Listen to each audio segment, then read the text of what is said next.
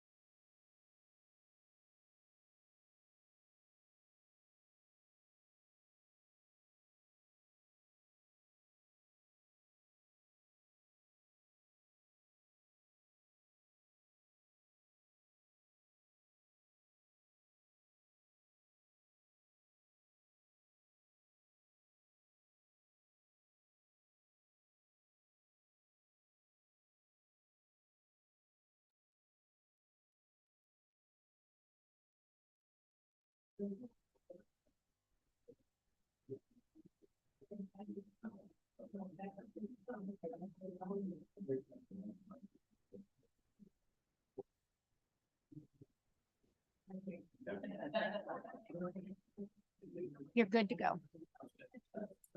Beatrix? Okay, we're on our way. All right, the council is back in session. We're out from closed session. There is nothing to report. The agenda was revised slightly at the beginning of the meeting so that we will now have the Pledge of Allegiance. And could I ask Frank Curl of the PTR to lead us in the Pledge of Allegiance? If you could come to the mic.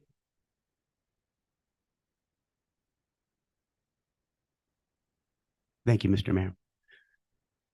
I pledge allegiance to the flag of the United States of America and to the republic for which it stands, one nation, undivided, with liberty and justice for all.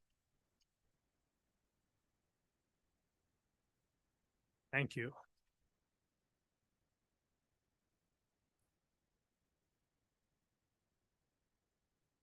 Okay, we're now on item 8 on the agenda.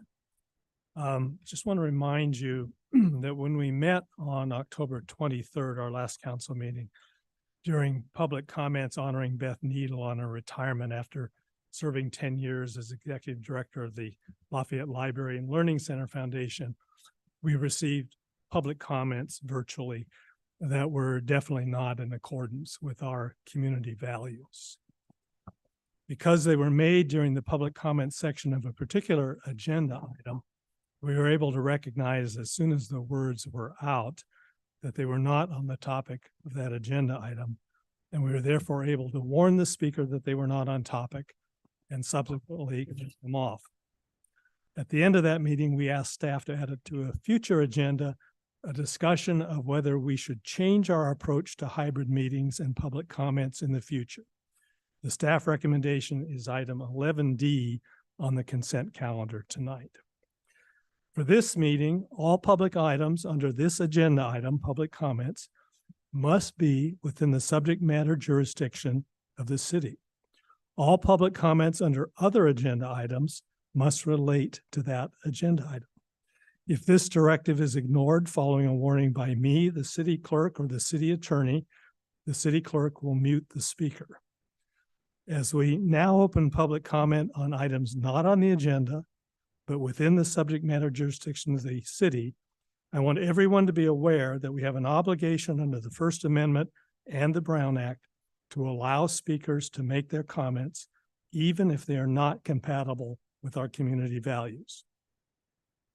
While the council must hear them out if they are within the city's subject matter jurisdiction, anyone in the room should feel free to step outside, and anyone at home should feel free to mute your audio. Given the length of the meeting, if we receive a large number of speakers, we will reserve the right to move remaining public comment to the end of the meeting. And finally, a reminder that public comments are limited to 3 minutes. So with that, we'll open for public comment, starting with people who are in the room. If you would like to make a public comment of no more than 3 minutes, please do fill out a speaker slip and give it to the city clerk. City Clerk Robbins, do we have any speaker slips? We do, Mayor Anduri. Our first speaker is Ken Hertel, followed by Mark Eddington.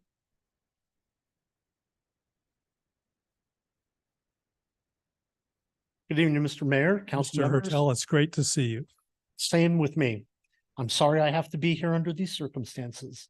And those circumstances are the city engineering department a couple Thursdays ago revealed a plan wherein they're going to basically bulldoze Topper Lane, which I share a back fence on Topper Lane for my Birdhaven Court. I live at 857 Birdhaven Court. We've lived there for 40 years. And I only say that because it gives us a certain amount of history and experience with the street and the patterns of traffic and the use of Topper Lane. And what's being proposed by the city engineer is just wholly overblown. And what it includes is a 10-foot wide paved two-way pathway for pedestrians and for bikes, and 20 feet of two-way traffic for cars. There's virtually no relief between those two elements. So we're looking at 30 feet of paving, unobstructed. Some of their plans showed some landscape strip, which is wholly inadequate compared to the 10-foot landscape that exists now, which has a combination of native trees and introduced plantings, but it creates quite a buffer for the street, and it creates a canopy that slows traffic and is actually quite a community asset. Topper Lane is a lane, and it's being turned into a boulevard, and that's just sad for us. We approached the Traffic Commission in about 1989 when our 3 children were walking to school from K through 8 and asked that some accommodation be made for pedestrians. We were told basically, go pound the pavement on your own. And so I'm sympathetic to the need for a pathway, believe there should be a pathway.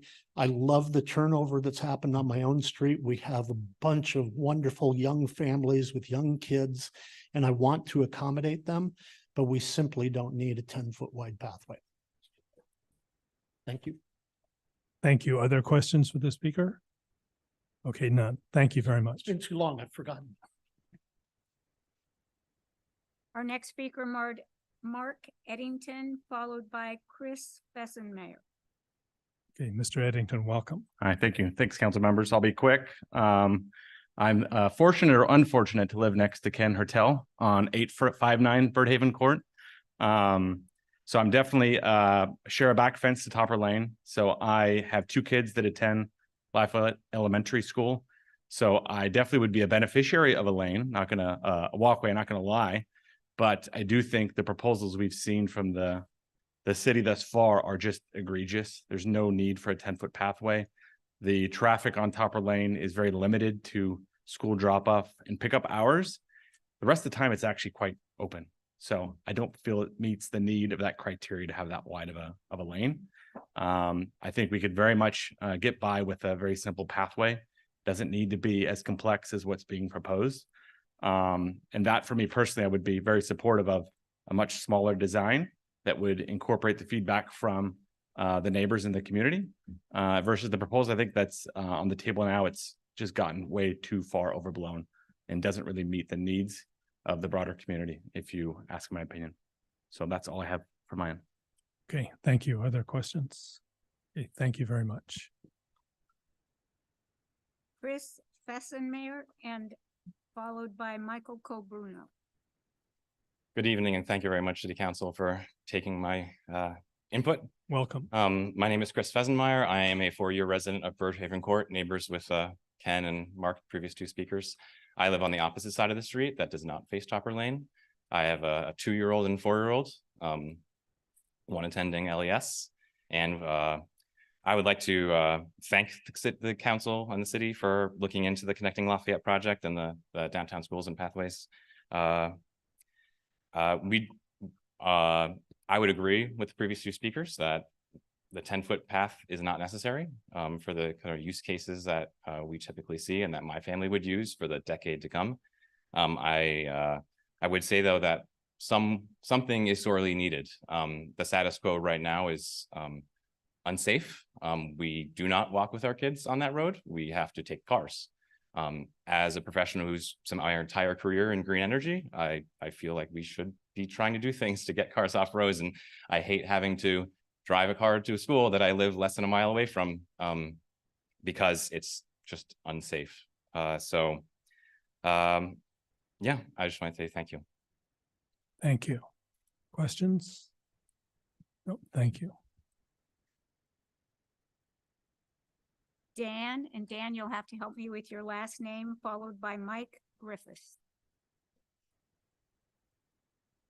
Hi, Mayor and Dairy Council members, Michael Colbruno.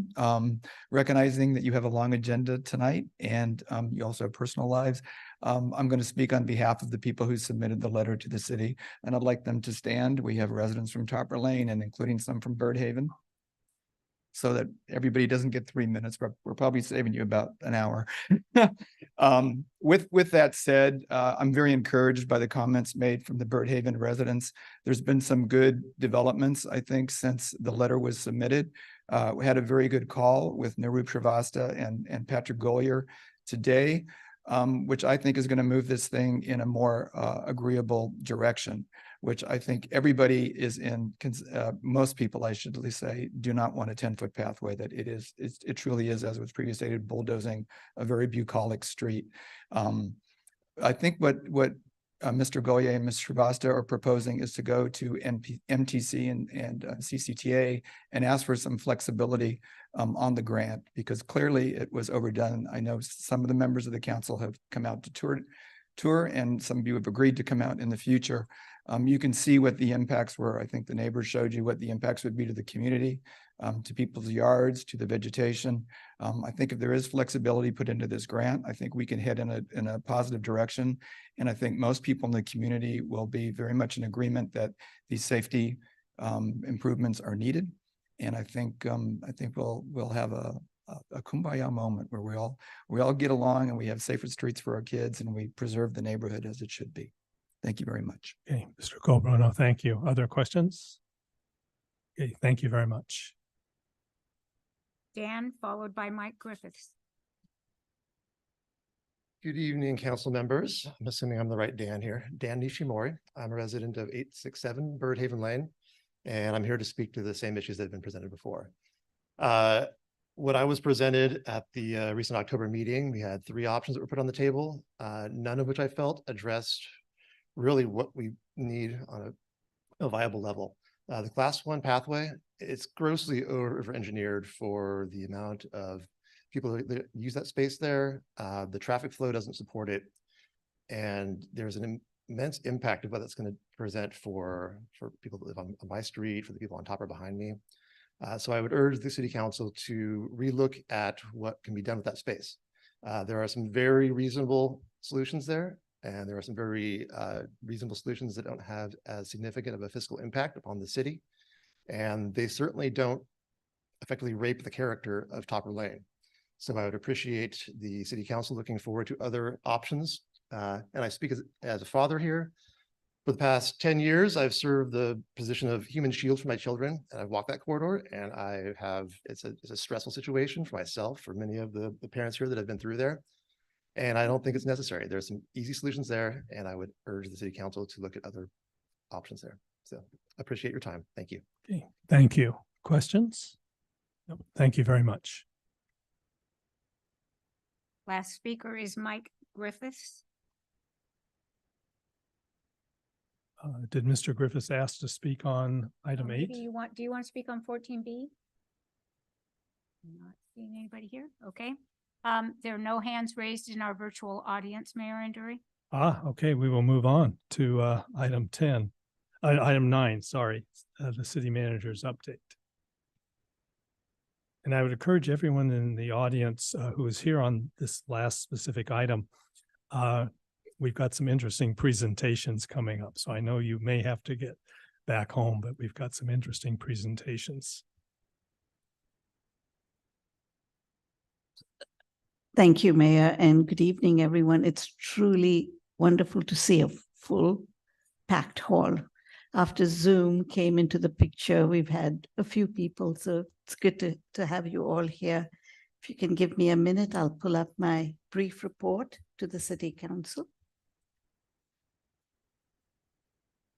Wanted to talk about a quick update on the Slow Down Lafayette campaign. As you know, the police department and the engineering department have been working very closely to make sure that we all slow down in Lafayette and keep our streets safe. The current focus has been on Acalanes Road between Mount Diablo Boulevard and Hidden Valley. Staff is working towards measuring this traffic speed, installing the speed displays, and also active enforcement in the area. And we are going to be reporting out on which neighborhoods we're going to be focusing on, so everyone is aware of it. Secondly, wanted to know that we do have 2 full-time motorcycle officers now, and they are going to be focused on reducing speeds, ensuring people obey the speed limits. And in addition, the police chief has asked our beat officers to also participate in enforcement when they have the time to do so. We have ordered 100 additional Slow Down Lafayette signs, and they will be distributed through the PTA. And we encourage people to post those signs as a reminder. And as of this Friday, all our equipment that you had approved and we had ordered will arrive. And so we'll be fully equipped to start the campaign in true earnest. From the planning department, if you know someone in the community who has made a difference this past year in promoting sustainability or reducing their carbon footprint, please consider nominating them for a Green Award. Nominations are now open, and the Environmental Task Force will recognize community members and businesses later in the year. And categories include individuals, local businesses, and even community organizations like neighborhood groups.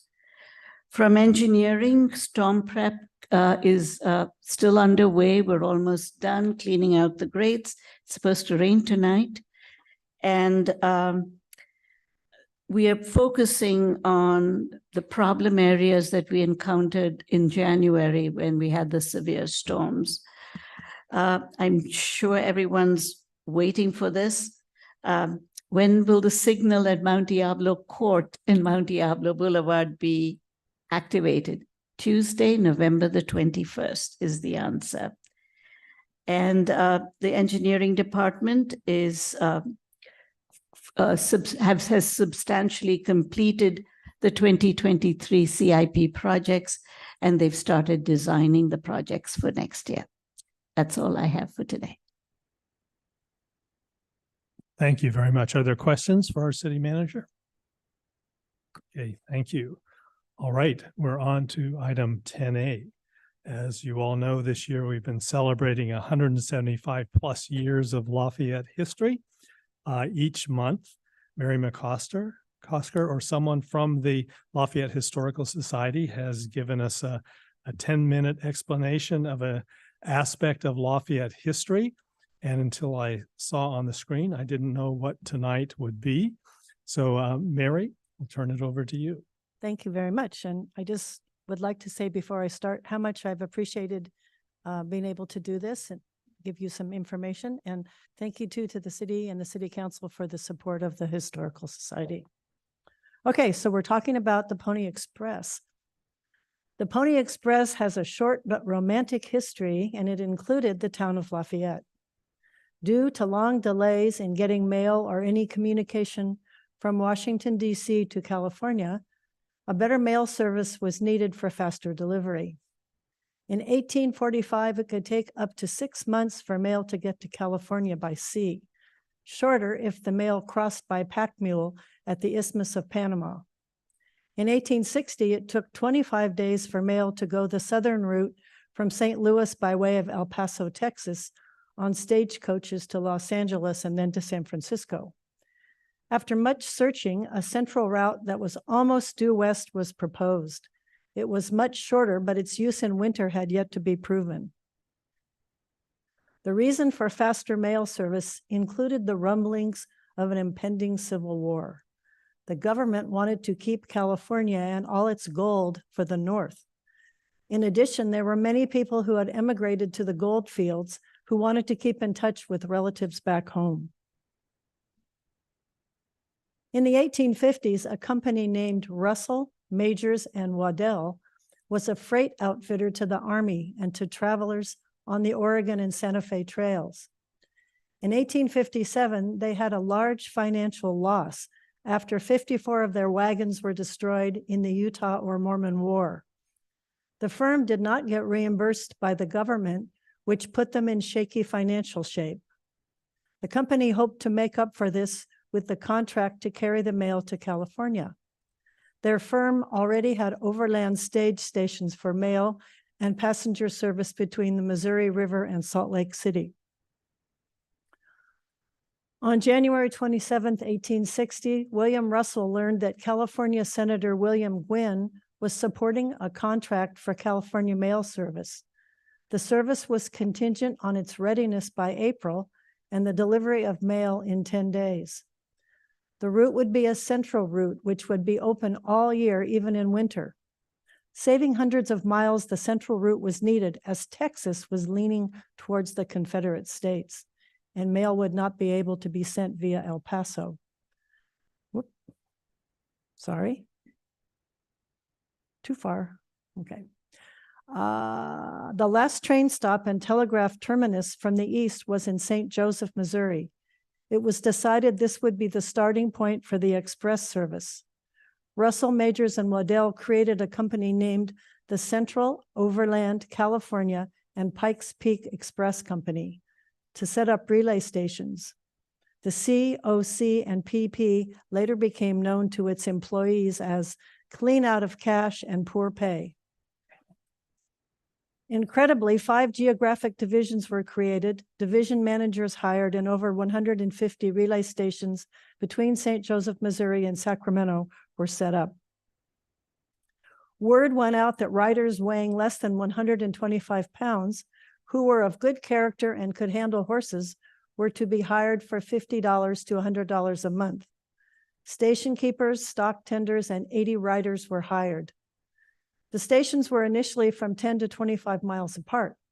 Later stations were mostly 10 to 12 miles apart, about the distance that horses could gallop between stops. Riders were to ride 75 to 100 miles per day, day and night in all months of the year. Each rider was given a Bible and required to take an oath prohibiting fighting, drinking, and profanity. The rider to become the most famous in his later years was Wild Bill Cody. The horses were to be less than 15.5 hands tall and weigh under 900 pounds. As these were small animals, they were often called ponies, hence the name Pony Express. But they were horses. It is believed that this group of horses cost $87,000 as they were of outstanding stock. Morgans, thoroughbreds, and pintos were used on the eastern end. Smaller, tougher animals of California stock, Mustangs, would be used for the rough mountains and deserts. To keep weight down, the mail and special edition newspapers were printed on special lightweight paper and wrapped in oilskin for waterproofing. Telegrams, business letters, and government dispatches were also sent. Initially, a letter cost $5 per half ounce. Later, the fare was reduced to $1. Letters were franked or postmarked with a special hand stamp. The saddles were of a special abbreviated design. The mail was placed in a mochila, a special rectangular piece of leather, which was a saddle bag. There were 4 pockets, one at each corner, which were locked for safety. The mochila had a hole for the saddle horn, and it was thrown over the saddle at each relay station.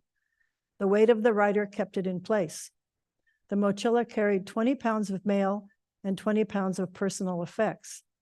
The rider could carry a Bible, a knife, a horn to alert the station masters of their approach, and a gun. Later, only water and a gun were carried. On March 31st, 1860, a special train carried 49 letters, 5 telegrams, and a special edition newspaper from Washington, D.C. and New York to St. Joseph, Missouri. At about 7 p.m. on April 3rd, 1860, after waiting around for hours for the train, the mail was put into the mochila and the rider left St. Joseph for points west.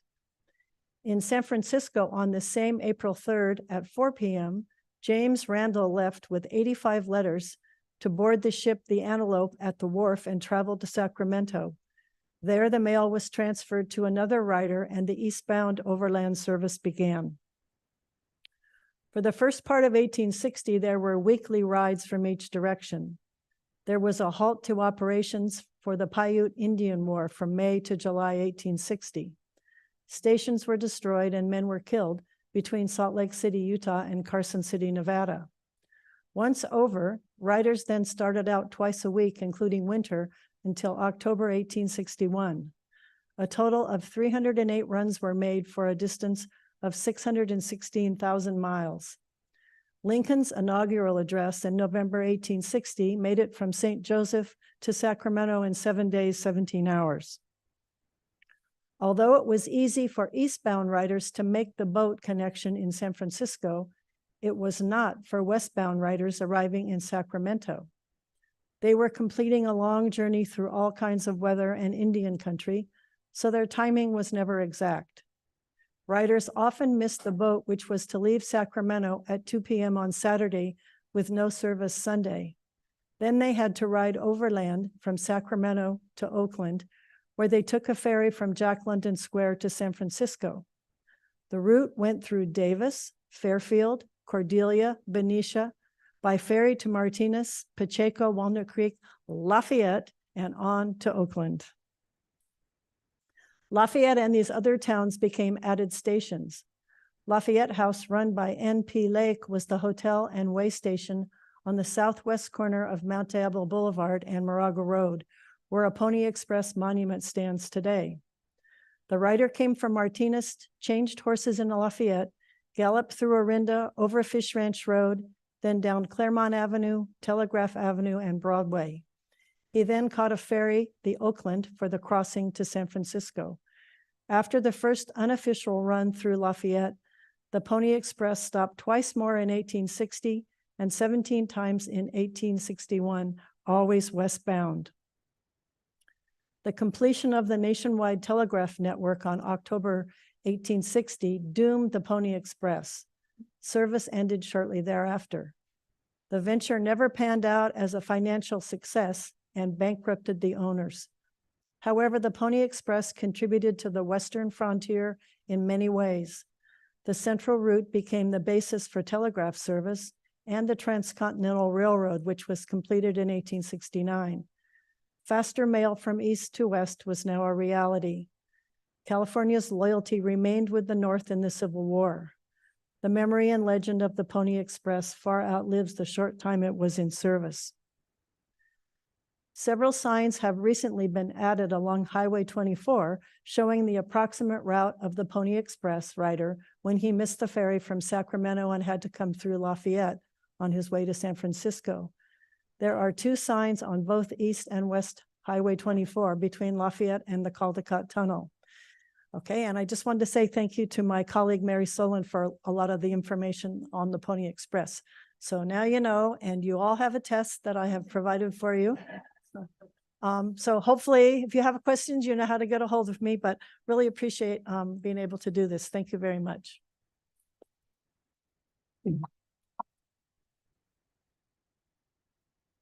So Mary, oh, don't go yet. Thank you. Thank you very, very much. Are there questions for Mary from the council members? From public, anyone have any questions on presentation activities of the Historical Society? I have no speaker slips, Mayor Endry, no hands Okay. raised in Well, virtual audio. What I was going to say is that the Lafayette Historical Society is just a tremendous resource for Lafayette. We're a very lucky community.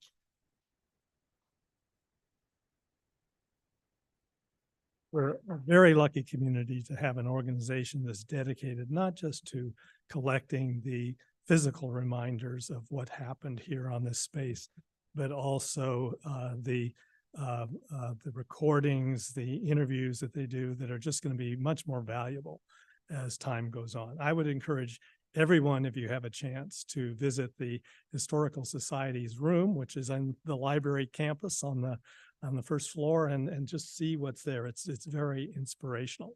And I know that the Historical Society continues to add to its collection and add to, you know, being the resource that it is. So I just want to conclude by thanking you, Mary, for the leadership that you've given to the society, not just for this year and the 175 plus celebration, which has been fantastic for the community, but for all that you've done for the Historical Society. Thank you.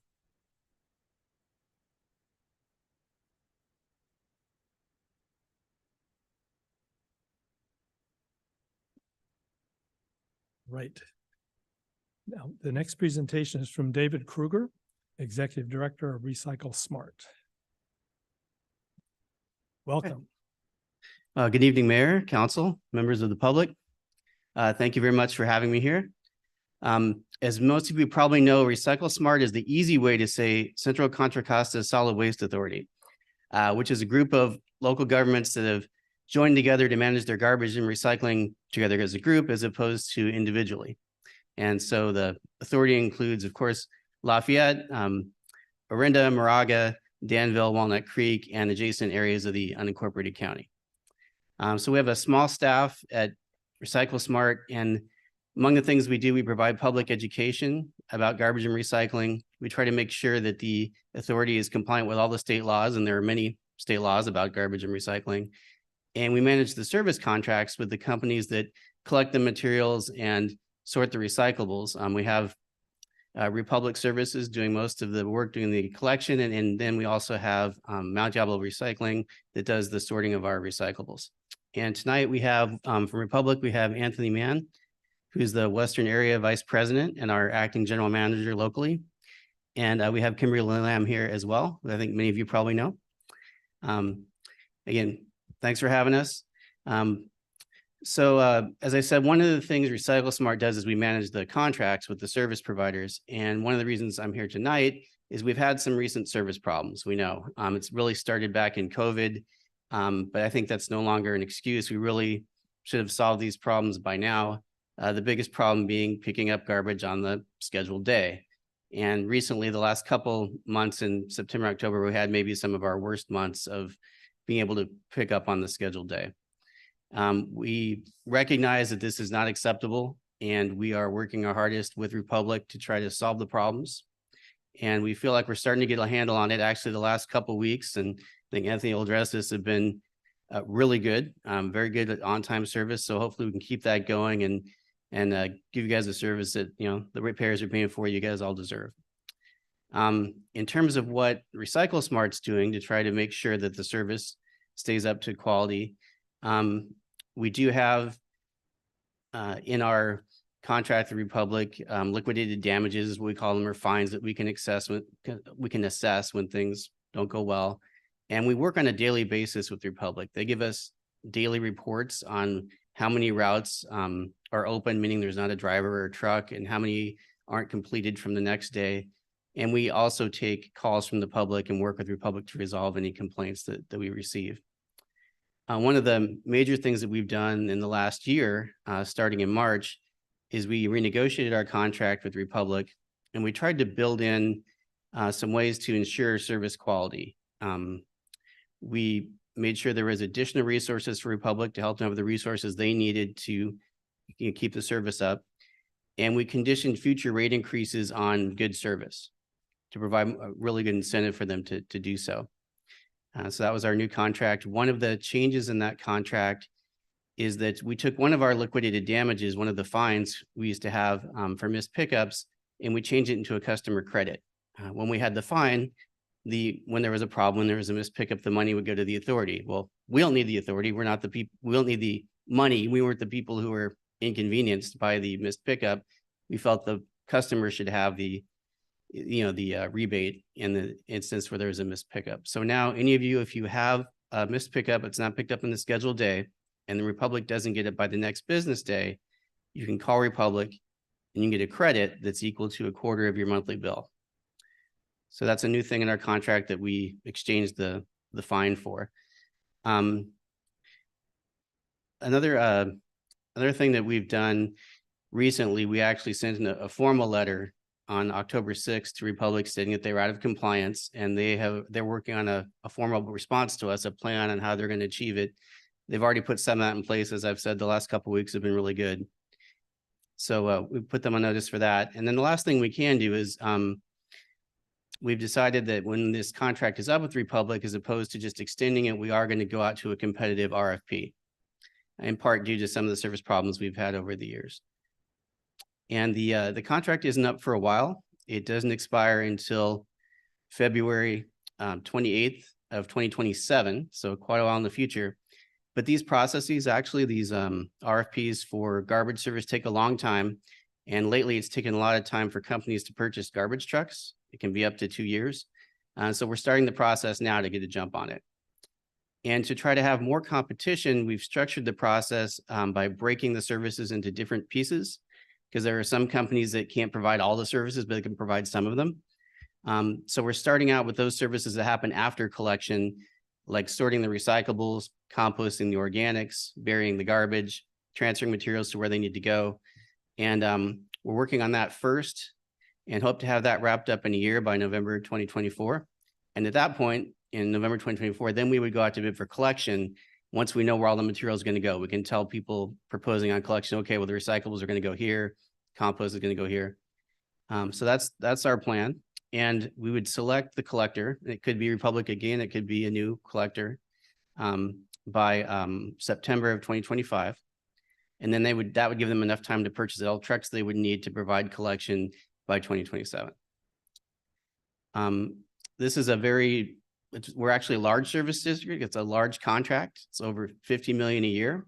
So this will get a lot of attention. And we expect that many of you elected officials will be hearing from people who want to bid on this big contract.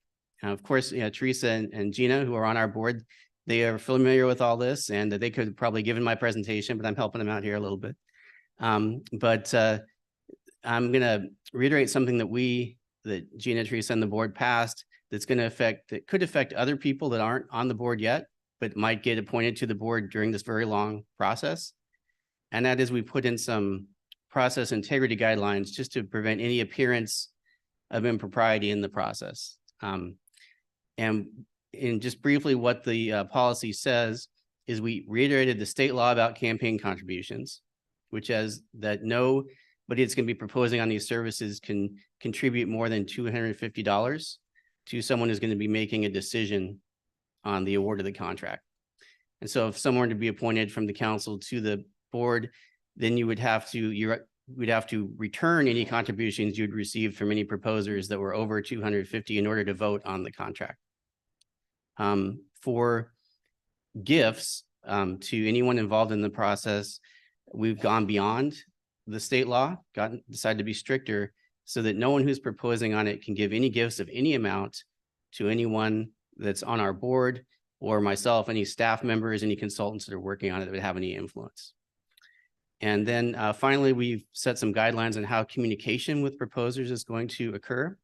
Early stages right now, any proposer can speak with any of you and you can talk to them. It just has to be disclosed at a board meeting if board members speak with a proposer. In December, we're hoping to release our first documents requesting proposals for those services, the post-collection services.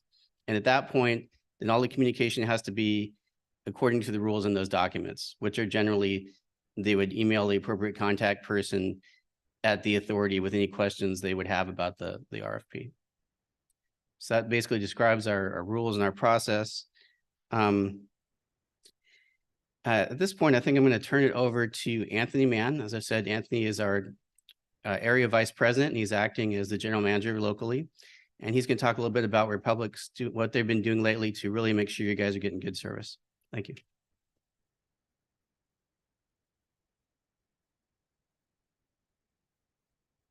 Good evening, Welcome. Council, Mayor, and public. David, thank you for that.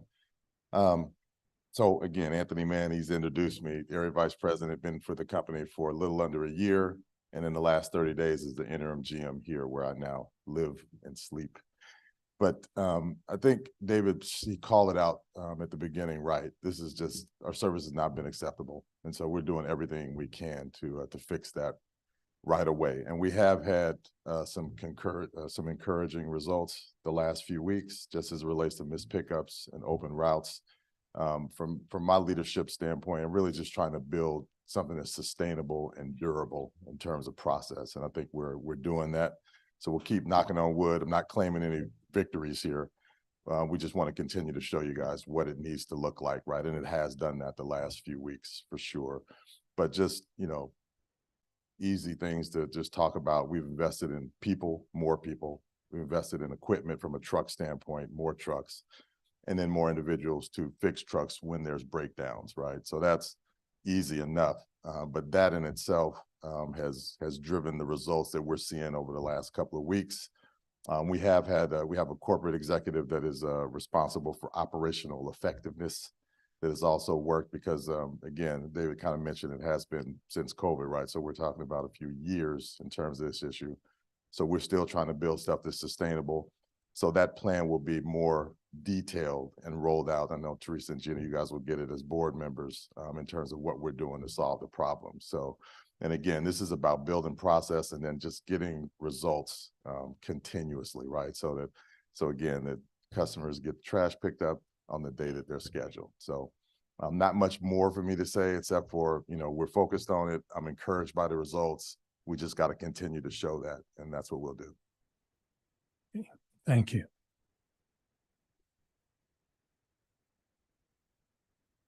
All right, are there questions from Councilman? Okay. Yep, Councilmember Kendall. Thank you. I don't know who of you can respond to this. Thank you. I appreciate all the effort you guys are putting into this, and it does make a difference. And good luck. Hopefully everything will get better. When you say that there's a phone call or whatever, if you have a delay of service, what I heard from you, you say, okay, you can call them and you can file a complaint. And if it's not fixed by the next day, so basically that was a quick little word that you said. Is it that you get a 1-day respite, or basically if it's not picked up that day, is that grounds for a call, or do you get like a 2-day window? No, good question. It's a 1-day respite. So basically, if your public doesn't pick it up on the scheduled day, they have to pick it up the next business day. So if your pickup's Friday, it would be Monday. That was, and okay, if it they is don't, 2 days, like basically has to be 2 days late, kind of. 2 days late, and you have to call in order And you to have get the to call. rebate. Okay. Which is actually something I should reiterate just for the record for anyone who doesn't know. So if you need to call Republic, if you've got a service issue, 925-685-4711. You can also reach them on their website, and they have an app you can download to report as well. And in case anyone forgets, the number is on all of your garbage carts as well, all 3 carts. And if you call them and you're not happy with the response, please call Recycle Smart, and we'll fix the problem. You can call us at 925-906-1801, or you can email us at authority@recyclesmart.org. Great. Thank you. Thank you. All right, are there any public comments or questions?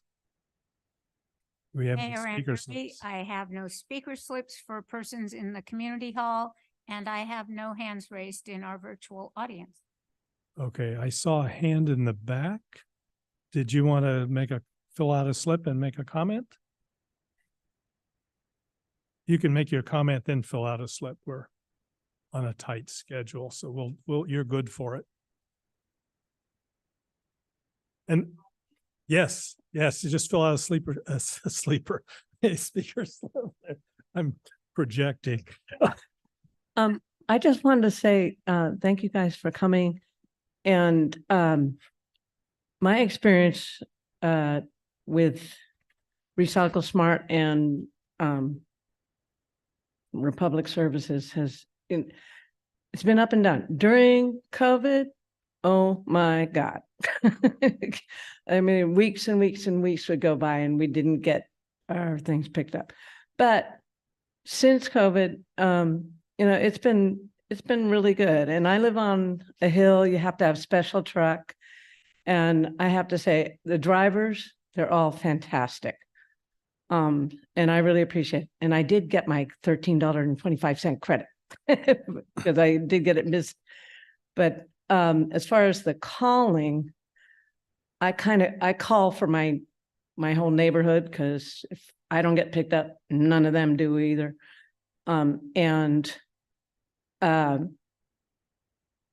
You know, we either get a robocall that says, you know, if it's not picked up by 6 o'clock Monday, it'll be picked up by Tuesday.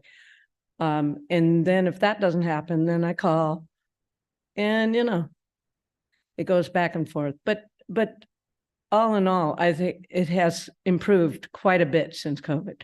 COVID was a mess, but apparently there were a lot of drivers that decided not to work. That was my understanding, but they're great. Thank you. I just wanted to say that. Thank you very much. All right, bring it back to I assume there's no more. Bring it back to the council. Yes. Yes, I just wanted to reiterate the thanks. And then I did want to share, Gina and I serve as the liaisons on Recycle Smart, and we get to work with the amazing team that David leads. And there have been a lot of emails, and I want to thank the residents for, I know you don't always call Recycle Smart. Sometimes you email us directly, and Joanne or Narup or one of us will connect you with Kimberly and Ashley and others at Recycle Smart and Republic, and they're very, very responsive. And I have noticed in the last week, it seems like, you know, things are better than some of the missed route reports over the last month or so. So I very much appreciate and want to assure the residents that it is being worked on. And so thank you very much, and thanks for coming. Yes, I want to do a quick shout out to Kimberly. Thank you for being so responsive when these issues do come up. It's been really good. Appreciate it. And once again, thanks to the team at Recycle Smart and Anthony. The support of Republic over the years with various events in the city is also appreciated. Thank you. Okay, I'll just conclude by saying that with Kimberly, there's never been a responsiveness issue. She's always been great. And I just want to say, I really respect your candor tonight to come in and admit that there have been problems and to talk about how you're fixing it. I wish all utilities would take that approach. So thank you very much.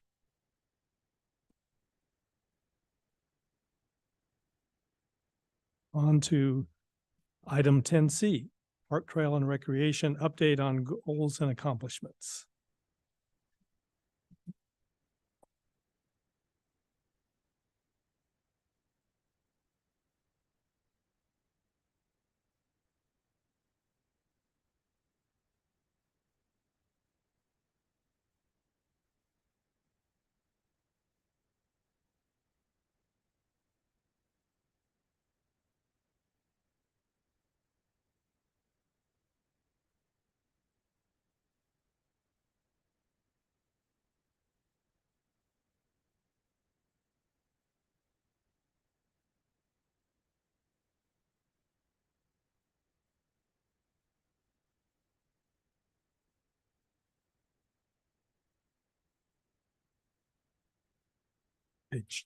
Chair Hill and commission members, welcome.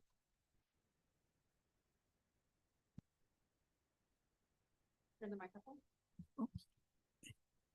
Mayor Andrew and City Council, thank you for inviting us to this meeting tonight. It's been 4 years since we've been here, so it's pretty exciting. And there've been changes in the council and changes in the commission, so great to all meet up. I'm Alison Hill. I'm the chair this year. Carol Singer is vice chair. She's unable to be here tonight, unfortunately. We have 3 main subcommittees and their chairs are all here, and I will introduce them and they will then introduce the members of their subcommittee. So we'll start with Trail Subcommittee, Commissioner Kakura. Thank you, Chair Hill. I would like to acknowledge my fellow Trails Subcommittee commissioners, Mr. Jeff Bellinger, Mr. Scott Robinson, and Chair Allison Hill.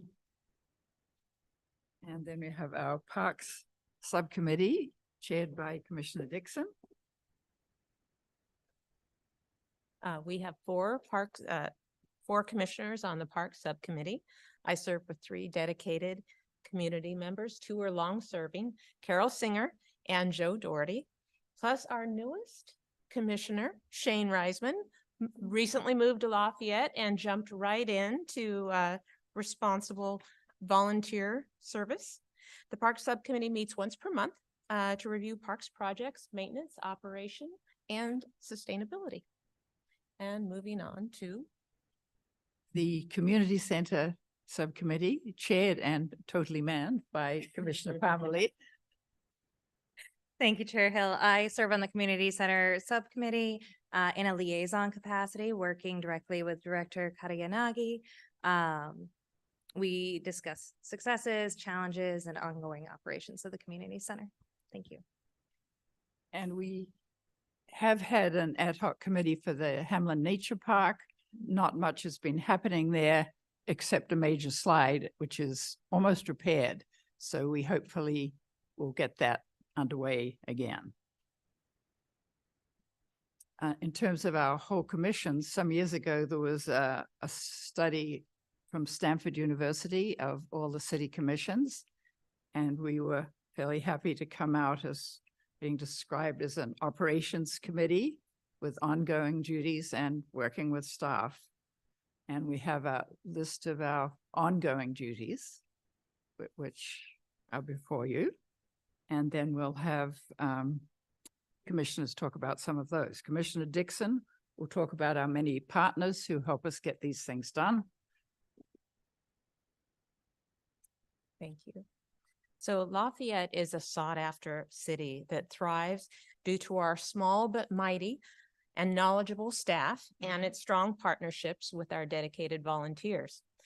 The PTR Commission has vital partnerships with respected local organizations to offer popular programs and memorable events. From the Youth Commission to the Senior Services Commission to the school district and school bus program and many others. We know that our residents count on one another to achieve daily goals with an eye to the future. Green Hills, great schools, good teamwork. Commissioner Parmalee will update you on some of our recent initiatives. Yeah, thank you again. So we do have a number of example initiatives up here on the screen. I'd like to highlight 3 of them for you tonight. The Lafayette Community Center Playground broke ground in October. We're really excited. We expect it to reopen early 2024. The new expanded playground will have a larger footprint. It will serve a wider age range of kids, and it provides accessible play opportunities, better serving our Tiny Toss and after-school awesome programs, as well as a wider community. We've also made some progress towards new park opportunities with the approval of the 2-park collaborative concept for Lee Creekside and Gazebo, a design services agreement with Scientific Art Studio in August 2023, and entering an MOU with All Ages Recreation downtown just last month to help fund the design phase for these parks. And lastly, but certainly not leastly, we are improving hiker safety and accessibility on the trails by inventorying our trail markers, updating them with current and easy to read instructions, and also leveraging technology to enhance the experience by adding QR codes to those trail markers. Some of our key accomplishments in the past year: completion of the Brook Street Play Area renovation that was helped by substantial help from the state. One of our former commissioners managed to get a grant for that, which was very helpful. We also struggled greatly, but came up with a parkland acquisition and development plan. It's a complex and changing scenario. Many thanks to our director for the expanded childcare and school bus service. I think he's been a leader in the county, if not beyond, in all the services provided during COVID and continuing. And we've done a lot, but we also have things to do and challenges to come. Commissioner Kokura will talk about some of those. Thank you, Chair Hill. Of course, along with the successes, we have our challenges. Some are directly related to development and the needs of our community. For example, ongoing limited parkland options and aging facilities, as Commissioner Parmalee mentioned, the playground. Some of our challenges are also related to development, and we continue to experience funding challenges, as this list shows. And if Lafayette continues to grow as we expect it to, we expect to continue to see existing challenges to our existing resources. And our director will now explain more about that. Yes, so beyond the need to expand our park system, we are 25 acres short of our goal of parkland at this point. Just the funds that we need to maintain what we have is one of our biggest challenges ahead. The Fiscal Sustainability Committee's work is more important than ever. And as you can see from this slide, there's a list of known costs through cost estimates at this point, and certainly some unknowns as well, as we have these aging facilities. We have a pretty strong cost estimate for our existing systems at the community center for the roof and HVAC. The parking lots are rough estimates provided by our engineering team. But then there are unknowns as well, including some of our buildings, the state of our fields, and some of the other facilities that we need to just currently maintain. And then I'll go into some of our funding. We're a little bit unique. Those features are generally supported by the general fund, a lot of our maintenance items, but then our community center programs, the recreation programs, is an enterprise budget, all self-sustaining through user fees. This last year, we broke our revenue record, breaking the $2 million. We expect to continue to grow as there is a growing need for childcare and programs out at the community center, as well as the enrichment that the program's doing at all of the elementary schools in town. We're also funded through the developer fees. So anytime there's new development in town, there are in lieu fees that are paid if the developers can't provide land or facilities. Those fees can be utilized to expand our park system or expand some of our existing parks or facilities, which has been a challenge, as we discussed in our challenges slide, because it can be difficult to find those spaces in the community, and with balancing maintaining our current system and the need to expand our park system while waiting on those fees to come in. Those are the challenges that we're facing today. Your time, and we'd be happy to answer any questions you may have. Okay, well, thank you very much for that great report. We'll start with questions from the council, go out to the public, and then come back to the council for comments, if any. Are there questions? All right, well, I'm going to take this opportunity. I have two semi-leading questions. I'll tell you what the questions are, and then you can answer them. But number one is, based on our current population, what is our need for playing fields? Based on projected population 10 years from now, what will our need for playing fields be? That's question one together, need. And the second question is, where are we going to find those playing fields? What are the prospects of locating playing fields within Lafayette? So I know you haven't had a chance to discuss this as a commission, so I guess I'd be looking for just individual answers. It's just, this may be relevant to our meeting later. I'll start with the second part and then turn it back to Jonathan.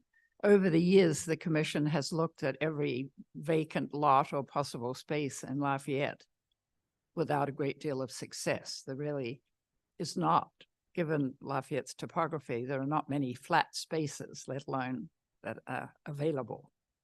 So, you know, that's certainly a restriction, and there seems to be a continuing demand for more fields, but I'll let the professionals speak to that. Playing fields have been listed as a need in the Parks and Recreation Facilities Master Plan since 2009. We have not expanded our field system since then. The need continues to grow, the population continues to grow. We do have an ongoing request through the Recreation Department and applications for field use that can't be met for youth programs. There are no adult programs that currently happen on our Lafayette fields, so there is a significant shortage of playing fields available. Lafayette City playing fields available, and it is my understanding that the schools have similar challenges. There are only youth that utilize those fields, and their time is entirely booked. Now, to speak to the land uses, one of the key accomplishments this year was the Parkland Acquisition and Development Plan. The commission looked through the various lots, and when you look at the lots of significant size, the one that's highlighted is a large lot across from the Oakwood Athletic Club. Outside of that, there are other lots that they've identified as potential field sites, but they're already developed on or have size constraints. So you couldn't have a field of a size that would support older ages. Most of our fields are multi-use, so we try to make it so that they can be used by, they can be striped so that young ages can use it or older ages can use it. And at this point, adults could come out and use some of our larger fields, but the youth take up all the playtime, so we don't have any of that available space for adults. Okay, but just to make sure I'm understanding, the need is in multiple fields. It's a number of fields, not in the ones and twos. It is, we would need a significant increase in time that could go through, be accomplished through multiple fields, or potentially, there are also no fields with lights in the community either.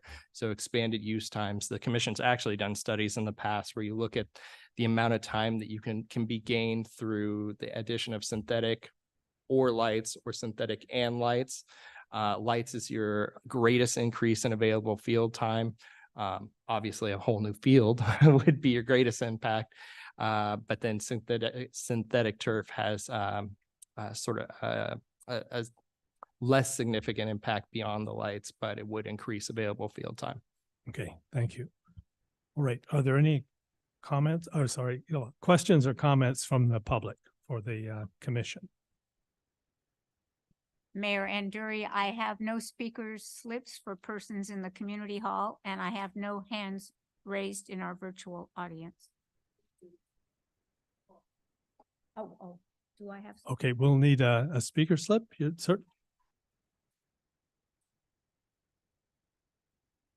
We have to ask you to come to the podium because everything's being recorded.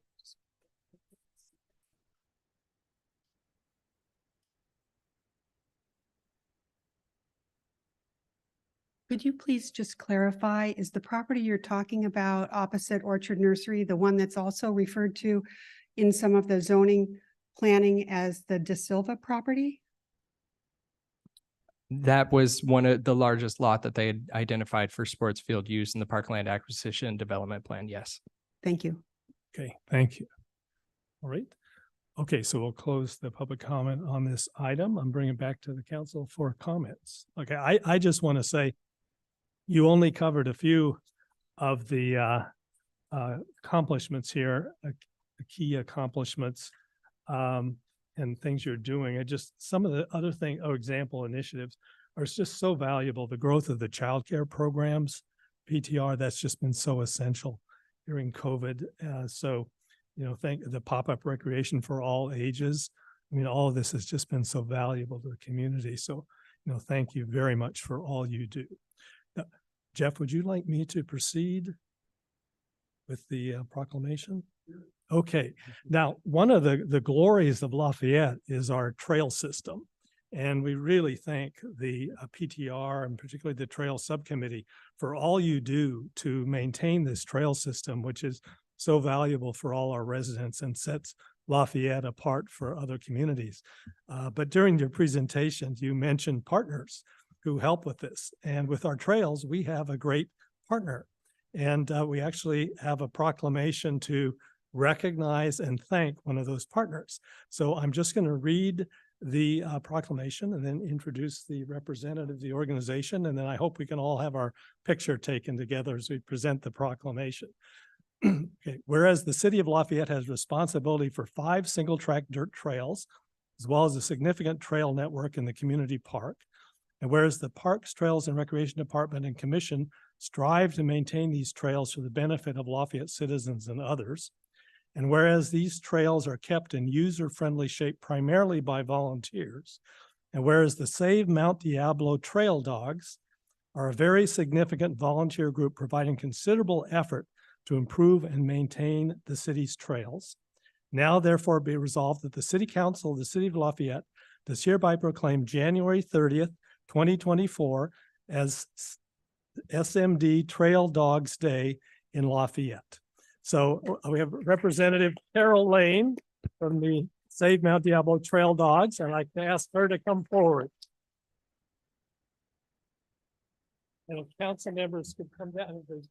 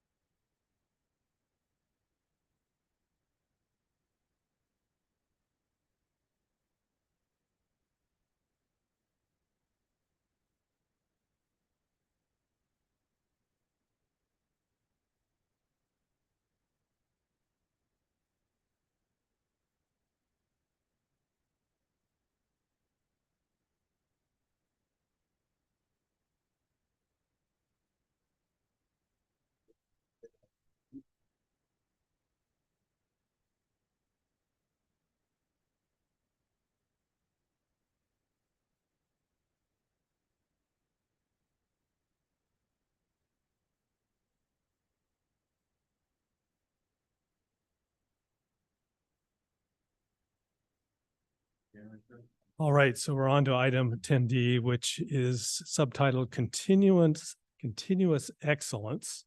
So we welcome Ms. Wakeman to tell us what's happened again for the 8th straight year. Yes. Good evening, Mayor and council members. It's my pleasure to share with you this evening that the city has received the 8th Certificate of Achievement for Excellence in Financial Reporting. I have a new medallion that goes right here. The awarding organization, the Government Finance Officers Association, has a mission of promoting the highest levels of transparency and accuracy in governmental accounting. This certificate is the highest form of recognition that a public agency can receive for their financial reporting. And I'd like to thank the finance staff who work with great integrity and diligence every day. And that's So, it. thank you very much. Okay, and are there, but don't go away yet. Are there questions? Any questions or comments from the public? No speaker slips. Okay. All right. Thank you very much. And you realize, I mean, this really sets you up for next year. The pressure's on.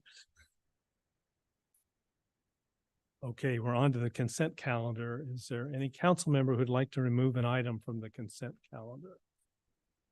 Seeing none, is there any member of the public who would like to request the removal of an item from the consent calendar? I don't see anyone in the hall. And I have no virtual hands raised in our virtual audience. Okay, can I have a motion for adoption of the consent calendar? I move approval of the consent calendar. A second. All in favor, say aye. Aye. Unanimous, 5-0. All items are adopted. We are on to item 14A. Mr. Golier, you're too quick.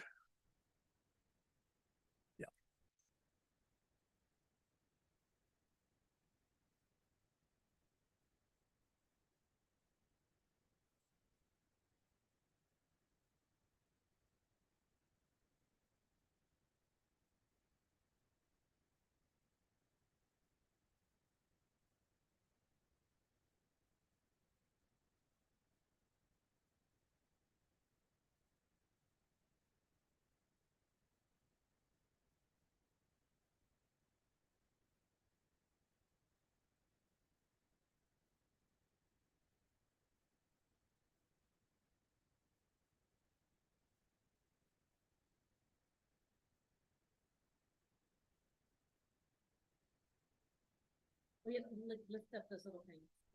Yeah. Impressive. There should be one. I don't. John's here. I think we need both of those.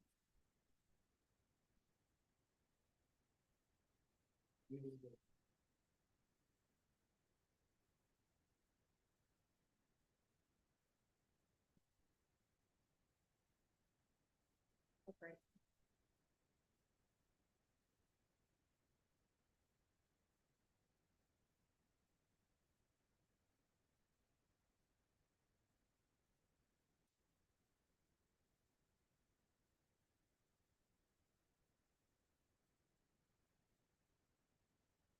Good evening. Tonight, we're here to discuss the results of the 2023 Engineering and Traffic Survey Study, which is a study that's mandated by the state in order for Lafayette, as well as other jurisdictions across the state, to set enforceable speed limits across the city. In addition, the state has recently given jurisdictions more flexibility in our ability to reduce speeds under certain conditions. And so in alignment with the city's recent efforts to focus on improvements to safety, as well as slowing down Lafayette, we've taken the opportunity to consider a number of roadway segments where speed limits may be reduced by 5 miles per hour. We have a presentation tonight to provide the context to this effort. And with that, I'd like to introduce Jimmy Jessup from Parametrics Engineering, who has assisted the city in updating our engineering and traffic survey study. Good evening, council members, mayor. My name is Jimmy Jessup. Spent some good long months working on what we call an engineering and traffic survey. It's my pleasure to get to introduce the results of that survey and recommendations at this time. I'd like to spend just a little bit of time talking about background information and really what are speed limits and how do we land and establish speed limits within our jurisdiction. We'll go into a bit of what's changing in speed limit codes relating to jurisdictions like Lafayette within the state of California, and some of the results of our study that we'd like to present tonight. Again, we've prepared an ENTS. I'll use that term. That is a fancy way of saying an engineering and traffic survey, which is required by the state to be performed on local roadways every 7 years. The last one in Lafayette was conducted in 2016. So 2023 is the expiry of those 2016 surveys, and hence the city undertaking this work at this time. In essence, the ENTS is what establishes the legal basis for our established speed limits. Long list of roadways within the city, you'll recognize them, and I'll explain a little bit about how we land on these 41 segments on 18 roadways within the city. But these are the ones that we've undertaken our detailed ENTS work on. And a note about speed limits. They are the responsibility of local governments for those roadways, not under the jurisdiction of the California Department of Transportation or Caltrans. The idea behind speed limits is they're really meant to advise drivers of reasonable and safe, prudent driving speeds. And as mentioned, an ENTS, which underpins established speed limits, really does provide the legal basis for adjudication or citations issued on the basis of posted speed limits. And then I always like to start off with a note about safety. This is a graphic that summarizes the results based in well-established literature of pedestrians involved with vehicles as a result of car crashes. And you can see if a vehicle is traveling 20 miles an hour, a pedestrian has a 90% chance of surviving that collision. Whereas if that vehicle were traveling 40 miles an hour, the survival rate drops precipitously to only 20%. Most of the roadways within Lafayette are between that 20 to 40 mile an hour range of posted speed limits. And that's why we really do take quite seriously the intent and the basis for establishing proper and prudent driving speeds. So how do we do this? Well, we're not just making it all up. Really, there's quite an established set of requirements listed in the California Vehicle Code. And there's also a long body of work called the California Manual of Uniform Traffic Control Devices. Provides quite a long body of procedure and requirements to follow when conducting ENTS. There are also types of roadways that don't need to be underpinned by an ENTS. You might see this term here, statutory prima facie, and we refer to residential roadways, business districts that can be assumed to utilize a 25-mile-an-hour speed limit without having a posted speed limit there. There's a set of requirements, and what we did is we culled out all of the residential and business roadways from Lafayette's roadway network, and that's what resulted in the 41 roadway segments that we conducted the ENTS on. The ENTS is constituted of three main components: prevailing traffic speeds, collision history, and other roadside conditions. And when determining traffic speeds, we go out with a team using a spot radar gun. We inconspicuously try to ensure that we aren't being detected by motorists, and then do clock a minimum of 100 vehicles traveling in both directions along the roadway segment. Free-flowing vehicle speeds are captured, not those that might otherwise be encumbered by traffic controls or slow-moving vehicles. So we only take the fastest of the roadway vehicle speeds as part of our survey. Now, what we try to hone in on, as per the California Vehicle Code, is what we call the 85th percentile. This measures the speed at which 85% of the vehicles are traveling at or below. Another way of thinking about this is, as per the California Vehicle Code, the speed limit is determined by the fastest 15% of traveling vehicles on a roadway. This takes us up to a couple of years ago. There was a bill introduced by Laura Friedman from Glendale, AB 43. It was signed into law in 2021. The background of this bill is that there had been a general nationwide understanding that this 85th percentile, or the fastest 15% of vehicles dictating speed limits, didn't seem to be working out. You can see a graph here on the left of the screen. Pedestrian fatalities were at an all-time high over the last 5 years. This is just from the state of California. We've seen over the past 10 years that pedestrian fatalities have increased by 30%. And this has been linked to a phenomenon known as increasing speed limits, or speed limit creep. You can understand, maybe imagine that if the fastest vehicles are setting the speed limit on a roadway, and if we conduct an ENTS every 7 years, if we are raising the speed limit at 1 year, 7 years later, vehicles might be going faster because the speed limit was increased. At the next ENTS, we might have to recommend raising the speed limits again. And so AB 43 was really intended to arrest that increasing speed limit phenomena.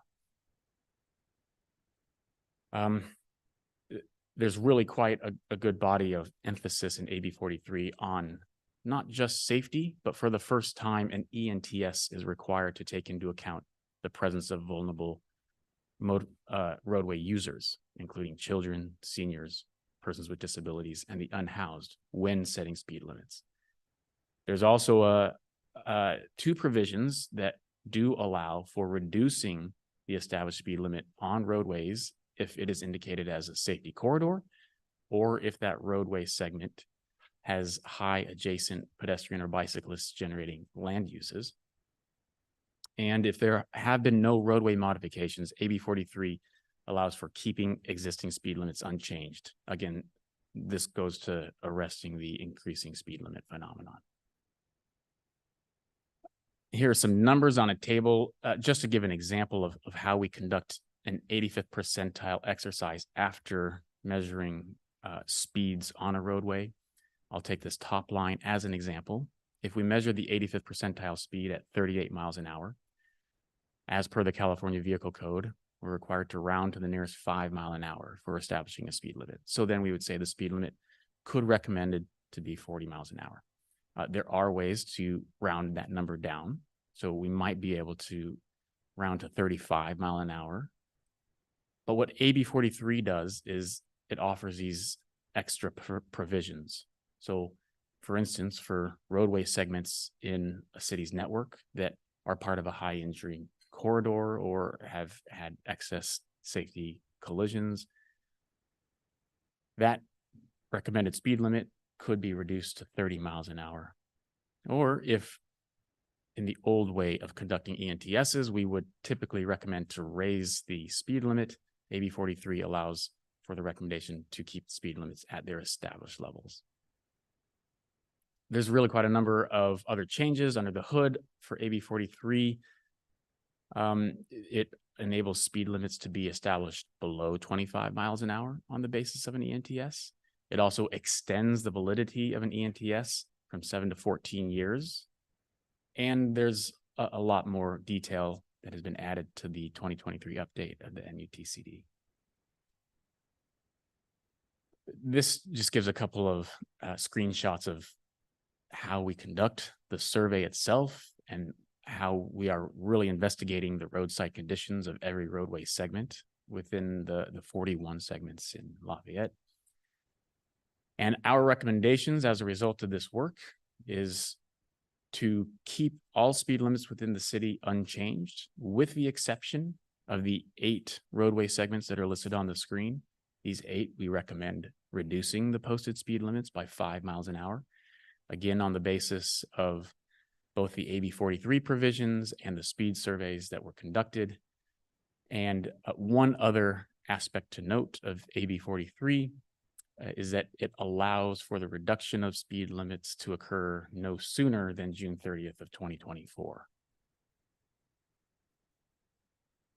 In summary, the 41 roadway segments have been studied in 2023. That would extend the ENTS results of 2023 survey until 2037, as per AB 43. And again, we're recommending that all speed limits be unchanged within the city, with the exception of those listed on the screen. We recommend reducing by 5 miles an hour. And the next steps are listed on the screen. Staff here is recommending that the city adopt an ordinance that establishes these speed limits as a result of this ENTS. And come next summer, after June 30th, the city would have the ability to post new speed limit signage on the recommended roadway segments. And commonly in an ENTS body of work, a typical follow-on scope would be to take a comprehensive investigation of school zone speed limits. Those speed limits can be investigated on the basis of an ENTS, which of course the city is just now concluding as well. So we'd like to also talk a little bit about what has happened in the world of speed limits nationally. I'd mentioned that there was a national movement to reduce speeds, and here's a few statistics. There's a very strong correlation that's been studied quite a bit over the last 5 years between reduced speeds and improved safety outcomes. You can see some of the numbers here on the screen from various cities, both in the US and in Canada. And then here in California, AB 43 again went into effect in 2022, and you can have a sense of cities from Los Angeles to Palm Springs have undertaken comprehensive reviews of their roadway networks. And some provisions of AB 43 are available for changing speed limits before June 30th. Others are available after June 30th. So a lot of cities were already seeing the momentum for some of those provisions to be put in place. You can get a sense here from some of the cities from Malibu to Menlo Park, Costa Mesa, Long Beach, and Napa as well. And a final concluding statement around speed limits and how speed limits are not the end all be all, and a posted sign doesn't necessarily alter driver behavior. We always recommend that speed limits work in tandem with the design of a streetscape, as well as with enforcement and education around roadway safety and the importance of prudent motorist speeds. So that concludes the presentation. Thank you for your time. Okay, thank you very much. Patrick, do you have anything to add? Okay, well, thank you very much. So we'll have questions from the council, and then we'll take questions from the public, then we'll bring it back to the council for discussion. So does any council member have a question? Vice Mayor Dawson. Just a clarifying question. The studies, you mentioned schools, is there a window that you can, like, within 7 years that you can go back and do studies in your schools? Just to confirm that. Is that what I heard, or?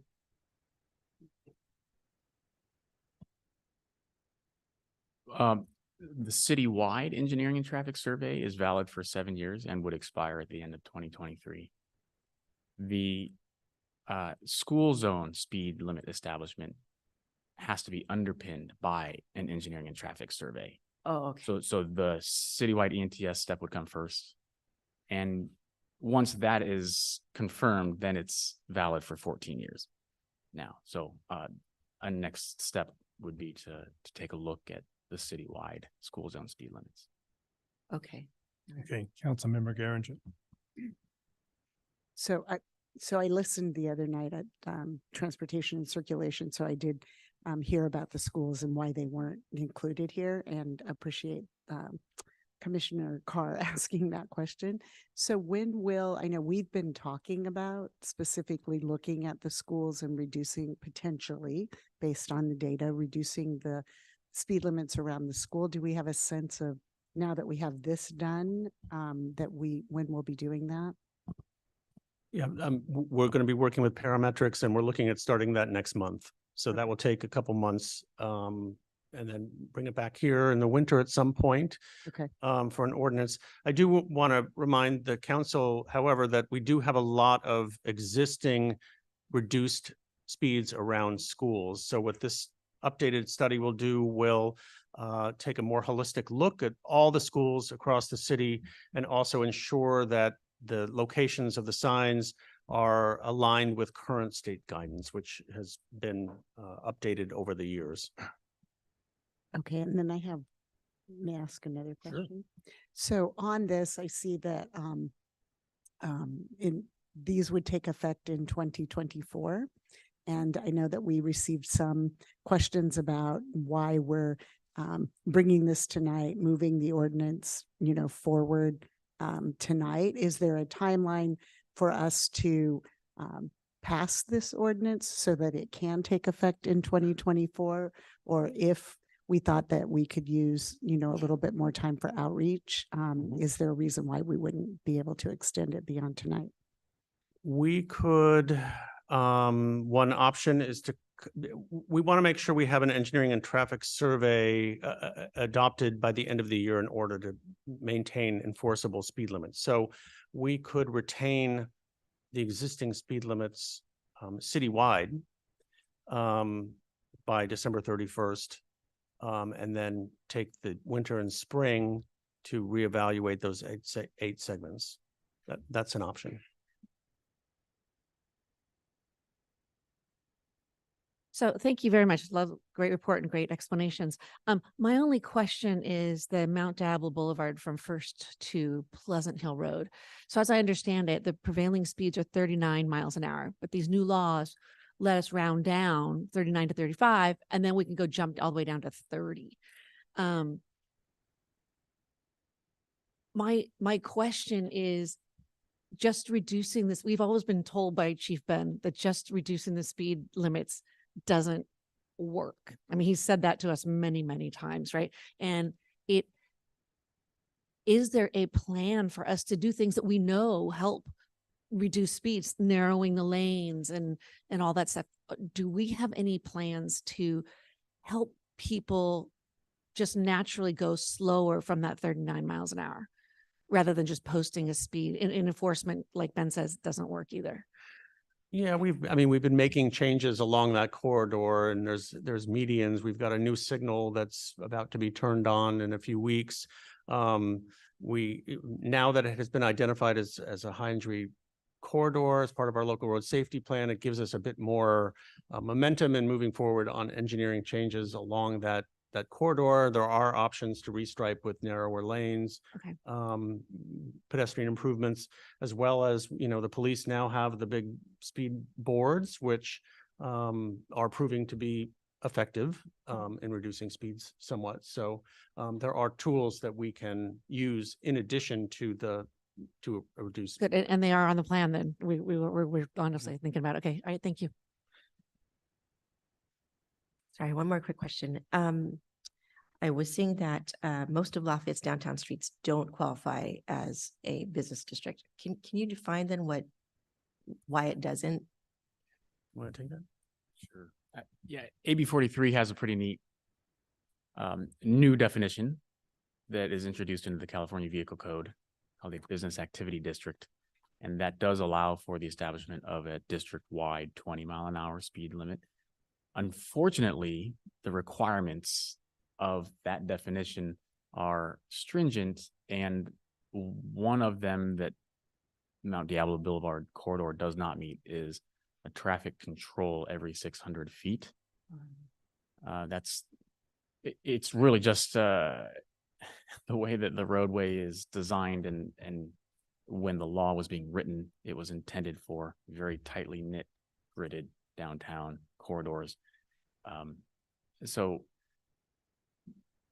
though it doesn't meet that definition, future improvements and ENTSs can always try to align roadway vehicle speeds with the intended use. But as far as that AB 43 provision, that many other cities in California have already started to implement, Mount Diablo just doesn't quite meet that definition. Okay, we will be working on a Mount Diablo corridor project. So if we did make changes, obviously does that mean we'd have to shoot for 600, every 600 feet having traffic controls, or is there other ways to implement a slowdown on those streets outside of that? I believe so the business activity corridor allows us to do a prima facie 20 or 25 mile an hour speed limit without using an engineering and traffic survey study. We could still, in the central core of the commercial area, implement, I believe it is 25 miles an hour today. So, yeah, just in the right, we're just using the study to help justify it rather than just a blanket, the way it is for residential streets, right? The blanket 25 mile an hour speed limit. Thank you for that. And thank you for the presentation. I agree. It was a great presentation. Easy to read. The explanations are very clear. Thank you. Okay, any other questions? All right, we'll open it to public comment. And as we're opening, I just want to give a shout out to the Happy Valley Improvement Association. Talk about outreach and going out to the people who live in that area and doing this survey. This is one of the best bits of input we've ever seen. So thank you to Jeff Kowalski and to the board and to the members of the HVIA. Mayor Anduri, we have speaker slips for persons in the community hall. Libby Henry, followed by Rob Lavoy. Okay. Followed by Stella Witherspoon. Okay, Ms. Henry, welcome back. Good evening, everybody. 3812C Happy Valley Road. I wanted to second what Councilmember Geringer brought up about the please don't make any decisions tonight to do this, but I want to specifically talk about Happy Valley. I did take that survey, but I went a little further and put my own letter into the council about this because as far as I know, the public hasn't been informed about this whole issue. The one meeting, the last meeting that you had, there were two people on the phone that made public comments. One of those was me, and there were two people in the room. And as far as I know, that's the first time that that was brought up to the commission. So was a little more than surprised that the commission just said, okay, it's ready to go to council, because it didn't seem like it was, there was enough public input in the first place. But I've lived in Happy Valley since 1958, and I've seen all the changes. And first of all, I'm having a real problem with this east of Cricket Hill. Happy Valley Road runs perpendicular to Mount Diablo Boulevard, and Mount Diablo Boulevard runs east-west. I think we all agree on that. So I don't know how Happy Valley Road can be east. Anyway, but I do know where Cricket Hill Road is. And in between Cricket Hill Road and Deer Hill Road, you're pretty much talking about the entire length of Happy Valley Road. And first of all, there's a double yellow line, non-passing line, the entire distance of Happy Valley Road and Upper Happy Valley Road. There is a walkway, a pedestrian pathway, the entire length of Happy Valley Road, all the way to Upper Happy Valley all the way to El Nido Ranch. And the very recent, I think it was last year, they put in the speed bumps on both sides of Happy Valley School, so to slow down the traffic, and the school zone is well marked. And trust me, people pay attention to the speed bumps. They have to. This and Happy Valley Road used to be 35 miles an hour and was lowered to 30. 30 is the standard for state residential. Oh, sorry. I'll have to ask you to wrap up. Yeah. And it should remain that way. And don't forget about the right-hand turn lane that they made for Rose Lane, that in a wide part of the road. It's fine the way it is. Okay, thank you very much. Other questions for the speaker? No, thank you very much. Mr. Lavoy.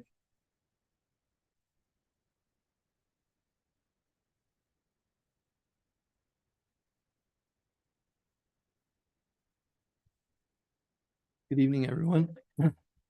I wasn't really planning to talk about this, but I noticed it was on the agenda, and it looks like it's ready for a fast track through the city council. I would urge you to delay the proposed citywide limit increase. There's 25,000 residents, 13,000 drivers on Mount Diablo. And I just heard that it was considered a high injury corridor. And I assume that's related to the one fatality in a crosswalk, or not in a crosswalk, in the night. And I would like to see the police report on that if that's the incident, because it seems like that's not a lot of data to declare a street that's actually 0.99 compared to the 125 average accident rate for the state. And I was wondering it just seems like the whole idea here, we need to see the data that's supporting this program. The 85 percentile speed is recognized benchmark for reasonable and prudent. It's 39 miles an hour on that section of Mount Diablo. So if you're rounding to the nearest 5, that would be 40. And then if it's already rounded down to 35. So to push it down to 30 means 90% of the people driving on that road are in violation of the speed limit. And reasonable and prudent means safe in the Caltrans language. So it talks about, you can reduce it more if there's these other groups. But I don't know of any like massive quantities of bikes and pedestrians. There's a couple of senior centers there. My mom lived in one of them for a year, the Merrill Gardens. But there's not a lot of old ladies walking around the street downtown. And they did put in a crosswalk with the blinker lights right by the Bellaterre. So not that I'm trying to, put any old ladies at risk, but most of them take the car or the shuttle to wherever they're going. So I just encourage you to get the data and share it with the community. The fast track progress here needs to be evaluated, and it's going to impact a lot of people. And I just don't think there's evidence for what's being proposed. So I'm out of time. I just don't want to see Lafayette turned into a speed trap. We need real data to justify this proposal. So I urge you to delay the action on this and really reach out to the community. Thank you. Thank you very much. Are there questions? No, thank you very much. Stella Witherspoon. Okay.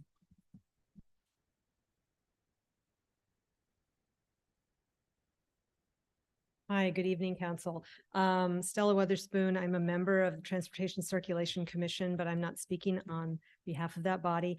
I actually missed the first meeting ever of TransCirc that I've missed when this was heard. And so I'm kind of giving comments that occurred to me that I would share then, but I didn't get a chance to. And the one comment really is on not Pleasant Hill Road, on Deer Hill Road between Elizabeth and Pleasant Hill Road.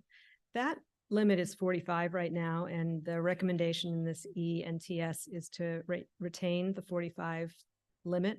My observation as someone who passes through there daily is that when you're going eastbound, you are approaching the very steep grade at the intersection of Pleasant Hill Road. You're also going around a blind curve. And we know that the queue at that intersection, which this is the eastbound intersection, Pleasant Hill Road, the two left turn pockets that are turning, it's all of that traffic bypassing the 24 going to parts north in Lafayette or in Pleasant Hill, Concord, Martinez, etc. That can be a pretty significant overflow of the turn pocket. And so the issue is that you may have cars parked waiting at the light all the way up to pretty much right around the blind curve, and you really don't know that. So as I understand it, if the limit is 45 as set by this ENTS, that's the legal speed limit. And if someone's driving 45 and they crash into cars in front of them, well, yeah, it's bad for them, but it just doesn't seem right that that this is the recommendation for that segment. I think I heard you're speaking about schools at another point in time, but remember that intersection at Pleasant Hill and Deer Hill is a school intersection. There's plans for development at the Terraces site, which would include crosswalk enhancement across Deer Hill Road. So I just think I really would hope that we could reconsider that particular recommendation, or if there's a way to enhance the messaging to drivers to really, like, it may be legally 45, but you really, really, really, really shouldn't do this. Maybe that would be moving the yellow advisory signs further to the west, so giving more advance warning.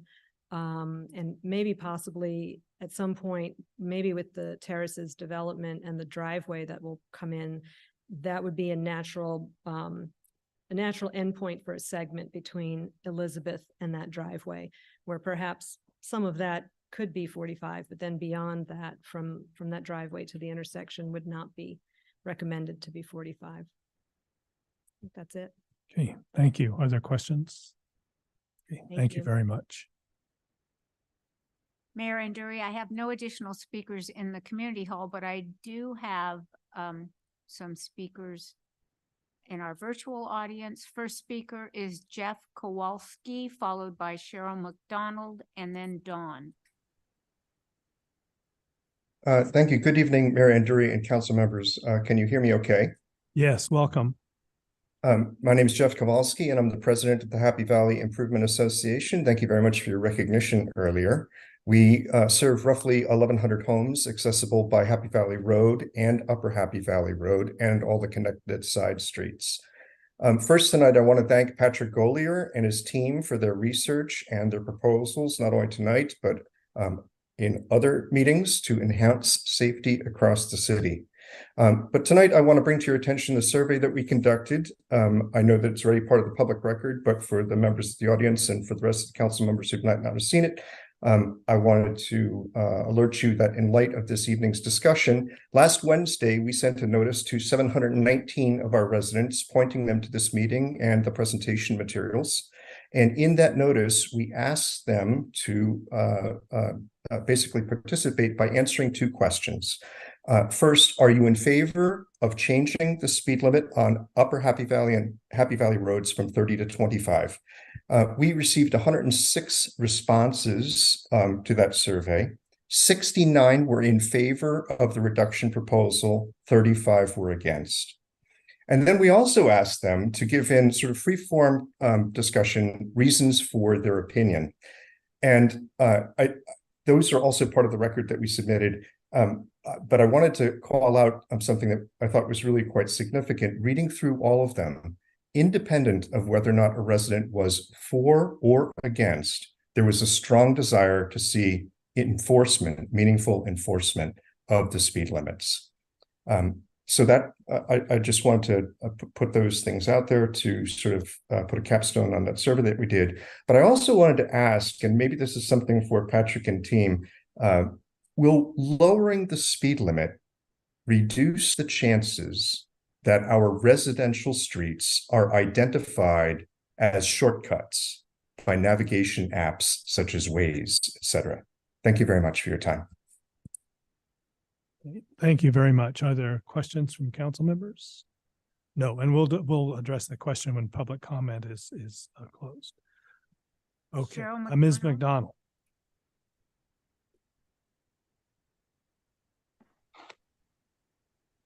Hello? Yeah, welcome. Thank you.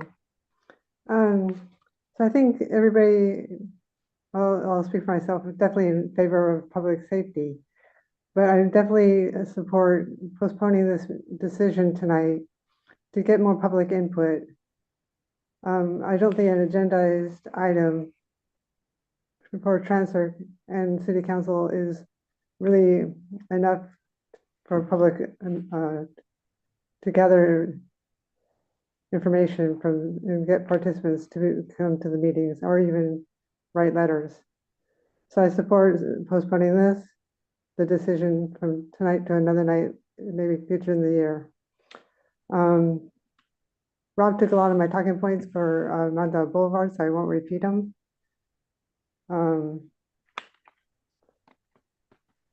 One thing I'd like to find out is, I would agree with gathering more data. I don't understand, I want when accidents happened, and what were the conditions of the accidents that happened to put a road into a high injury network. But it doesn't go into effect until June 30th, 2024, and it doesn't necessarily have to be done July 1st. So I think we have time to put this on a future meeting and make a decision where a lot more public is has a chance to have input. Thank you.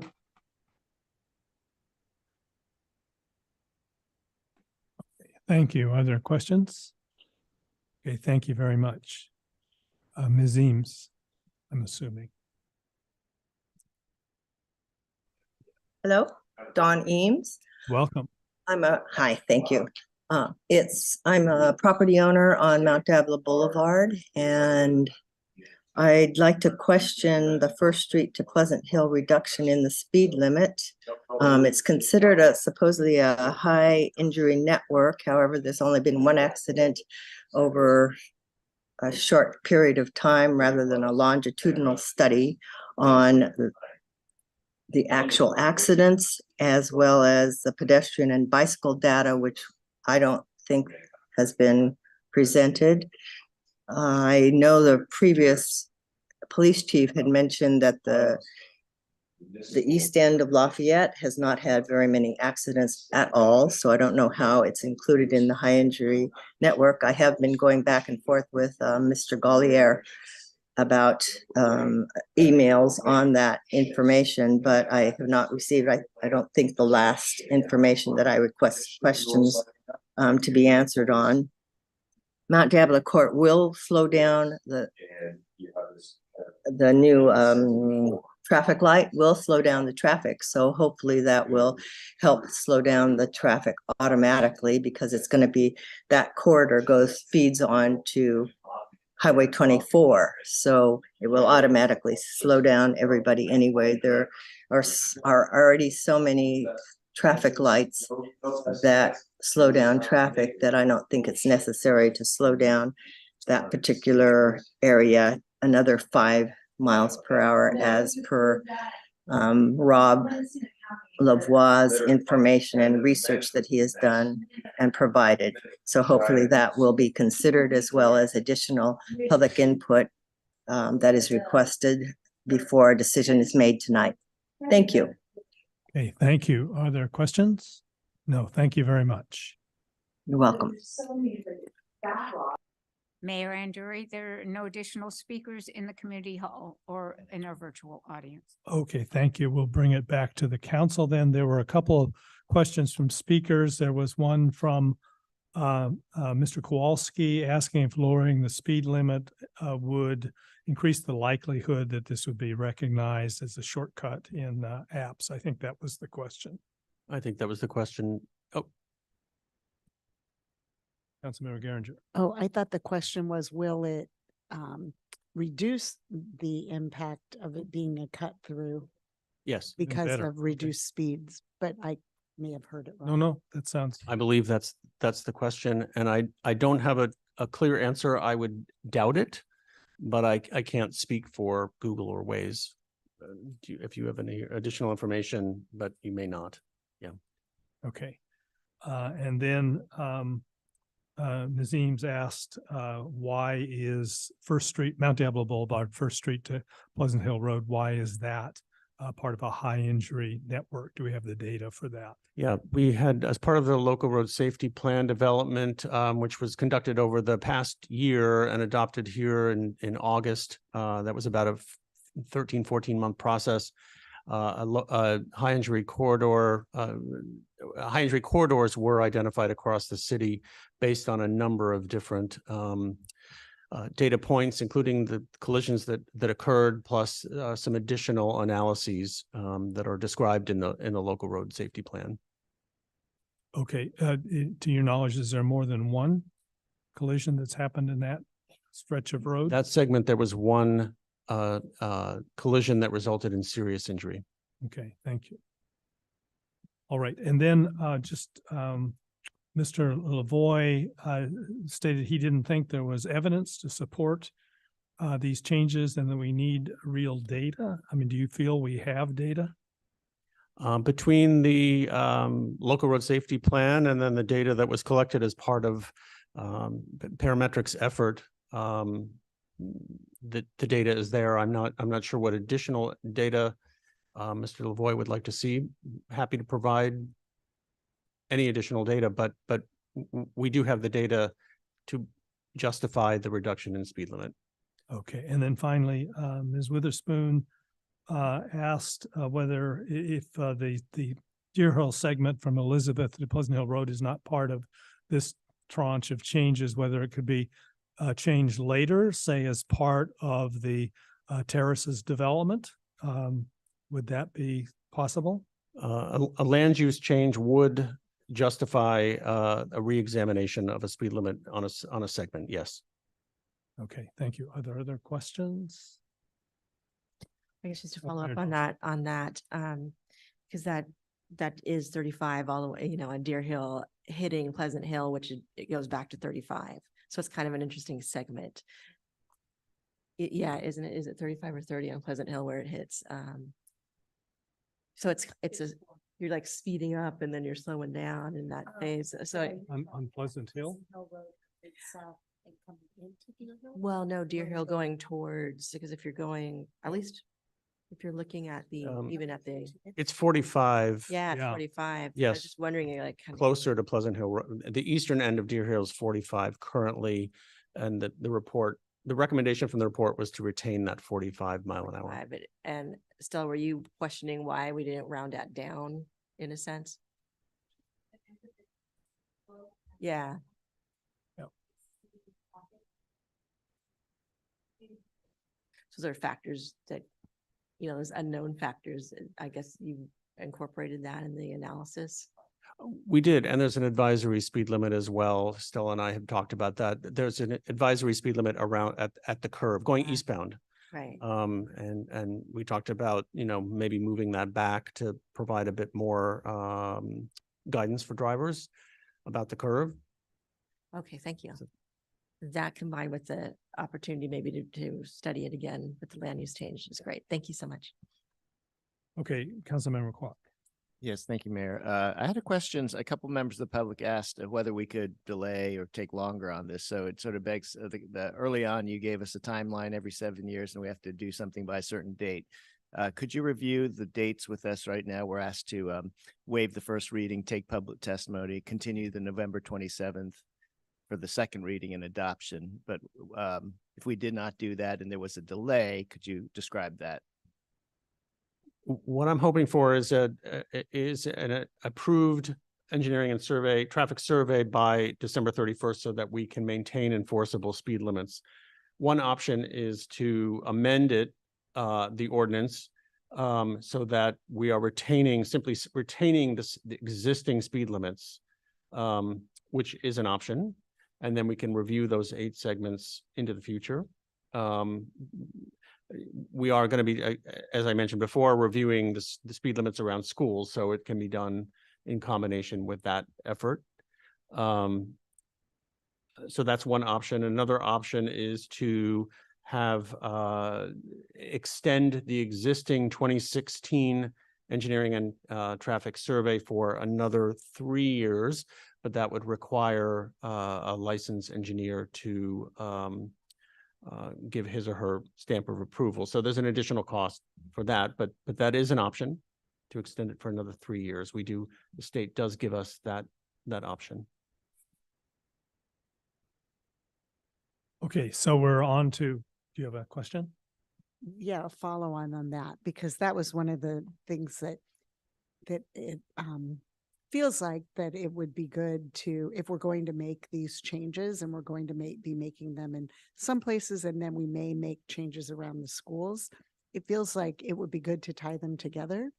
And so just clarifying what you just said to Councilmember Quack, and then earlier, that we could still have that the school analysis come forward and still meet the December, it just feels like that's tomorrow, December 31st, but then we could make that work if we chose to do that, or no? Confirm. I'm still back. That I'm saying, yes, we can make that work I was like, with, if I amend the ordinance to maintain the existing speed limits. My intent regardless was that if we are moving forward with reduction of these speed limits plus new schools speed limits, we would have a communication effort throughout the spring and then implementing new speed limit signs in the summer after June 30th and when schools are closed, right? So that kind of there's one unified communication coming out from the city to support this. Okay, but we would do them, we would do the ordinance to make these changes or not. And then we would do the analysis on the schools, come back with that and roll them out at the same time. But okay, got it. Yep. Okay, but the one thing we absolutely have to do tonight, since we only have, do these have to be just one meeting apart? So we could do it next week. Strike that. All right, any comments? Someone want to offer their opinion? So I would support the having an ordinance come back to us, adopting our current speed limits, but approving the entire report, right? That keeps us compliant with the state. I don't think I'm comfortable with adopting all the new speed limits tonight without having more public input. And so to pull the speed changes out tonight, bring those back with the speed changes for the schools, that would be something I'd be more comfortable with. And that sounds like what we're kind of proposing, or it sounded like the last one that you were saying, you would be okay with adopting all the speed changes, but not really going out to the public until we go out to the schools thing. I actually hadn't weighed in on exactly. I wanted to understand what we could do. Okay. Yep. Well, I'll just say that what I would favor is moving forward. And then next year moving forward by adopting this resolution, considering it again at our November 27th meeting and Including all the speed changes. yes, and adopting it. And then moving forward with the studies of the schools in the first months of next year, and then doing a complete rollout of all the new changes, if there are any new changes around the schools, so that people are aware of them on July 1st. I'm not prejudging on the schools. And I guess that's where I don't quite agree with rolling out all the changes to the speeds. I think that we do need to have a little more thought and nuance about the Deer Hill and the Mount Diablo on the east end. I think that we should get more public input before we adopt those two out of the 8. Could we get the public input by our last December meeting? If we didn't do it by the 27th, we'd still have another month to get it now? Or Oh, maybe. before I mean, if the deadline is December 31st, does having the second reading and adoption on The deadline would be December 11th. the December 11th? Right. Member in December and meeting in December. That would be better if we put a coordinated effort into getting real public input. We got great input from Happy Valley. I'm comfortable with that, 100%. But it's these other areas that I think that we might benefit from. I hate that when we do stuff and people feel like, whoa, how did that happen? And when did that happen? And I hate getting that situation. And that's what I feel like we're going into on this one. And especially with traffic stuff lately, we've had a lot of pitchforks and I just want to avoid the pitchforks. May I make just a comment? I'm comfortable with adopting this as is. We have a campaign to slow down Lafayette. And these are studies that we've been doing, on regular intervals. And these are recommendations based on safety and, standards. So I'm comfortable moving forward with this. I don't, as much as I know we want the public input, I don't think that would change the opinion of making reductions in speed where necessary.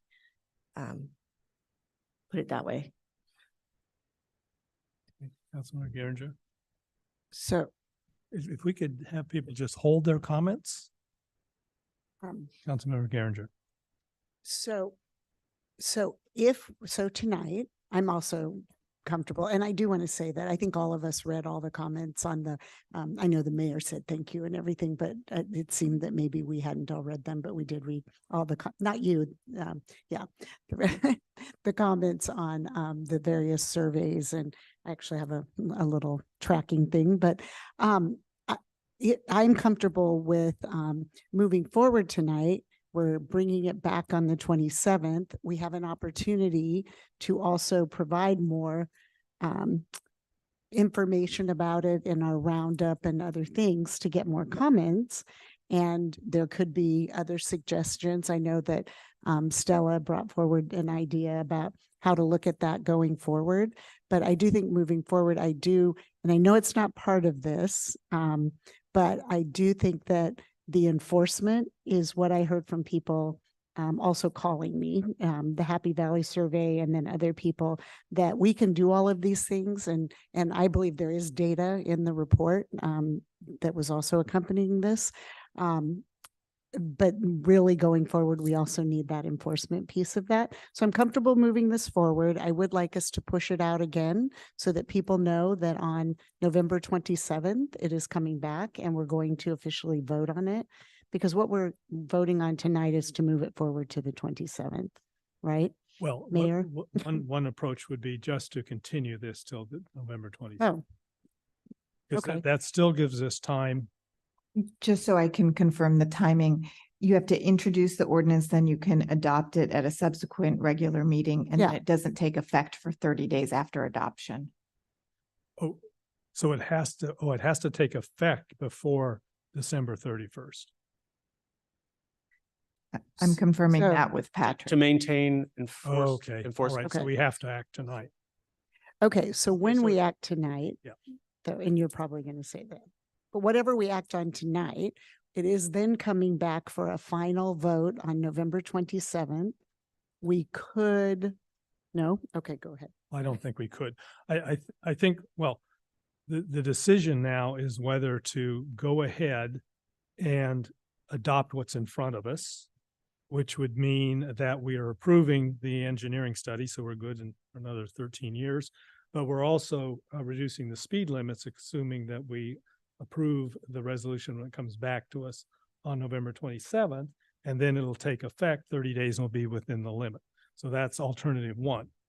Alternative two is to somehow revise this resolution tonight so that we would approve the ENTS study, and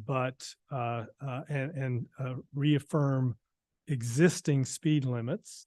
And then we would adopt that resolution, finally act on that resolution at the November 27th meeting.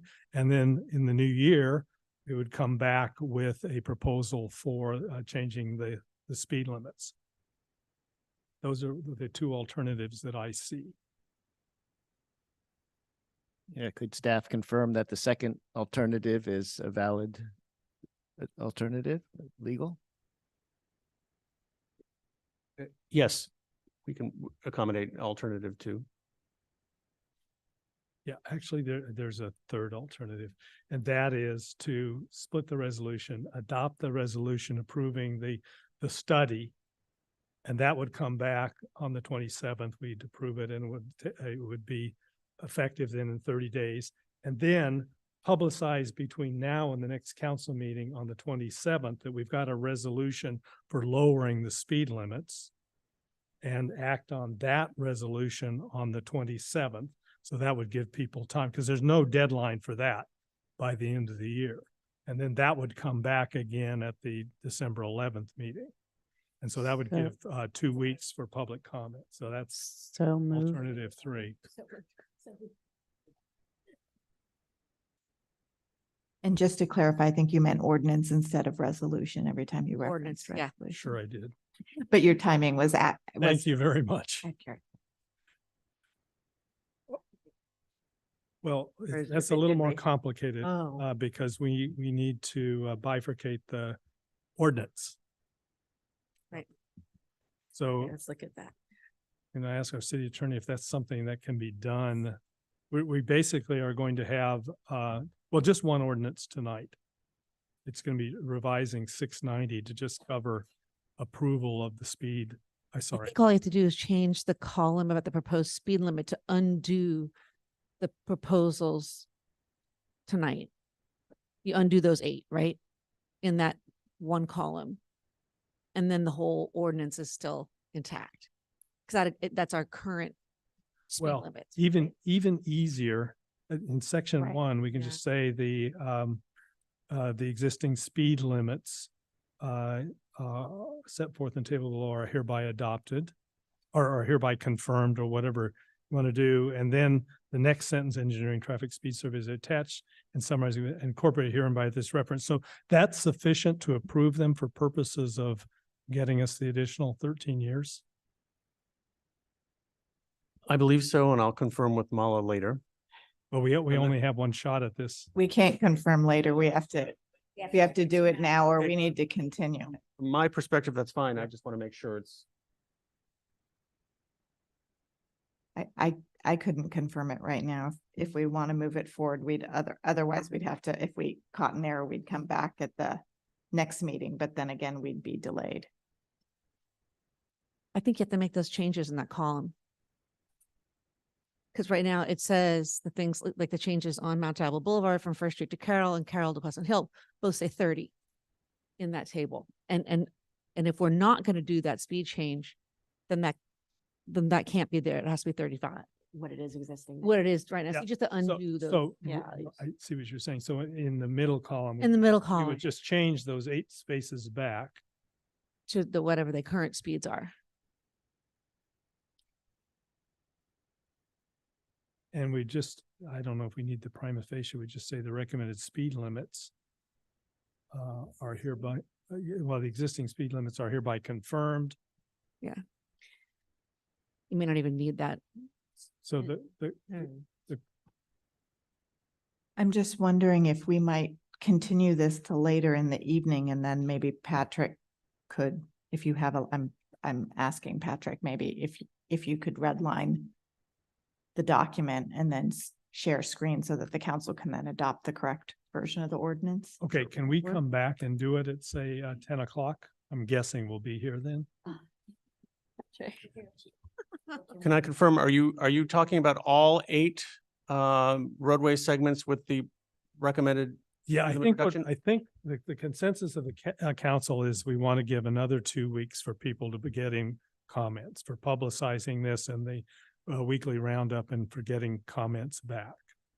And then we'll act on the speed limit part of it at the November 27th meeting. The December. act- Right. We'll act on them both, right? That's right. It would take a whole, oh, you'd have to publicize it. Okay, but, all right. So Joanne, how long does that take?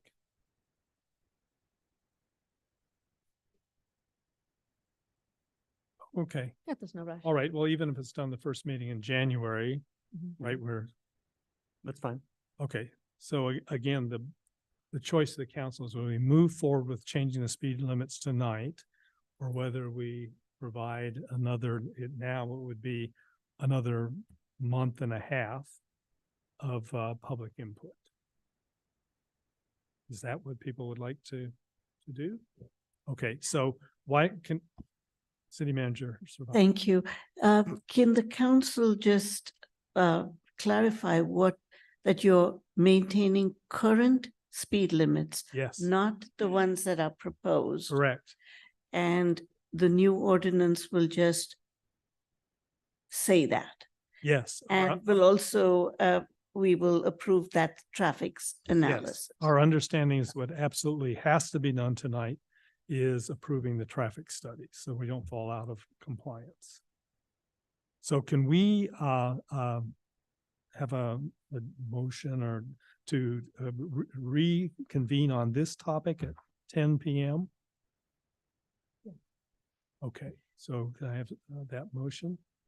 I move that we reconvene on agenda item 14A at 10 for action at 10 p.m. I just have to ask a question to clarify. So when we would adopt this, let's say we're doing it after public comment, it would be a separate, is that a separate ordinance then to Yes, adopt it's a the brand reduced new- speed? So at that point, we'd probably bundle it with the schools later in the, okay. Well, I would not want to do that. I would want to just Keep it clean give with it this. a month and a half of public comment, come back in the, say, the first meeting in January, and the studies will have been approved, and then we'll look at the speed limits. Okay, thanks. Okay, so. do we I have second. a Second. All right, any public comment before we vote? I see none. Okay, all in favor, say aye. Aye. Aye. It's unanimous, so we'll reconvene on this topic at 10 o'clock. We'll take a 5-minute break and then we'll come back and we'll start in on item 14B.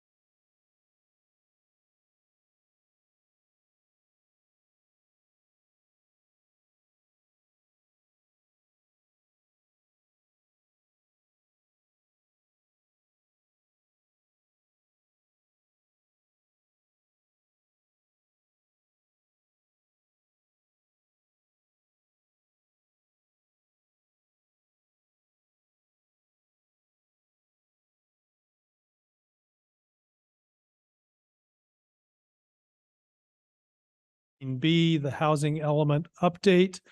We'll hear first the staff report. We'll have questions from the council. We'll have public comment. We'll bring it back to the council. What I'm thinking of just going into this is that we bring it back to the council, and also I'd ask the public to think about the decisions that are going to be made.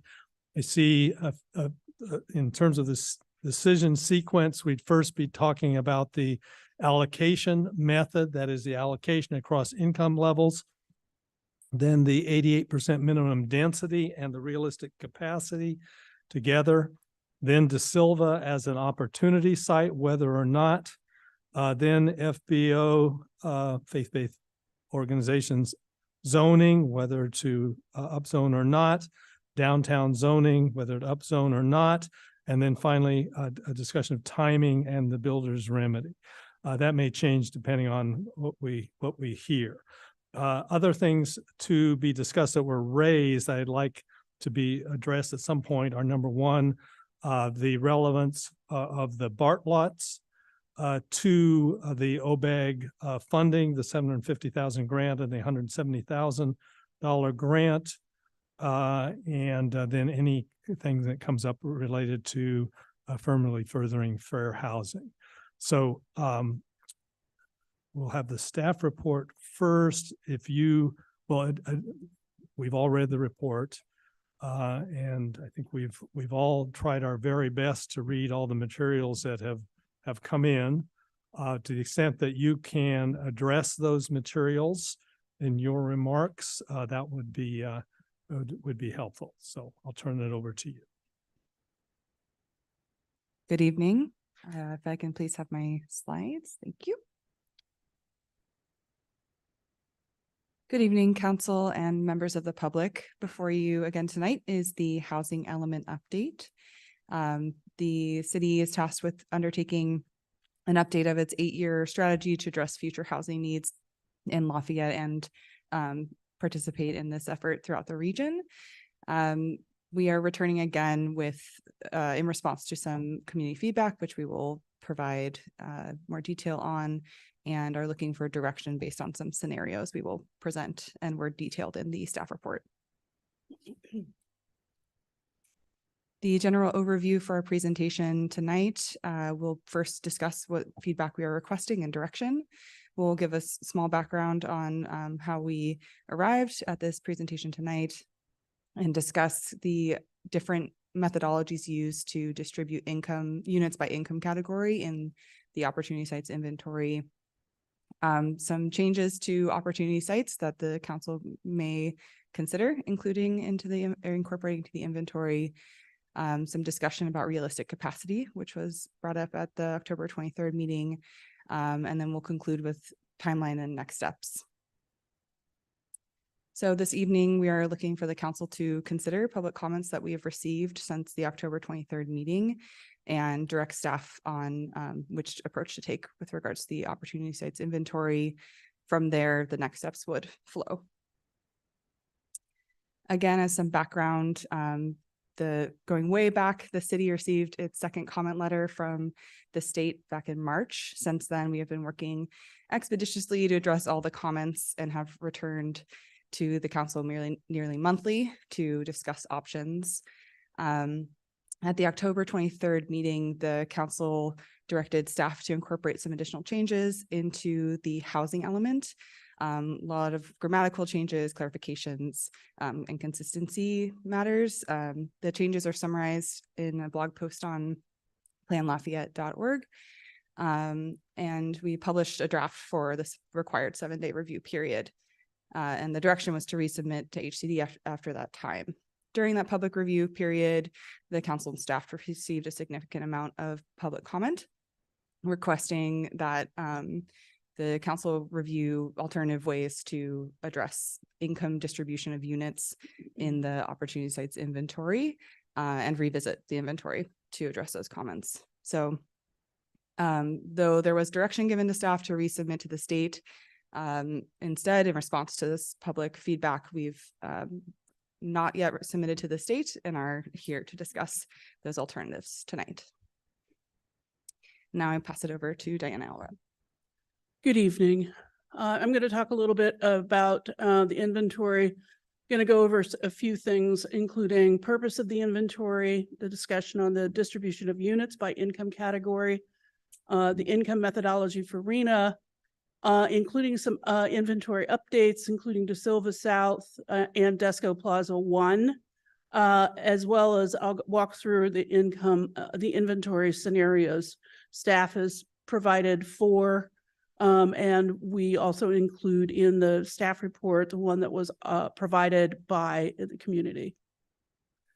So just as a reminder, the inventory is a required component of the housing element, and it's a planning exercise to ensure that we can accommodate development of the regional housing needs over the next 8 years. This includes identification of sites, updates to development regulations, and essentially the bar is much higher in terms of requiring the cities to really demonstrate that sites are buildable within the next 8 years. And ultimately, however, the development is dependent on owner choice and market conditions. The city does not direct housing to be developed. The city does everything that it can to ensure that housing can be built if a developer or owner wants to do so. So a lot of the discussion in the public comment has, following October 23rd, pertained to the distribution of the units by income category across sites. The methodology itself is not described or prescribed by law or in guidance. Some communities have allocated all lower income housing units to specific sites and moderate income and above to other sites. The current inventory assign more lower income units to some sites like city-owned parcels and FBOs. But in general, the method is that has been used by the city as well as many, many other jurisdictions throughout the state is to use the distribution of units by income found in the RENA allocation itself. We've confirmed with HCD. I was in a series of workshops about this very issue in 2021 and followed up with them about this particular methodology, and they concurred that this was an appropriate model to use. Next slide, please. So some of the considerations in choosing a methodology, I think the primary one that most people may or may not be aware of is the risk of violating the no net loss provisions of state law.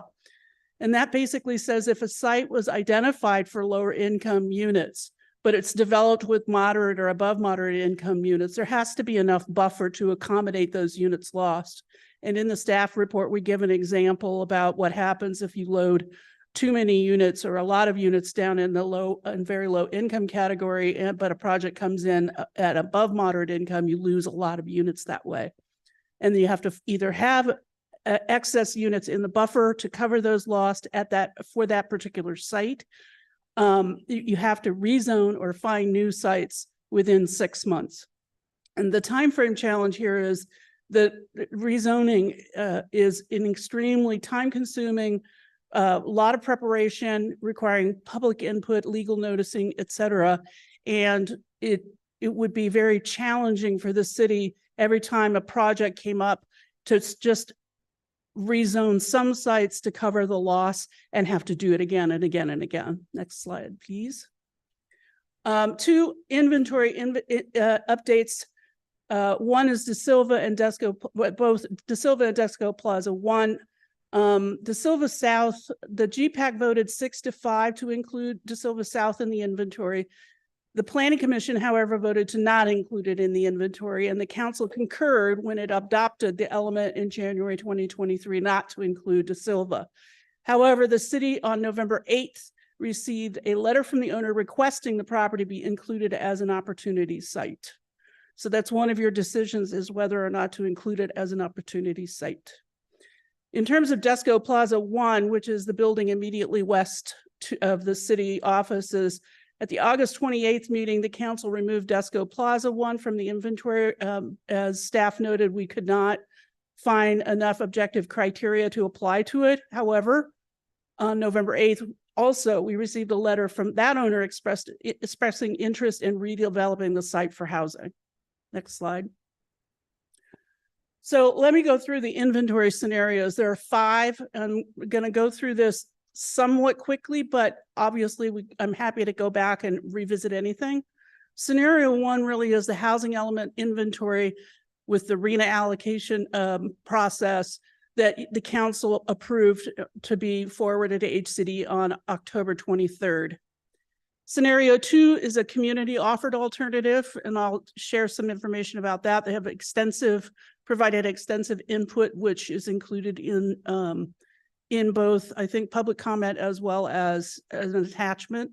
Scenario 3, and I'll explain this. This is the existing inventory with the RENA allocation distribution with FBOs, but adding in De Silva. We wanted to find out what would happen to the downtown zoning if we added De Silva in.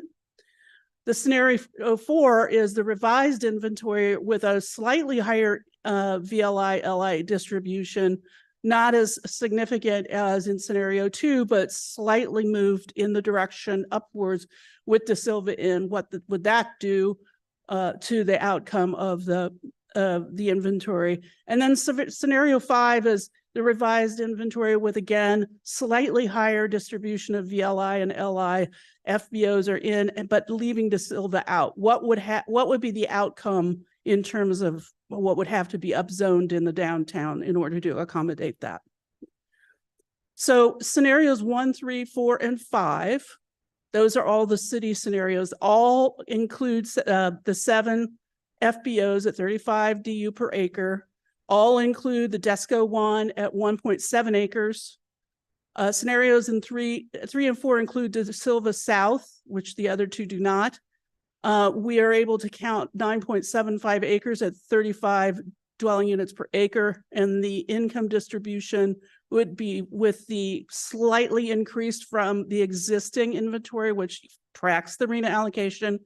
We'd move up very low to 35, low income to 20, mod to 25, and above mod to 20.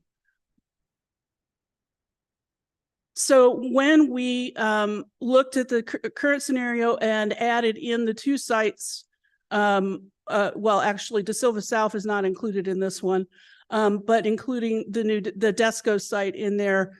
And this is what was approved essentially to go to October 23rd.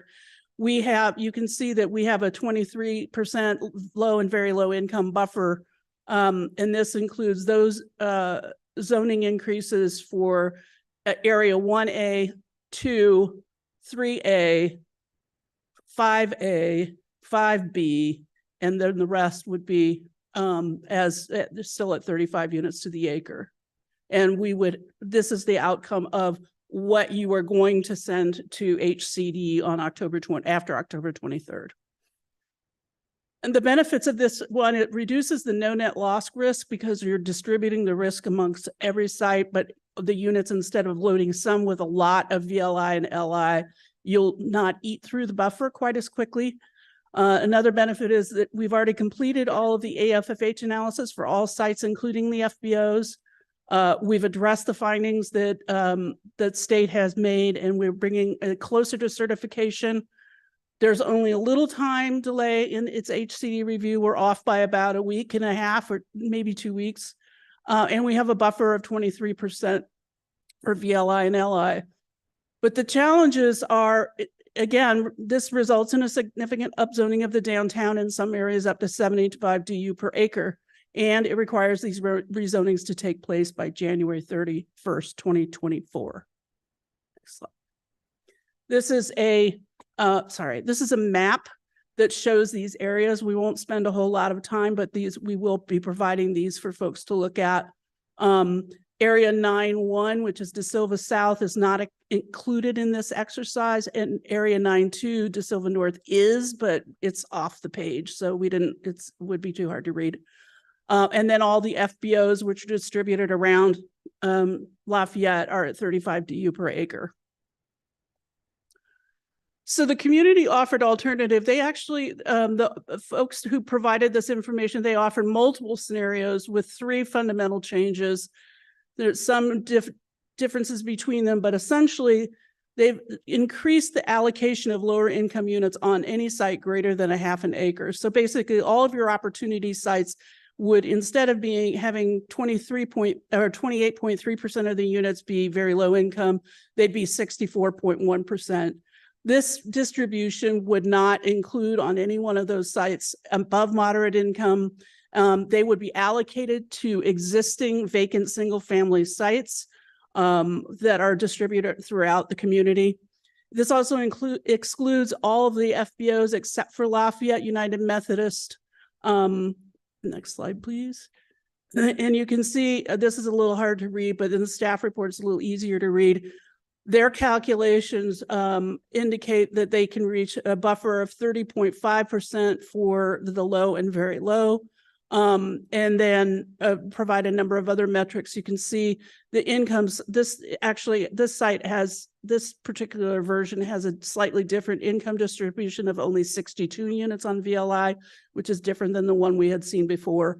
But essentially the same theory is thrust, is that you load up low, very low and low, have some mod and no in the above moderate income category, and rely on single family houses throughout the community for your above moderate income. Next slide, please. So the benefits of this are, this theoretically obviates the need to complete the rezonings by January 31st for all those scenarios where De Silva is not included. And there would be no change in density for the one FBO site that's included. It would also, according to their math, would have a significantly healthy buffer of 30%. The challenges, though, are which we point out in the staff report. The rezonings would be required if De Silva by the end of January, if De Silva and some of Area 13 is included. Adding De Silva and using a new income distribution would require an additional AFFH analysis. We have concerns about timing, especially pertaining to single family sites that need to be analyzed to determine whether or not we can include them. And of course, that would cause, we'd have to go back out for a longer public review process because of a significant change. And we have concerns about HCD issuing new findings and requiring evidence for the affordability distribution, as has been seen in other jurisdictions. Next slide, please. So the community offered alternative, Area 9-1 De Silva South would be at 35 DU per acre. Area 9-2 De Silva North, instead of upzoning that, they would recommend leaving it at 4 DU per acre and potentially use it as a park or some other type of activity. FBOs are excluded except for Lafayette United Methodist. And you can see the distribution here is essentially, excuse me, most of these areas actually should all be 35 DU per acre. Next slide, please. Staff wanted to find out, can De Silva be added in to help reduce the rezonings downtown, assuming nothing other than including De Silva South, which we have not had in the inventory because it was taken out, what was it, last year? So if we were to add it back in, what would happen? Could we actually achieve to meet the RENA allocation? The answer is yes, but it would have to include De Silva South. And you can see here, the scenario would only require upzoning in 1A, 3A, and 5A. And those are the areas that used to be 75 DU per acre. If they could go down to 60 DU per acre, then we could achieve the RENA allocation and have a 26% very low and low income buffer. Next slide. The benefit of that is that there are lower densities in parts of the downtown than the inventory that the council originally adopted. It increases the buffer to 26% compared with our scenario 1. We have a lower risk for the no net loss by using the RENA allocation for the unit distribution. But the challenges, again, include adding into Silva. We would have to go back and do AFFH. We have concerns about about the timing for getting this work done and rewritten. We'd basically have to do a massive red line to say, take out all the things that we had said before and add new, which is we can do, but it takes time. All rezonings must be completed by January 31st still, and the concerns about HCD issuing new findings because this is significant, would be significantly different than what they've seen before. Next slide, please. Again, here's scenario 3. This is the current inventory with De Silva added. Area 9-1 De Silva South would be 35 DU per acre, and North would be 35 DU per acre, and FBOs would be 35 DU per acre. All right, we're getting close to the end. Scenario 4, we ask, can very low income and low income be increased modestly and still meet RENA rather than the original 64.1% for VLI? What if we just slightly increased it to 35, for example, from 28.3 to 35? In the low income from 16.3 to 20. So and then reduce the above moderate income. Excuse me. And the answer to that question is you can do it if you add De Silva at 35 DU per acre, we'd get a buffer of about 33%. Next slide, please. The benefits, it retains the downtown zoning at 35 DU per acre for the time being. It increases the buffer. But the challenges, again, are risks associated with increasing the lower income distribution and the no net loss provisions, but also particularly concerns about HCD issuing new findings, particularly around those changes to the distribution of units by income. Adding in De Silva, again, requires a new AFFH analysis. Concerns about timing would be the same. De Silva South must be rezoned by January 31st, 2024. Next slide. And here's a map for that.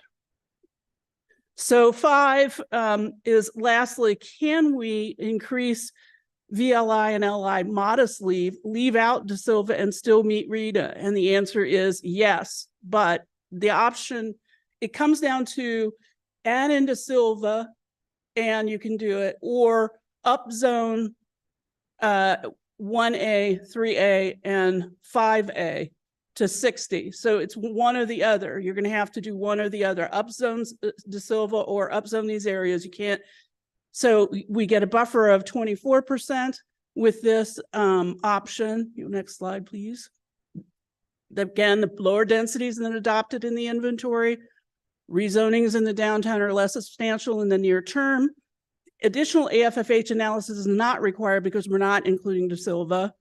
The challenges are basically the same kinds of challenges. There's this risk associated with increasing the lower income distribution, as well as no net loss.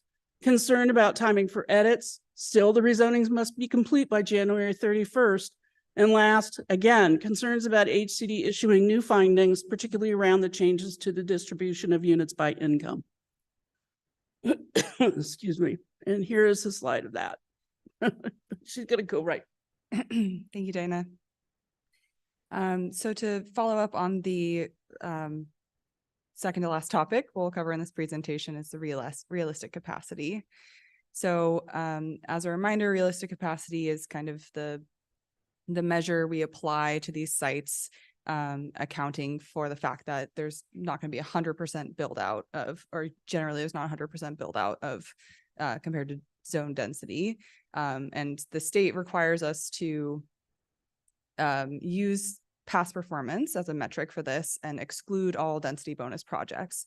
So for Lafayette, all the recent non-density bonus projects average 88% of the zone density, the allowed regulation. As we've mentioned before, HCD, though our development capacity for density projects, including density bonus, is much, much higher than that. HCD is not certifying any elements that have realistic capacities near 100%. And we have 2 neighbors who have demonstrated that they've not approached 100% and been certified.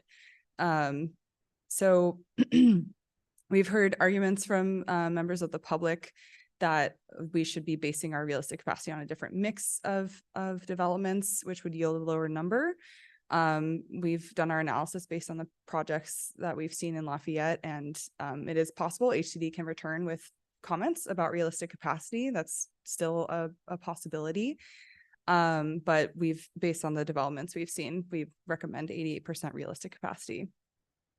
Further, there was a question regarding whether or not requiring 88% development build out for all opportunity sites, whether that would preclude other activities to happen on a site. This would, this rule, this change, policy change would only apply to residential projects. So if there's a existing commercial use and someone wanted to put a different commercial use on there, that would be fine. This requirement only takes effect once there's a residential project proposed. So again, this is a program requiring a minimum realistic capacity or development capacity for sites is something that other communities have used in a variety of contexts to ensure that their sites are getting built out and give some comfort to the state that the information shown in the inventory is achievable and accurate. And we have seen, oh, sorry, I got ahead of myself. So we've seen in other development projects locally how developments have achieved densities above the zone capacity, even with these two mixed use projects. These both have ground floor retail involved. And we've seen this on a broader swath of projects as well. So this includes some density bonus projects, but not all of them have taken advantage of the density. And most of them have exceeded the 88% capacity figure.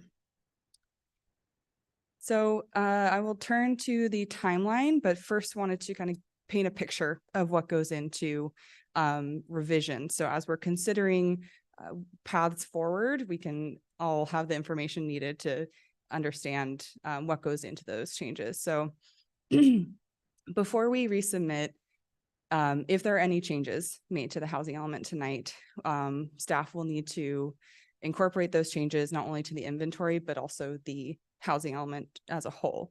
The inventory is so central to the housing element that it touches most of the appendices and is very integral to the narrative therein. And so if we're adding or changing sites, there will be additional analysis needed. The state has specifically asked for information site by site, evaluating constraints and opportunities for each. Also, potentially the need for additional AFFH review. For that, we are dependent on a consultant team at Root Policy. We've reached out to them to gauge their availability for this work. And unfortunately, they have limited availability until after Thanksgiving. So that's another consideration, just as information. There's also a lot of noticing and preparation that needs to happen not only before hearings, but submittal to HCD. And then, of course, any drafts or any revisions made to a draft need to be circulated publicly for 7 days before resubmittal to the state. So with that in mind, there are kind of three paths forward to resubmission. So if the council chooses to make no changes and effectively submit the draft that was published for public review on October 25th, we can submit that to the state this week. It would not include Desco Plaza 1, which is 1.7 acres, again, 70-ish units. If the council were to choose to make a more minor change to the inventory, such as adding the Desco site, given the need to incorporate those changes and then circulate publicly, resubmission by the end of the month to the state, and that would start the 60-day review.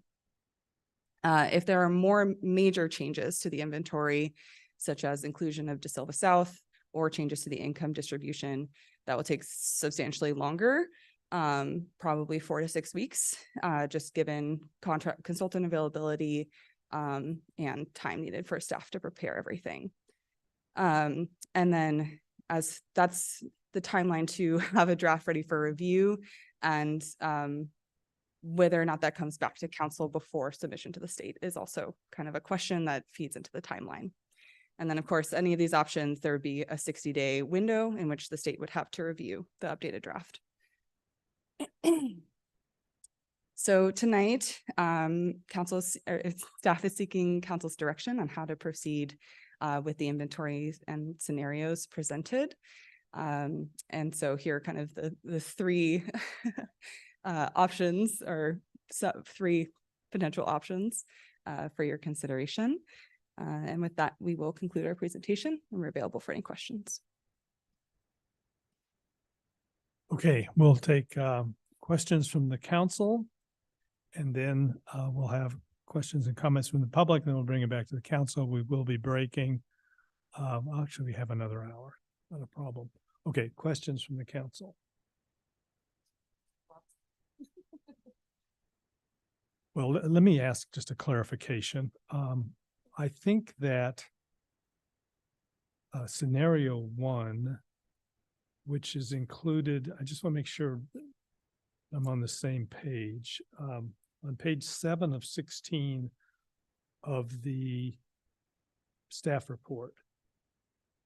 I think this is what we approved in October. Just want to make clear that it shows 3B and 4 as being 50 or 40, and they should be 35. Is that Correct. In the presentation, it's corrected to 35. Yeah, okay. And the presentation, what was on the screen included the DESCO 1. Right. We would go back, take it back out, but it would not dramatically change the numbering. Okay. We just wanted you to see what it looked like.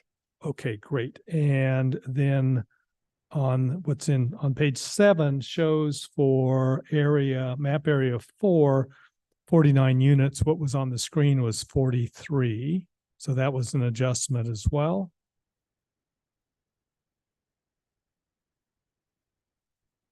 Which area? 4.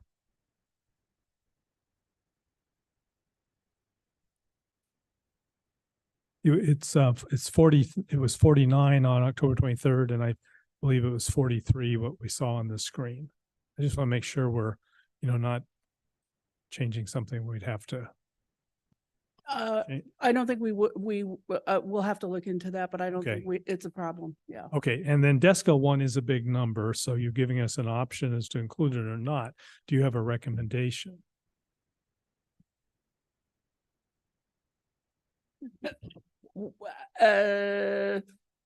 In scenario 1 or in any of the scenarios?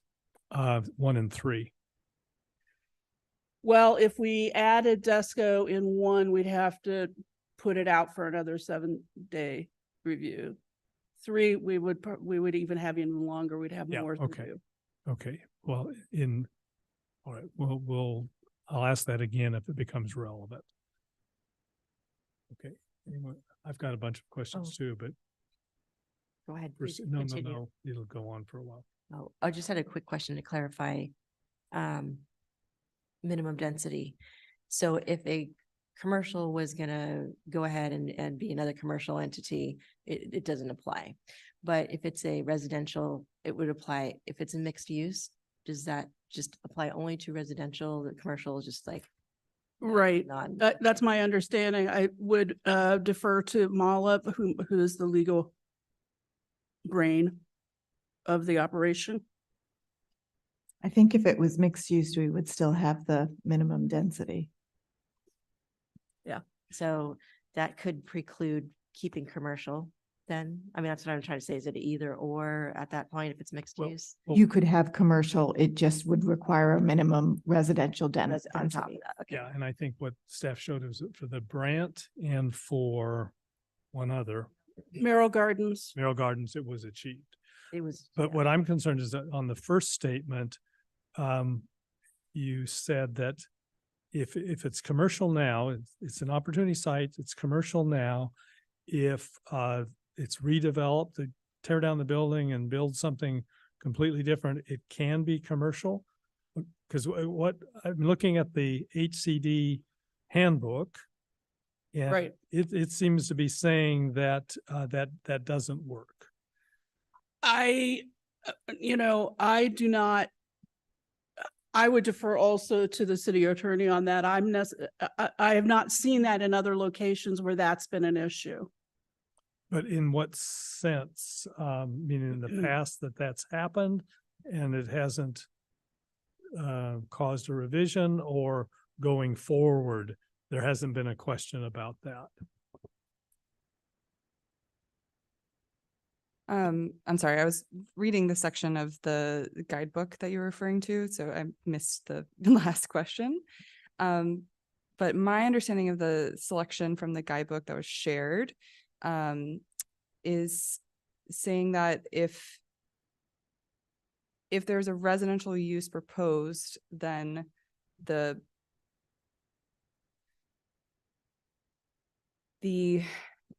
zoning, the realistic capacity, like the realistic capacity applies to the residential pieces only, but it's not prohibiting commercial uses. Well, yeah, and I'm not That's it, concerned yeah. about that. I'm not Okay. concerned about multiple use. I mean, but what I'm concerned about is existing commercial buildings that we want to replace with offices. We want to replace with other commercial. We want to, you know, a little courtyard with retail shops. We want something like that.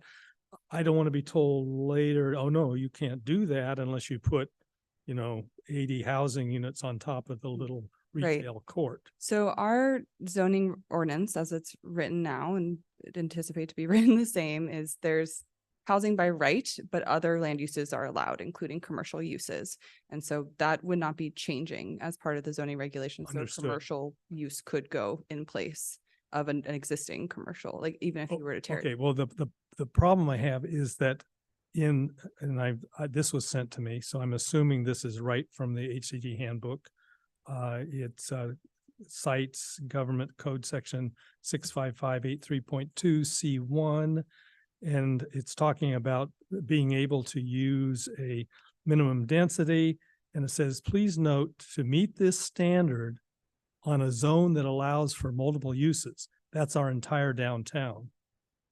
Okay, so in order to use a minimal density in our downtown, the general plan or zoning must require the specified minimum number of residential units on the identified sites, regardless of overlay zones, zoning allowing non-residential uses, which again is ours, or other factors potentially impacting the minimum density. So the way I'm reading this is that if you've got an area that allows on each site multiple uses, and then you can't use the density unless you provide the residential uses. Now, I'm hoping that, you know, that will tell me that this is not the way they interpret it. I don't think so, because it would be essentially telling a development or an owner what they can do or not do on their property. And that has never been,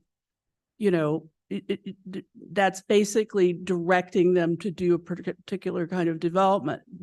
And I have frankly not seen this been an issue in any of the jurisdictions where they have similar things to Lafayette, similar zoning. What I would offer to that is that I can reach out to both Veronica Tam, because she has HCD's ear. I can find out tomorrow, and I can talk to HCD as well and find out how are they interpreting this, because this is not something that has, in my experience, I've not seen them have that, implement that in the way that you're describing. Okay, then, okay. Are they talking about, well, I would have to also find out, minimum density also can refer to default density. And it could be that if you're going to do a housing development, you have to have it zoned for at least your minimum density. But I don't know, because this has never come up before.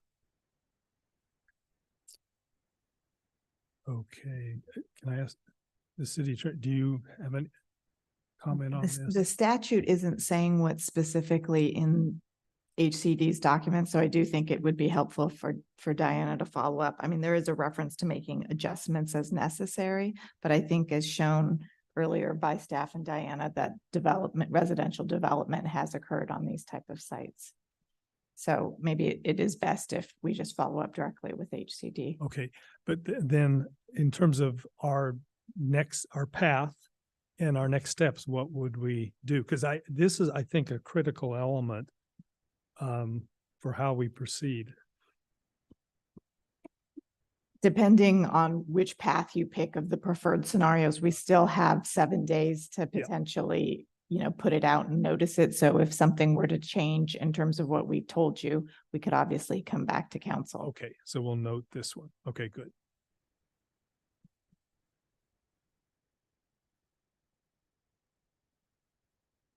Vice Mayor Dawson, do you have?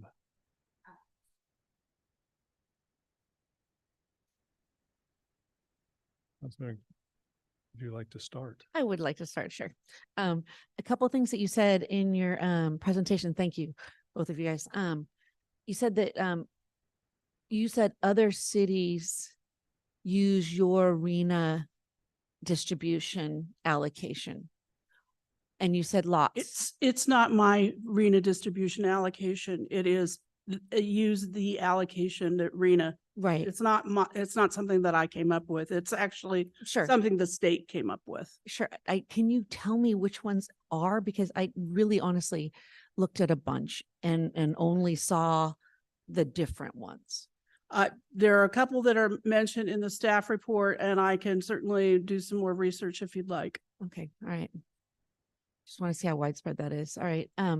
So one of the things in the no net loss process for us to think about that isn't mentioned in your staff report, I just kind of want to get a comment on it, is that the way that we, in our 5th cycle, we didn't have to address it is because half of our units were outside of our opportunity sites.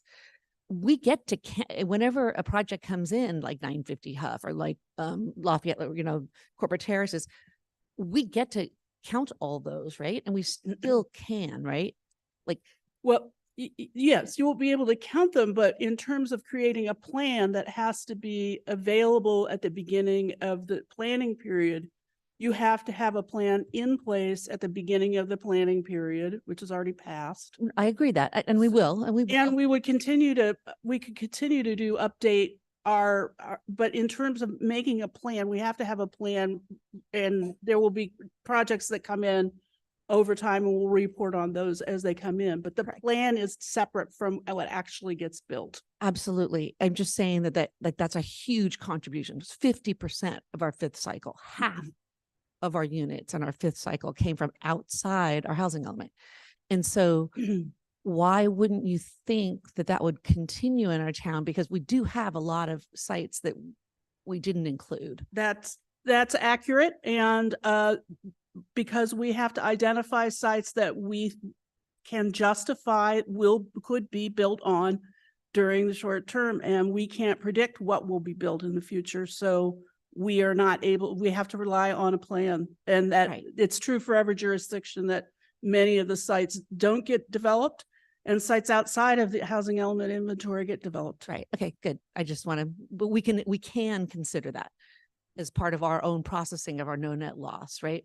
It's a factor that we can include. We would have to keep readjusting the inventory to ensure that there is still a buffer left in the inventory to cover the lower income units. Excellent. Thank you. So even scenario 1 at the last meeting, you're saying that there may just be a little delay. I just remember very, very acutely Mala saying we were already if we had adopted it at our last meeting and did submit when we first were going to submit, we were already 2 weeks past our deadline. And so how can you? I was referring to a short delay between when we would resubmit, we were going to resubmit to HCD, and that we are resubmitting to HCD, could resubmit to HCD this week. Right. That's what I mean. Okay, got it. But no matter what, I mean, it's still, am I still under the impression that now, even if we submit tonight with scenario 1, we're now 2 weeks plus 3 weeks after the January 31st. If HCD takes the 60 days. Correct. And so there's no real difference. I mean, we're already past it. And I mean, whether HCD makes its comment within 60 days or not, if we have not rezoned We will Right. probably get preliminary comments. They're giving them preliminary comments about halfway through. We would have a sense. And that doesn't change the statutory requirement for rezonings. It's still, Oh, totally. whether we get their letter in February 15th, that statutory deadline is still there. I mean, the way I'm seeing it is that right now we have at least 5 weeks of exposure to builder's remedy, right? Because that's what happens on January 31st if we haven't rezoned. And we're about at 5 weeks past that right now. And so I see delays for these other scenarios. I get it. I see delay. If we change, we're going to go from a 5 week to a 9 week thing in terms of being exposed to builder's remedy. Well, technically the city is already exposed to builder's Right, remedy. but this is the real exposure. I mean, legally that's been challenged that we're exposed now, but like we really are already past our deadlines. And so realistically, any more delays, a 5 week to a 9 week delay in terms of real exposure, I mean, is that really more risk? I'm just asking you if you think that really is more risky or not. 5 weeks is 5 weeks. I would defer to the council and their level of comfort with that timeline. Okay, so, but it is true, builder's remedy projects need 1 day, right? And so I know, and they're all, the developer in the crowd is nodding his head. And so we know that they're quick. I mean, they're fast. They're just bam, and they're very simple applications. And so, realistically, 5 weeks to 9 weeks. It's more time for projects to come in. And so that's Okay. the risk All right. that the council will need to weigh tonight. All right. Thank you. So one of the things that you did say was that for scenario 2, that they didn't include any AMOD or MOD, and they'd all be in our single family zones. I don't think that that's true as of the last stuff that we received. The thought was anything less than 0.5 acres in our downtown would be included as a mod and mod. That was a change. That was a change because what we saw in the original presentation was a map showing sites of single family sites primarily north of 24 that would be included in there. So, but when we wrote the staff report, we did not have the benefit of this additional information, which came in much after the staff report. Correct. And I did go, I got, what was the name of the program from MTC that we all have access to get the 0.5 acre or less, and took kind of a look at the pre-vetted half acre or less sites that MTC said that we could include in our housing elements. Are you familiar with those, or did you look at those? And yes. Lots, right? We had but the same rules apply about whether or not the site is ready for development, or each site has to be vetted. It has to have a single family or a single story building on it. It has to be a certain age. We have to vet each individual site for moderate income as well, moderate and above moderate income. So the rules are still the same of having to vet the sites. Okay, but there is a method that we could include those back in, because we had them in the beginning, remember? And then we found out HCD didn't want us in. But there is a method for us to include those 0.5 acres or less in our downtown. So we did actually include a lot of those in the inventory when GPAC was reviewing. Exactly, right. And GPAC as a group made the decision that because the BMR, the below market rate income categories, were where the city needed to focus, because we have not had an issue meeting our mod or AMOD above moderate allocations. They said, we're not even going to take the time to review those sites. Right. So that was a decision made early in the process. Those sites are still in the spreadsheet. So it is an option, but like we were focusing on the below market rate allocation. And then one more, and then I'll let somebody else go for a bit.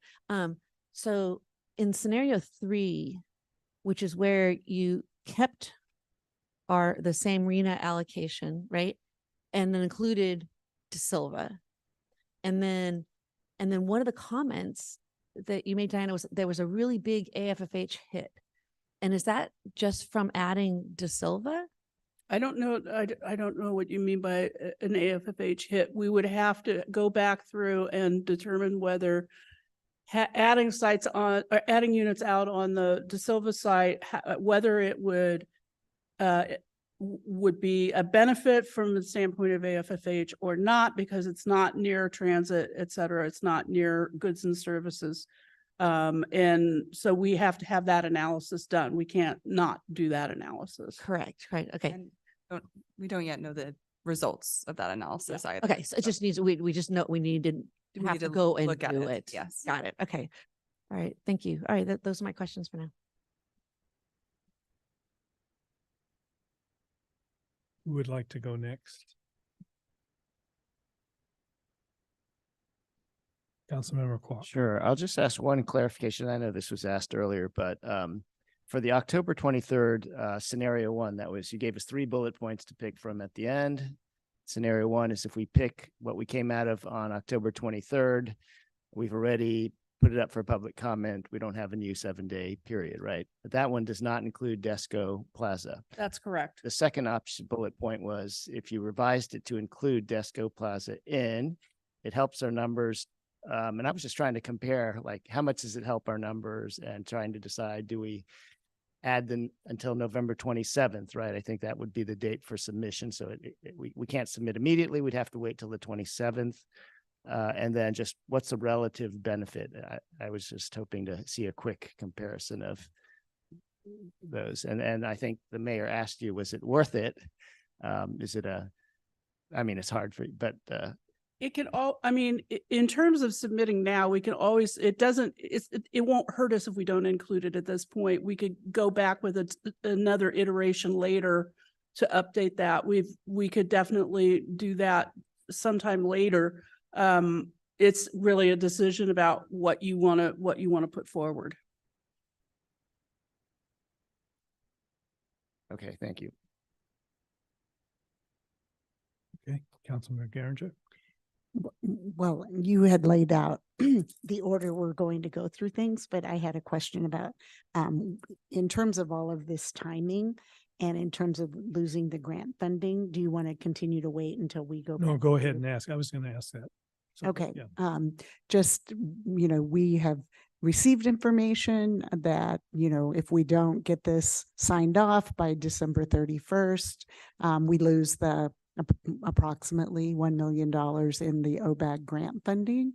And so it doesn't look like that we meet that under sort of any circumstances. So do we lose the grant funding, or what is the? Apologies. I meant to provide an update in the timing piece, but we did receive information from MTC staff that they are recommending I think in a December MTC board meeting to grant an extension for OBAG funding for cities to get housing element certified. So it's just a recommendation from staff at this point, but when it was discussed at another board meeting, the proposed recommendation, there was a unanimous support for it.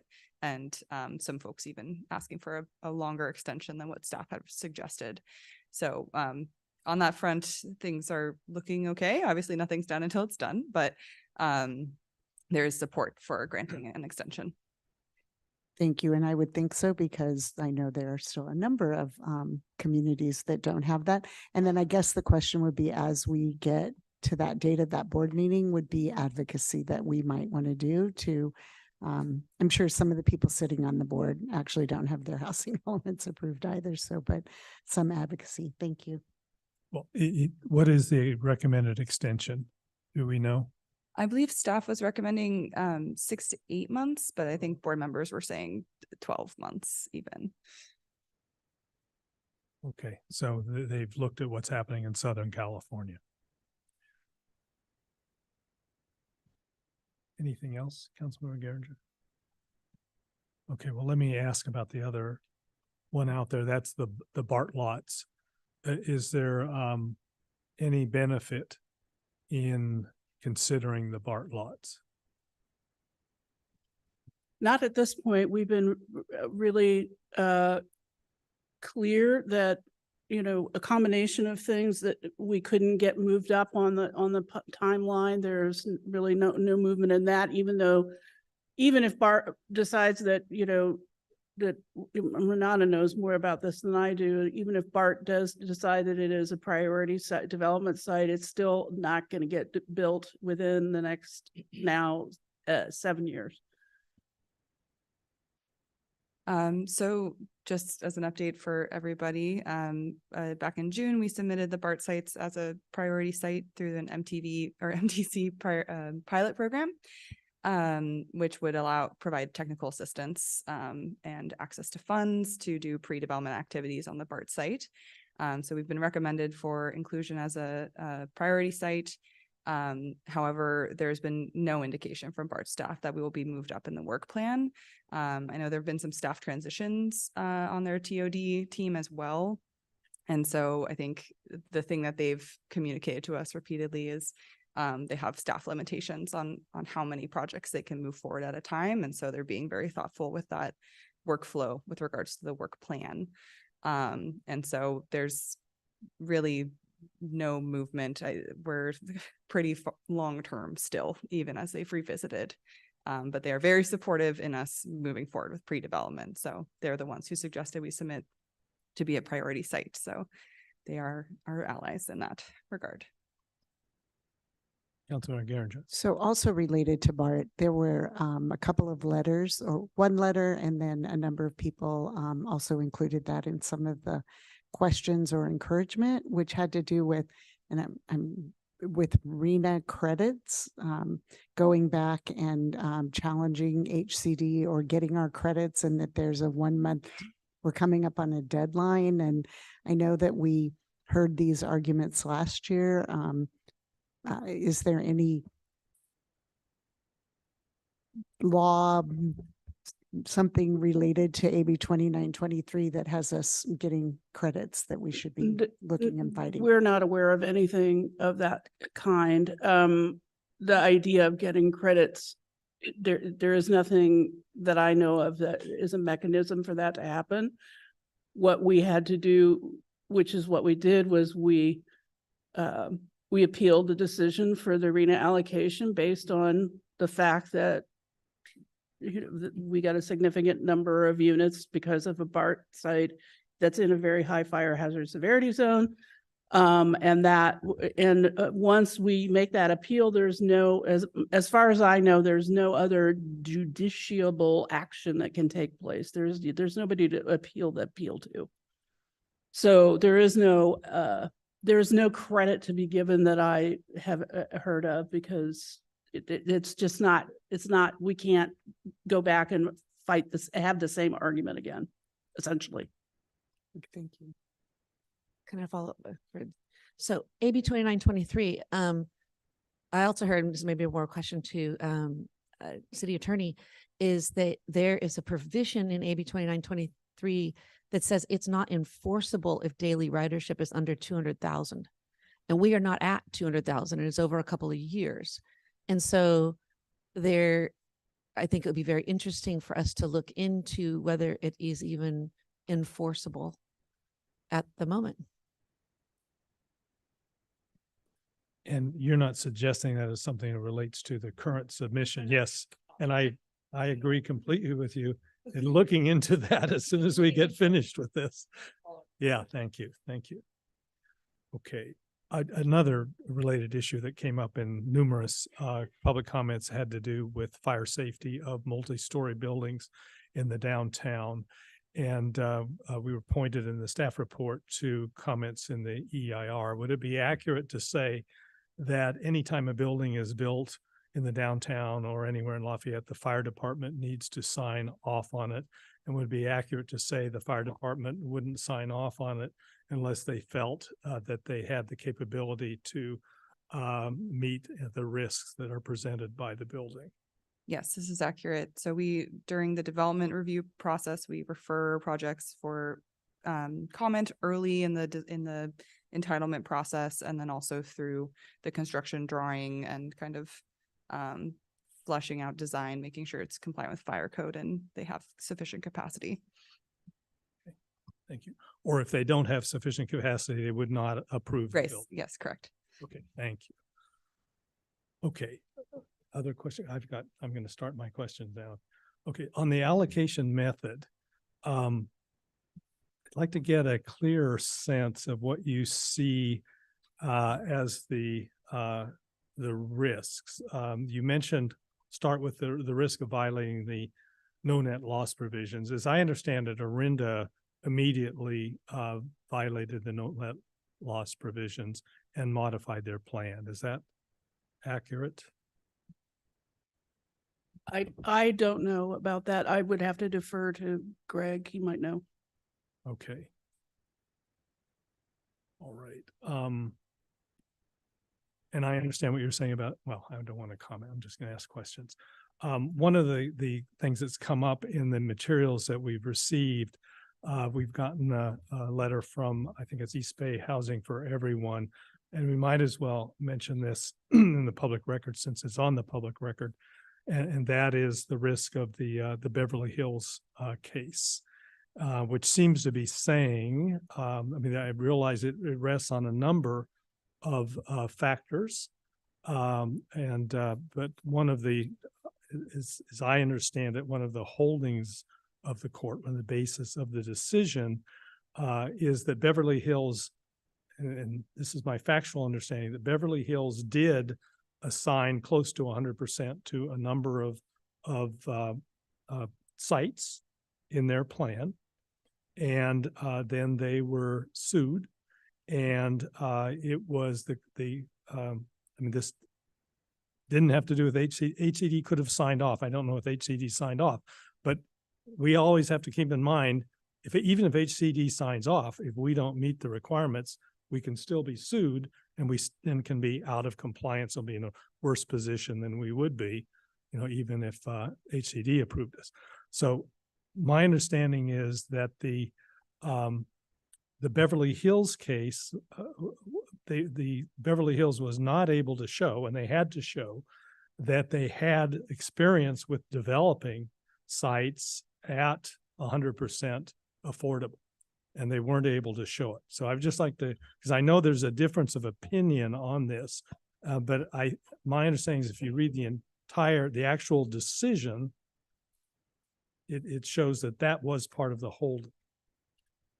Mayor Anduri, the Beverly Hills case, they were sued, and they were sued over a variety of issues in their housing element, and the court found that the housing element was deficient for a variety of issues. One of the issues that the court found it was deficient in is because they did, as you acknowledged, assign 100% affordability to numerous sites, and the court said both 100% affordability to numerous sites and 100% moderate income to numerous sites. And the court said that this assumes that all the units on these sites will be low or moderate income, depending on the site. And the court found that the city did not account for the possibility that only a certain percentage of the units would be affordable, and then found that they should have adjusted the number of low income units based on the typical density of existing or approved residential development at a similar affordability level in that jurisdiction. They then went on to find that a revised housing element would need to contain that adjustment.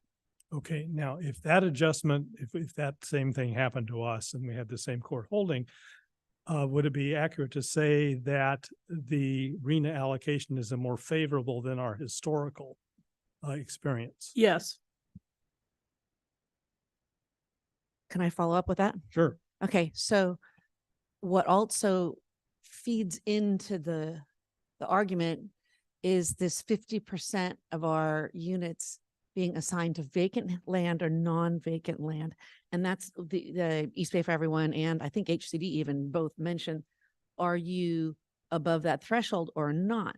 So if, my understanding is that if we assign 50% or more of our opportunity sites and affordable housing to vacant land, then two things happen. One big thing is that HCD Non-vacant land.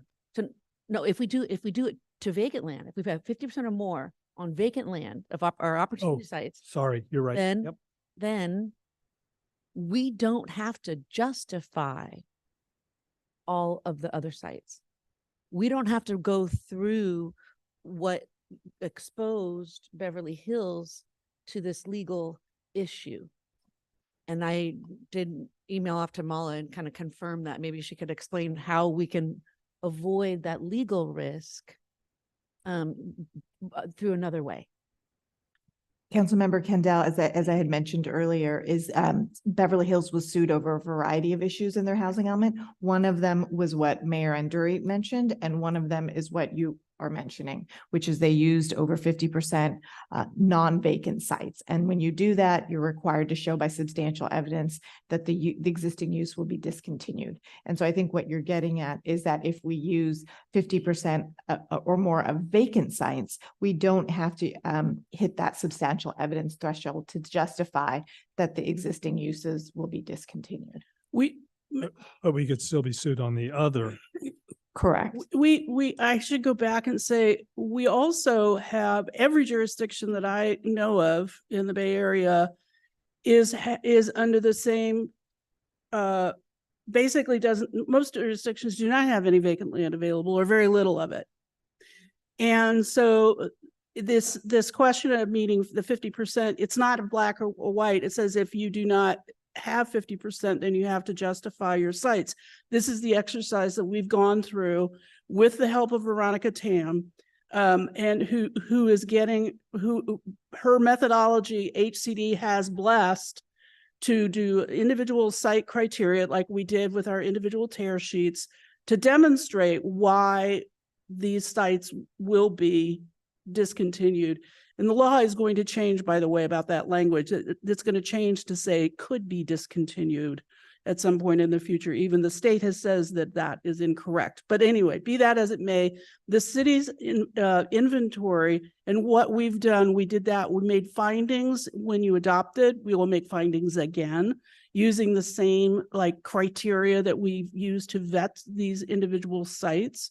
And so this is what all jurisdictions in the Bay Area are doing because, like I say, virtually none can get 50% vacant land. But It's just not enough. But is that true? If we did, which one of the scenarios shows us that we can get above that 50% if we include De Silva, will it reduce the amount of back and forth we go with HCD because they won't be going through and doing substantially justification. In theory, yes, but we haven't gone through and vetted the way that we've been offered this material saying we can create 50% on vacant land. We haven't staff level. We've been too busy trying to do other things, and we don't know if that's accurate or not. And again, we get to the problem of loading all of our lower income units on sites, which is a big problem, especially when we've gone this far with one way of doing it. And we're going to, if we decide to do it a completely different way, for example, the community offered version, that's a 180 degrees difference from what HCD saw before. I mean, I think that the point is that there are risks in anything that we do. Yeah, I think there are two fundamental challenges there, right? We have very limited vacant land. I think in the inventory, there's only the Bruzoni site at St. Mary's and Moraga Road, and then potentially De Silva South. Right. And then if we want to put 50% of our affordable units, we run into that first issue of modifying. We want to put most of our affordable units on those vacant lands. We're running into the first Beverly Hills issue that was run into. We don't have a track record, especially at that scale, of developing 100% affordable housing or majority affordable housing. Okay. When you were discussing scenario 3, you said you anticipated HCD would push back if we added De Silva. Can you elaborate on that? Not added De Silva, but what I meant was that they would push back on they would wonder why we were changing the distribution of units to something that we have heretofore not changed. Like if we slightly modify, instead of using the RENA allocation, now we're going to say arbitrarily 35% of the site is going to be, For De Silva. no, any site. I Oh, think you okay, misunderstood. yeah, okay, so then. No, I'm it's the income distribution issue for okay, that. not adding De Silva. It's not- De Silva, that's an AFFH Yeah, issue. right. But not, HCD is not going to push back necessarily. Right. Okay. On the minimum density, okay, so we've got members of the community who are arguing for 111% and have data showing 111%. We have members of the community showing 75 point, I don't have it, 75.8%. And so I take it that you're picking, and we went in with 88. And so I guess I just want to make sure you're showing that there's enough range there that we can be challenged. And so that's why you think it's necessary to do the 88% minimum density. If you could. That's correct. Okay. And then since we last met 3 weeks ago, have any impacts of adopting the 88% come to mind that you think we should be aware of? Well, two things that are that I wanted to say is it's clear that and we mentioned this in the staff report, that other jurisdictions are actually implementing minimum density requirements on only their opportunity sites. So other sites that are not in the inventory would not be required to follow the 88%, for example. So that's one thing. Because what we're trying to do is we're trying to meet the RENA allocation and to make sure that we get those units on the ground if they're built. That's number one. I think the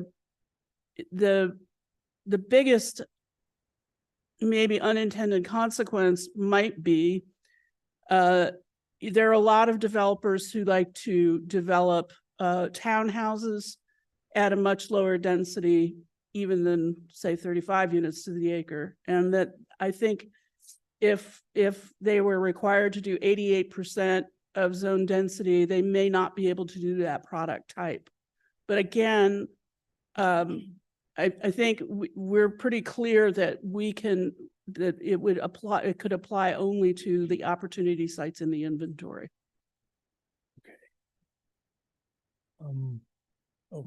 Councilmember Geringer.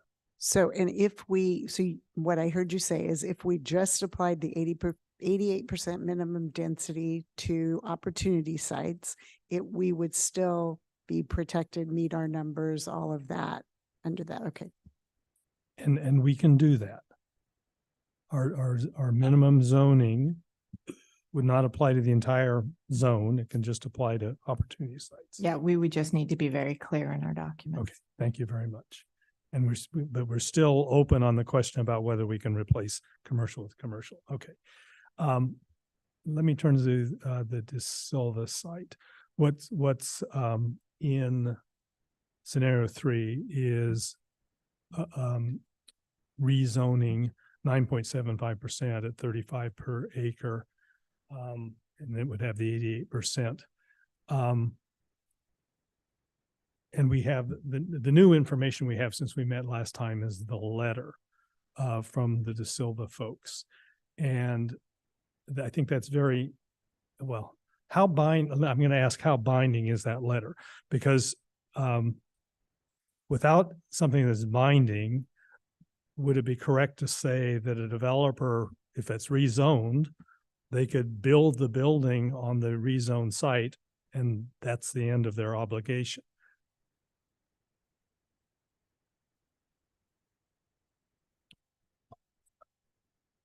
That is correct. Having said that, the representative from De Silva is here and you may want to also pose that question. Okay, great. Thank you very much.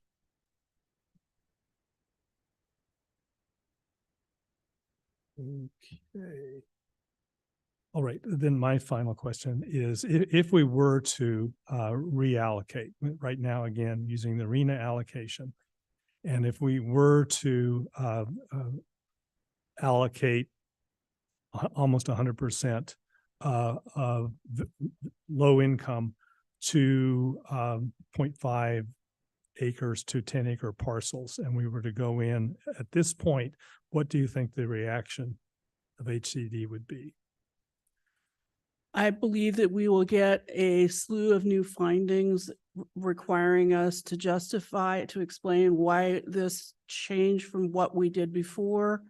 HCD is, as I've often said, HCD is pretty opaque when it comes to telling you what you can and cannot do, i.e. you ask a question and they don't tell you. They just say, you haven't done enough analysis. It's like, well, what do you want to see? And they don't respond. So I feel that we will be definitely going around and around with HCD on that issue. Okay. I think also that the feedback that we have gotten from HCD when we were discussing AFFH programs was trying to broaden the reach and not concentrate affordable units. And so I would anticipate, though I don't know, that there could be some AFFH issues with kind of loading affordable units to particular sites. Okay. And did I misunderstand? Did I see on the screen a different allocation on the De Silva site for scenario 3 than the, okay, it Not scenario s- should have been the RENA. Correct. Yeah. Okay, thank you. Any other questions before we go to public comment? Councilmember Kwok. In response to Councilmember Kwok's request for comparing the inventories from with and without DESCO 1, I do have a slide available to share that, if that would be helpful. I can wait or show now. That'd be great. Thank you.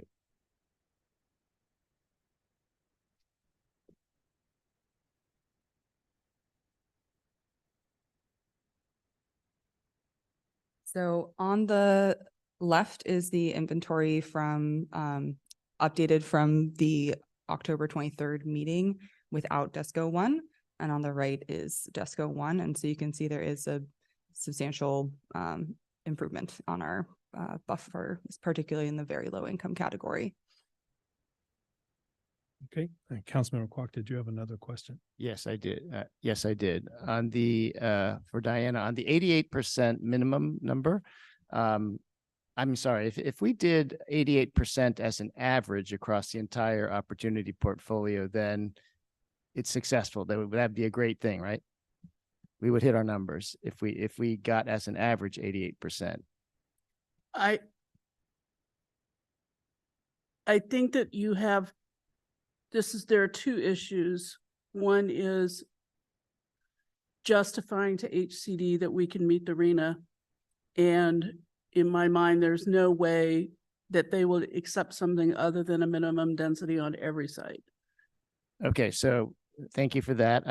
Where I was going with it is if we win at 88%, or if we make an 88% minimum, then what would actually come in is something higher because there would be projects at 100 or 110%. So the average would be higher if we set a minimum at 88%. Is that correct? Yes, but again, HCDs would not, because if they came in higher, most often they're using density bonus, and HCD says we cannot, even though we can count it in terms of our annual performance report, we can't rely on it as a measure of projecting the units on sites going forward. Okay, I guess where I was going with it is if instead of setting the minimum at 88%, if we set it at 80%, for example, HCD would be happier? Well, no, because we probably wouldn't meet, well, I don't know, because I don't know what that would do. If we did test today, if we reduced it to 75%, we would not meet RENA. We need the 88% to meet RENA. Well, that's what I was asking, whether 88% is the minimum or is it an average? It was an average. But you can see with 88% on the 12.3, if you reduce that, we would lose all those very low income units. Anything less than 88%. I mean, we are such a thin margin here. Okay, I'm trying to sort of accommodate the example you gave about the townhouse, like by setting it at 88%, it sort of eliminate that this is the unintended consequence or the consequence of setting it too high is that there's certain other types of things that won't pencil out. But that might be But- good for our community. And again, it would also, that requirement would be limited to opportunity sites. So it's not that townhomes wouldn't be possible in all of downtown. It would just, it might not be feasible at that Okay. requirement on opportunity sites. All right, thank you. And Councilor before, Garrett. before we go to public comments, I know we had maps for scenario 1, scenario 2. I don't see one for scenario 3, and then I saw that you put up some for other ones. Do we have that shows the map that will show what the recommended densities are? That could be emailed to us, or so it doesn't just pop up on there and yeah. So you have it on that screen. Do we have anywhere? It's not showing in any of my documents. So No, so can this, you email that, or yes, I can provide that. I like a visual. We can post the slide deck to the agenda, so it'd be right with all the other materials for tonight's meeting. Okay, to like right now. Thank you. Sure. So, I know that the different allocation that came in from the community one, I mean, that was, to me, that was like a, wow. I mean, it was a crazy concept that other cities were getting away from with this. When did you guys find out that this was a methodology that other cities have been using? I've known that other cities use that methodology, but not many do not. And Lafayette did not in its last housing element either. They used the RENA allocation. Yeah, because, yeah, okay. But yeah. So you knew. Yeah, it, yes. but then why didn't you tell us? Well, we explained in the, in early on in GPAC, what the different, that why we selected this particular model. But I was there on GPAC and you never told us that other cities were using this one. You didn't. I explained, well, I don't recall. But we explained why this particular methodology was a very good way to avoid the no net loss provisions. So you have known about it for a while. So Veronica Tam, I mean, do you think she's risky or imprudent? You know, because she uses that methodology for a lot of her cities. I mean, why are you saying that for us we're different? Why can't we? I'm not saying that. I recommend, based on my experience working in housing elements for 30 years, what is the best way to avoid no net loss provisions, especially in terms of, you know, now that we have to do it by income category. I mean, the stakes are much higher than they have been before. I understand that, but don't you think it would have been nice to tell us that these other cities were doing, Orinda, Walnut Creek, Los Altos, San Ramon, all these other cities have been successful in getting their housing elements approved using that. Can't you use that as a justification to go from one known method to another known method now that you know about it? And other cities have been successful. Don't you think that would be a reasonable thing to justify why we might change? And it, the same thing goes for the putting things over 50% on vacant sites. These were all considerations early on in putting together the housing element. Brought it to your attention to explain the no net loss provisions. I provided you with my professional advice, and that this was the best way to avoid. And I concurred this with, I discussed this extensively with the state about, is this better than trying to load it onto lower income? And the answer was yes. So I'm telling you what my professional opinion has been and what has been since the beginning. Okay, but you weren't exactly forthcoming with us saying that other cities use a completely different method. I mean, that you weren't. I was on GPAC, right? At the beginning when this first thing came out, and it was, we lose over 50% of affordable units by the method with the RENA allocation, right? And that's a big deal. And that is something that the methodology we brought forward to GPAC specifically about distributing with arena allocation, we explained why this helped with the no net loss provisions. And in this current staff report, we gave 2 examples of what happens when you overload sites with too many lower income units. Okay, so then go back to the vacant ones. The community one does show that we can get over 50% on the vacant sites. It includes De Silva, it includes the Berzoni lot, it includes, I think, ADUs, I think are considered to be on vacant sites. I mean, we can get over that 50% threshold. Is that something that would help us in our HCD approval process and with our legal exposure? I believe the answer to that, in my opinion, is no. I believe that actually ADUs are not considered vacant sites. They have a house on those sites. HCD is very explicit about what constitutes a vacant site. The only way that the existing vacant sites can cover 50% of the very low and low is if you load those vacant sites with a lot of very low and low income units, again, at great risk to the city for the no net loss provisions. The whole purpose of the way the methodology has been laid out is to forestall as long as possible having to rezone. And that was the whole purpose of this, was to get you in compliance and not coming up against the no net loss provisions. Because as has been demonstrated that, now the stakes are so much higher with the builder's remedy and other aspects of being found out of compliance, that this was the staff's best view of how to get the city into compliance with the RENA allocation. And I will echo that. I think that we have tried to be forthright in providing information regarding the process and the methodology throughout, providing the 44-page guidance document from HCD to GPAC, to Planning Commission, to Council, and not withholding that guidance that is out there.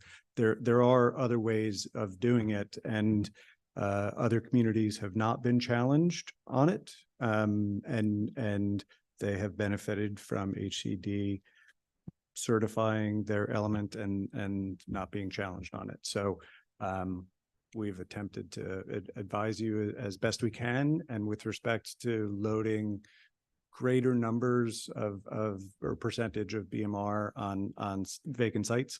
I believe the city manager mentioned that a representative of one of those sites is here today and may be able to speak to the level of affordability that they could accommodate on that site. And I can certainly reach out to the property owner on the Berzoni site regarding that as well. Be happy to do that. Yeah, and 2 things. First, just to confirm, Beverly Hills tried that, and their housing element is now out of compliance. And second, I'm not going to make a comment, so I'm going to ask this as a question.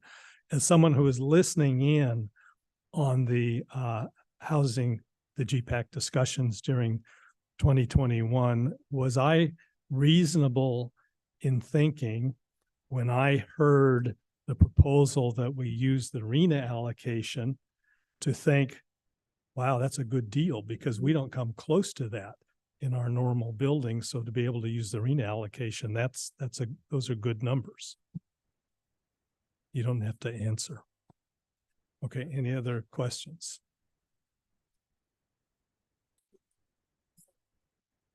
No, I think we'll do that as part of public comment. Okay, so we'll open the public comment. We have speaker slips. First speaker, Michael Griffiths. You want to be 3? Okay.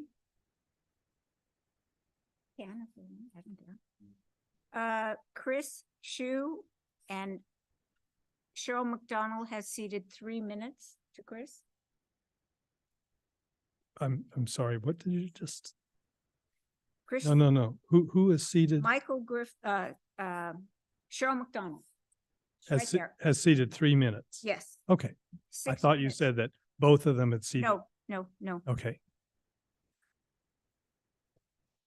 Hello. Thank you, Council, for the opportunity to speak tonight. I'm not accustomed to public speaking, and to be completely honest, I'd rather be at home planting my fava beans, eagerly anticipating the rain, but here I am. Over the past 2 weeks, I've dedicated about 200 hours to this project. I want to emphasize that I'm not exaggerating.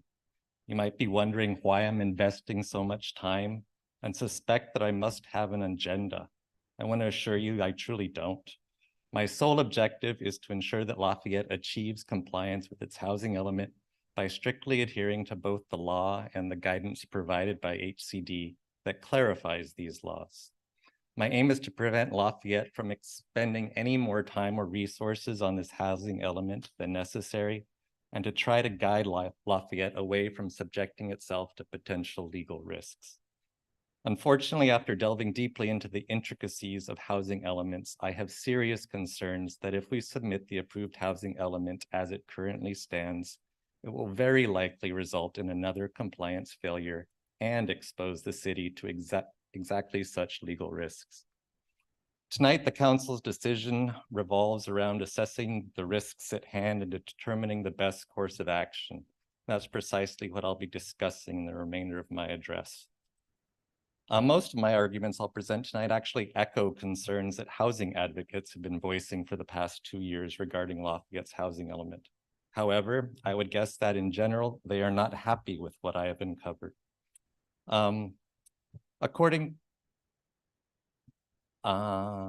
Sorry, I have notes mixed in.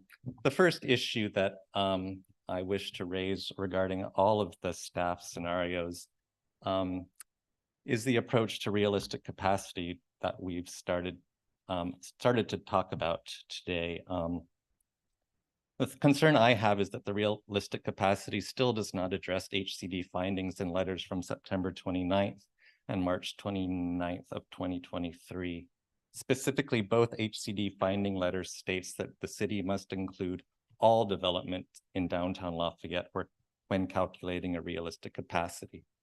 The current 88% realistic capacity calculation fails to include several properties, notably non-residential developments, such as the Chase Bank. This is explicitly called out in both HCD finding letters.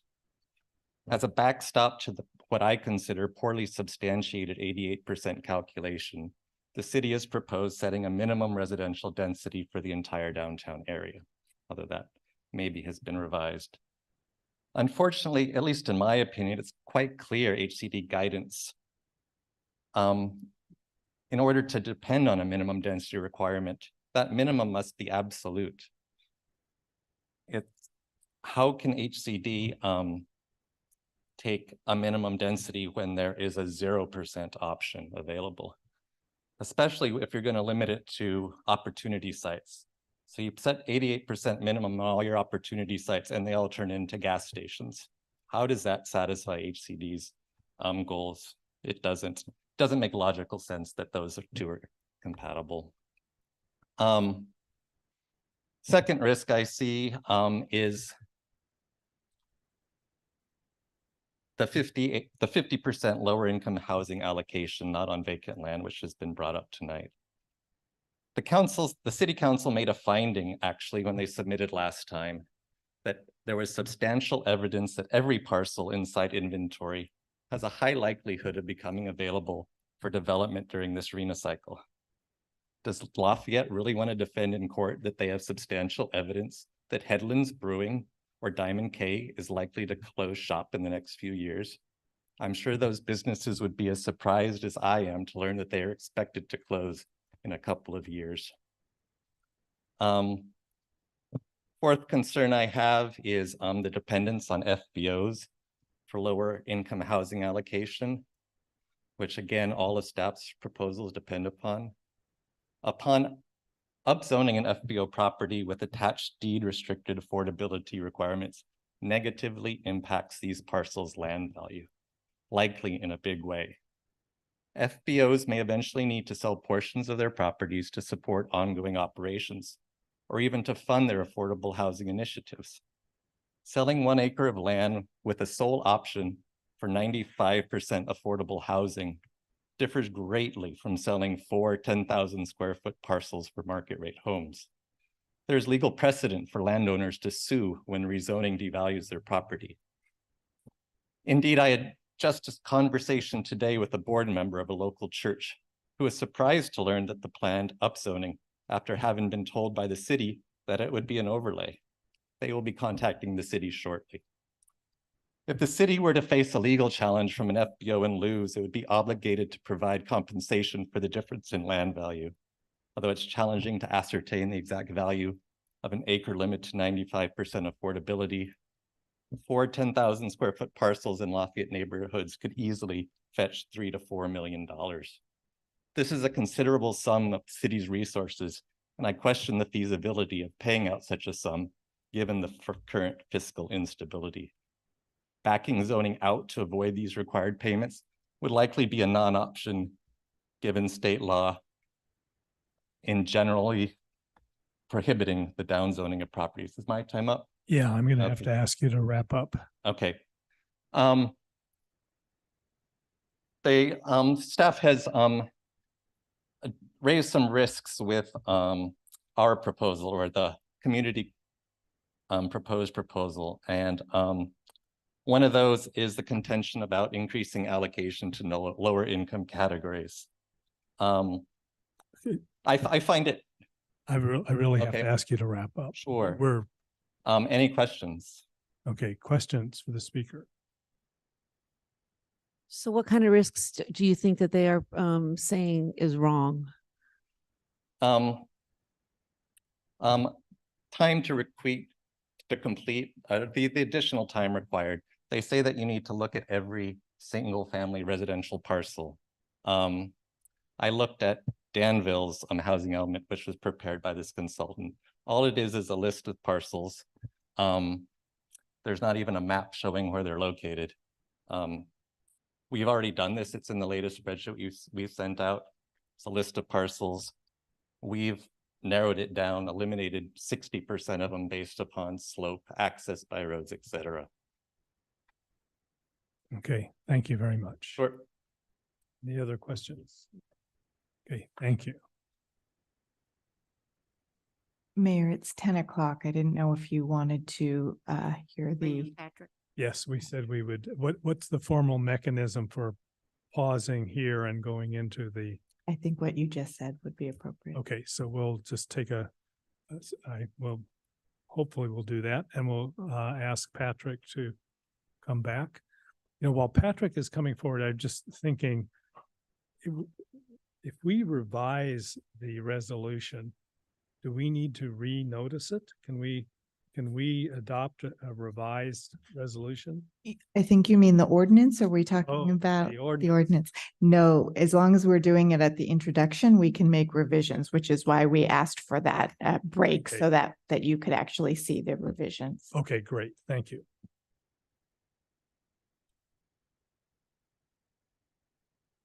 Okay, welcome back. Thank you. Yep. I have redlined ordinance number 690, discussed it with Mala. And Beatrice, if you can share screen.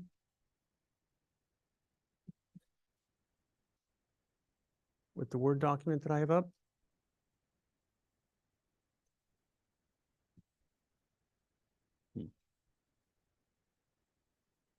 Beatrix, could you help Patrick share his screen?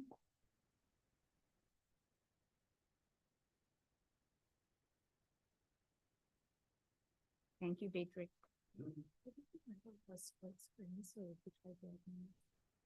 Oh, okay. There it is. Okay. Thank you. Okay. So, what I've done is I've taken out the second or third clause down that refers to AB 43.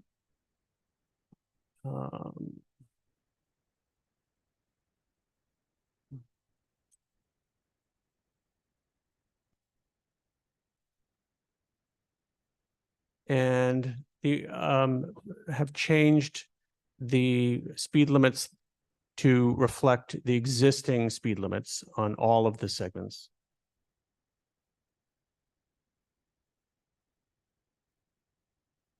Okay. Could you go back to the previous page? Down lower. Down more? Okay.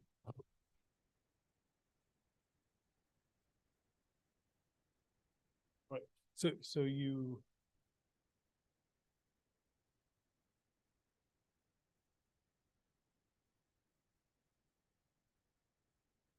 Okay, so even you've changed the street, but we're not adopting anything different.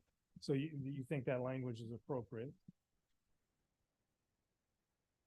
The language, Well, the section 1, recommend prima facie speed limits indicating the engineering traffic study surveys set forth in the table below are hereby adopted. I mean, is that would you say confirmed or? Yes. Rather than adopted? I mean, we're not changing anything, so. We could do readopted. Oh, okay, readopt. That sounds good. Okay, and incorporate here by this reference. Okay, and that you determined that's enough to give approval to the study. that this should give approval to the study and maintain the existing speed limits as they are today.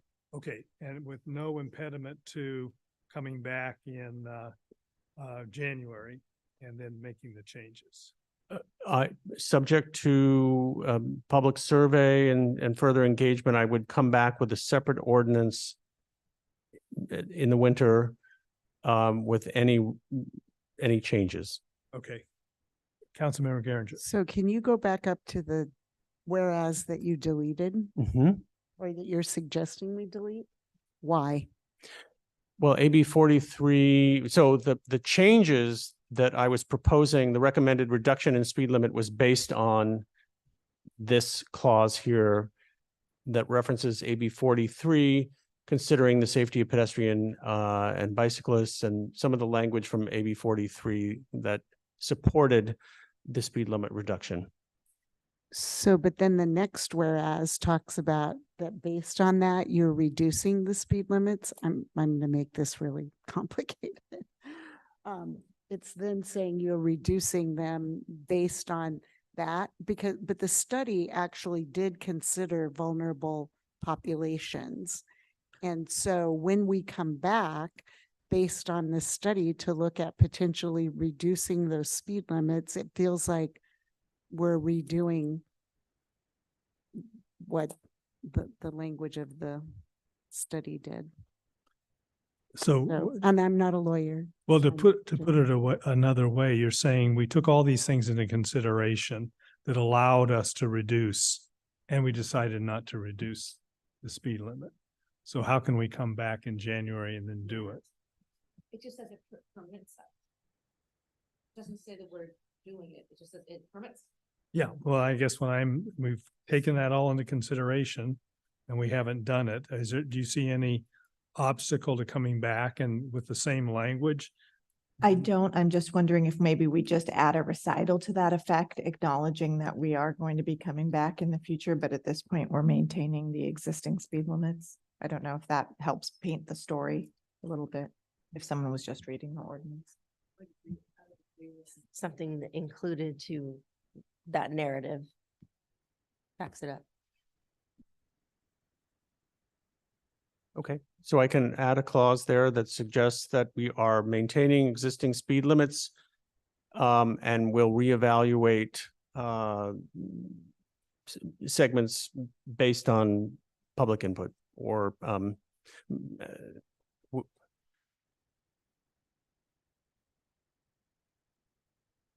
but we're not just doing it based on public input. We paid to have a study done, and per the law, part of that study requires us to look at those safety corridors and to look at what we need to do for vulnerable populations. And so having the public understand sort of that balance of the two, public input on personal experience and anecdotal for what we're trying to get to and the data and the requirements of AB 43. Mhm. So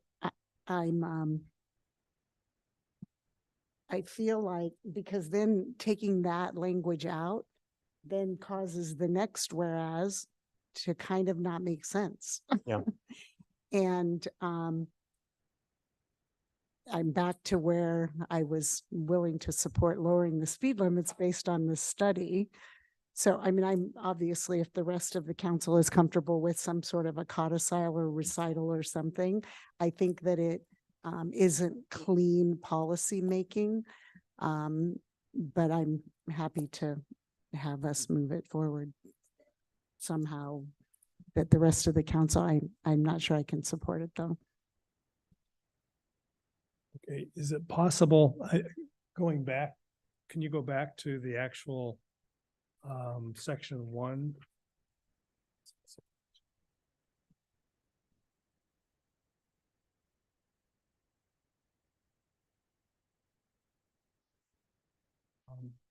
Down to section 1? Is it possible to go? Yeah. Whoops, sorry. Okay, so we're no longer talking about the recommended prima facie speed limits because we've changed those. So that's going to be the existing speed limits indicated in the engineering and traffic speed report. Right. In section 1, the first few words. So that's the existing speed limits. And then can we say are hereby readopted until further consideration in January 2024? Or is that just Further future. Yeah, is that possible? I'd rather not put a date time, because if you don't get to it in I want this to stay in existence until we amend the ordinance. So just say That was why I was suggesting maybe we keep it in a recital indicating what our plan is to revisit this in the near future. How about, can we leave the clause that you have crossed out? And in that second following paragraph, just note that we reserve, or something that we can revisit this, but reserve the ability to come back to this. And then that way in this section 1, just adopt the existing, readopt it, like come back to the prima facie. Yeah, actually, I mean, unfortunately, we've told the public we're going to defer this because the whole resolution doesn't work. I mean, the whereas clause that says, whereas the city of Lafayette has concluded that the speed limits set forth in the engineering and traffic report are the most appropriate to facilitate the orderly, safe movement of traffic for those treatment. That indicates we're following the report. And so it just makes no sense then not to follow the report.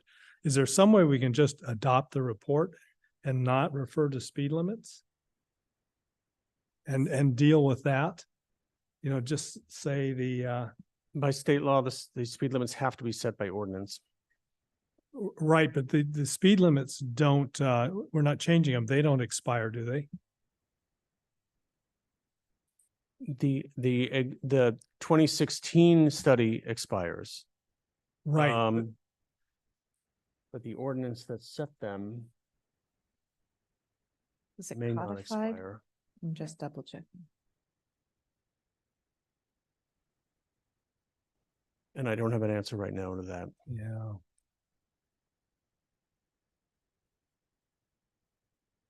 I don't think our existing ordinance calls out the speed limits. So our existing ordinance just approves the study. So if we can just adopt for tonight, adopt a resolution that in effect adopts the study. it wouldn't comply with law because we need to adopt the speed limits by ordinance. So that's what this was trying to get us into conformance. Okay, well, I mean, there's another even stickier approach, and that's just go ahead and adopt the ordinance and reconsider it in January. have public comment and reconsider it.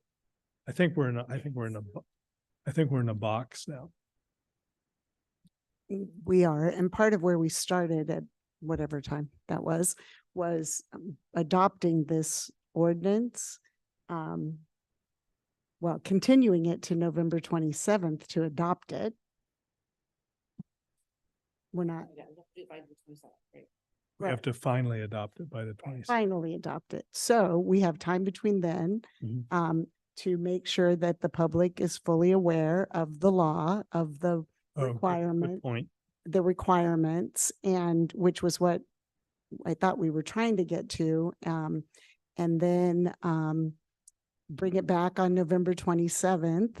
And I guess my question for Mala is, when we bring it back on November 27th, if there are any changes, like we want to reduce Deer Hill by 5, miles per hour or something, can we do that on November 27th?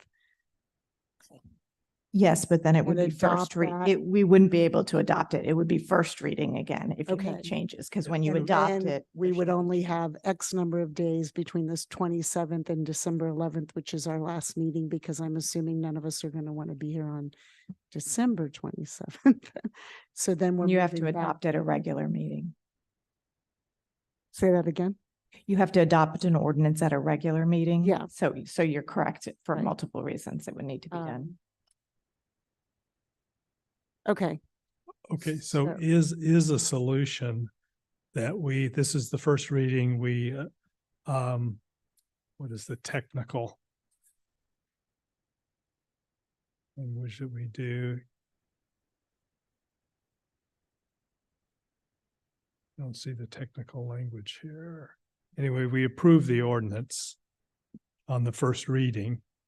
You introduced the ordinance. We introduce the ordinance, we Waive the reading. waive the reading, and then we hear it again. Second time, we don't put it on the consent calendar. We hear it on the regular agenda on the 27th, and then we get public comment.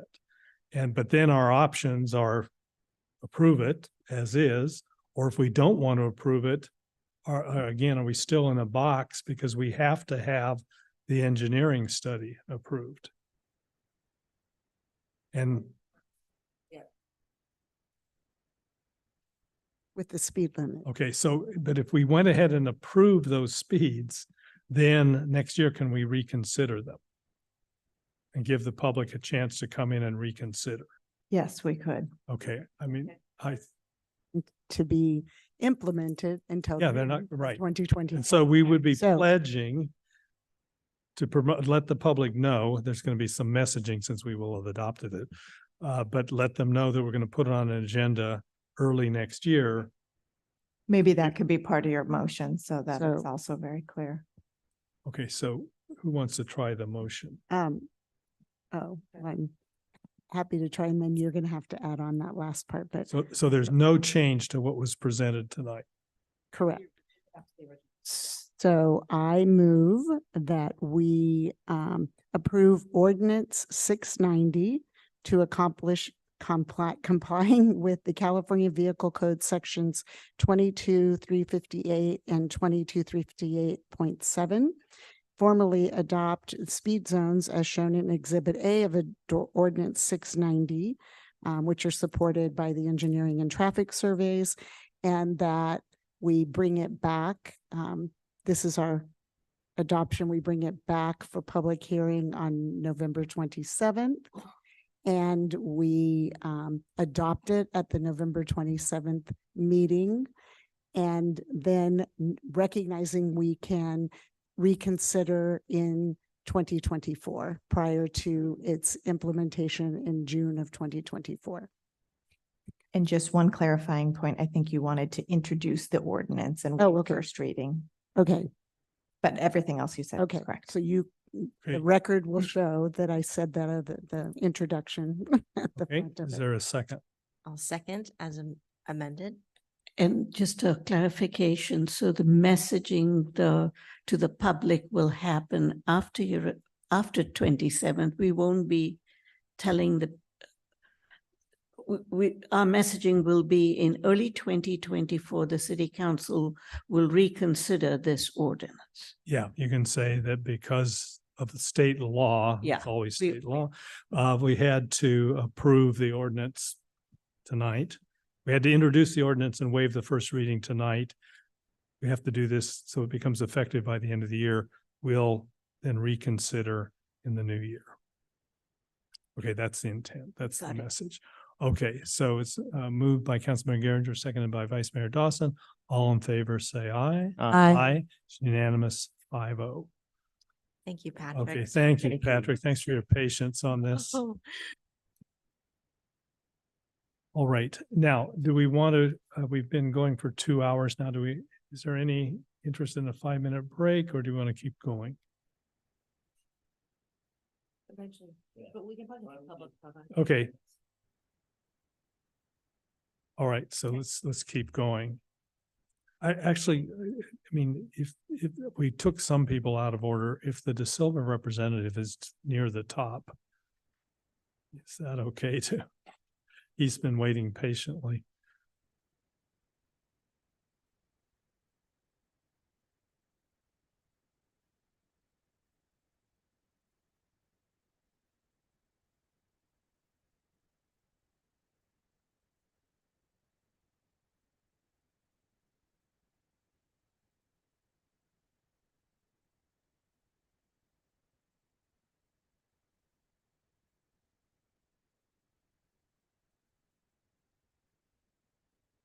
Mayor, I will take the speakers out of order at your request. Would you like me also to include the out of order speakers to represent Disco Plaza One as well? Since those. Okay, because then that'll properties- give the public more information when they make their comments. So Exactly. that's my justification for taking them out of order. Thank you, Mayor. I will call to the podium Jim Summers, followed by Taja Catalano. Tuya Catalano. Okay, Mr. Summers, welcome. Mayor Anduri, members of the city council, good evening. My name is Jim Summers. I'm the president of the De Silva Group. I'm here this evening representing the De Silva property and its owner. As you know, we've recently submitted a letter. That's not the only letter we've submitted. We've submitted letters over time. We've continued to work with your staff and have continued to show an interest in having this property included in the housing element. We stand by our letter and we support including it in the housing element update. Are there any questions? Questions? So, and for the public record, the letter does include also potential public benefit in terms of ball fields and discussions around those. We actually left it open for the city to decide that. But yes, the letter clearly states, and we are committed to entering into a development agreement that would include dedicating a portion of the site for public uses. Yes. Okay.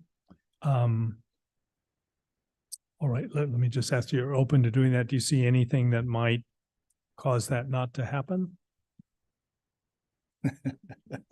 Well, there's a lot of details to be worked out, obviously. Densities, inclusionary amounts, all that needs to be worked out. But, you know, I've worked closely with your staff for years. We've done other developments here in town. We've brought them to fruition to this wonderful community. Although it's always back and forth in a negotiation process, I feel confident that working with your staff that we can get to a conclusion that works well for the community and brings a much needed amenity to the community and housing that's sorely needed in the community. Okay, thank you very much. Any other questions? Councilmember Quack? I guess within the next 8-year time frame, do you think that the economic conditions are such that you would be able to implement this within this housing element? I put that right in my letter that I think it's in the foreseeable future that this project can be built. But I'll be honest with you, if I could tell you that 100%, I probably wouldn't be doing this.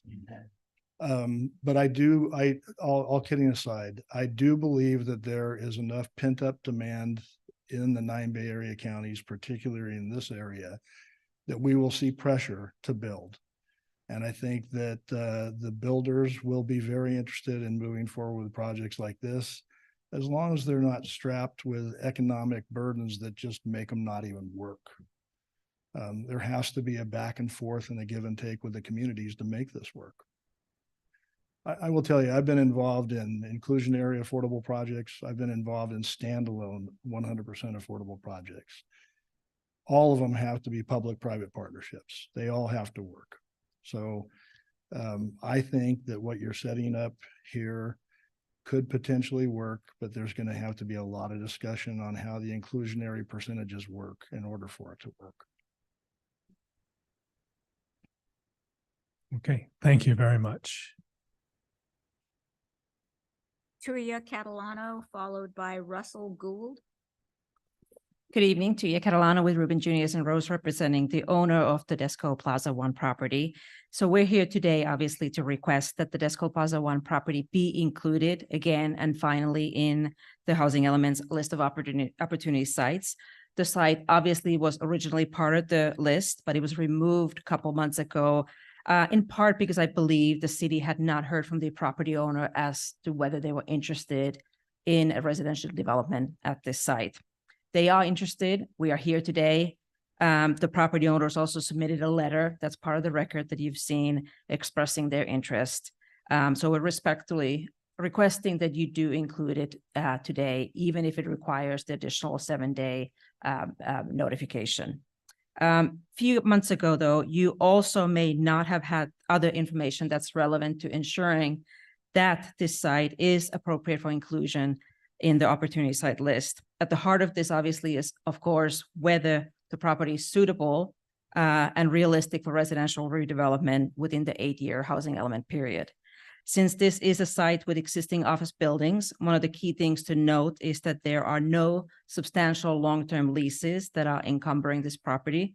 There are also several leases that have redevelopment termination rights. And despite being existing, these are also older buildings, and they are getting to a point of needing certain renovations and capital improvements in order for them to continue to be attractive for office uses in the future. The site overall is well suited for residential development. It's right along Mount Diablo Boulevard, close to BART, close to services, close to stores, and at 1.7 acres, appropriately sized for multi-family development.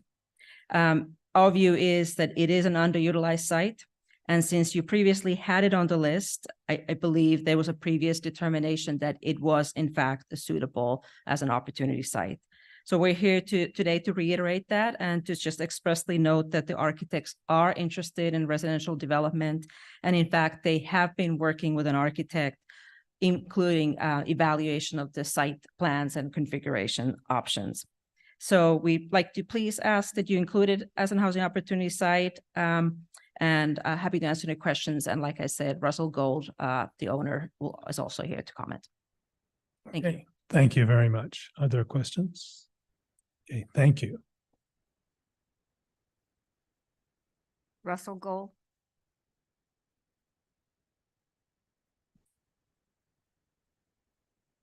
Hello, thank you for giving me the chance to talk and advocate for our property.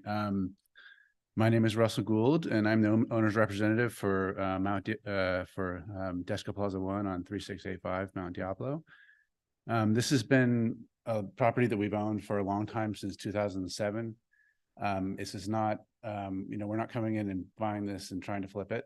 We've owned it for a long time. It's been an office property, and honestly, it's been quite a slog since the great financial crisis, and the property is older. It's in need of capital investment, and with the office markets and the way they are now, that is not very feasible. And so we have been looking into alternatives, residential development being one that we're looking into and interested in pursuing. And we have been working with an architect to develop plans, and we have a meeting with Greg Wolf to discuss some of those options that we are working on scheduling. And,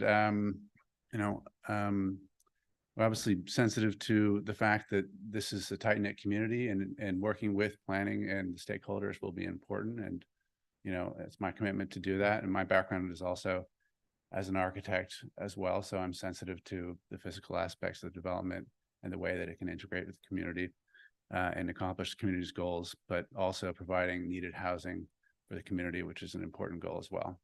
So yeah, just wanted to advocate for that and to indicate to you that we're supporting it and we're, conscientiously and diligently trying to pursue this project. So thank you. Okay, thank you. Questions? Yeah, I have a question. Do you have a preference as to the zoning, the density, dwelling units per acre for the parcel? Yes, I think, the more density there is, the more feasible the project can become just because of economies of construction and scale. So a density of 50 dwelling units per acre would be ideal. Yeah, I think that would be ideal. Can you make it work at 35?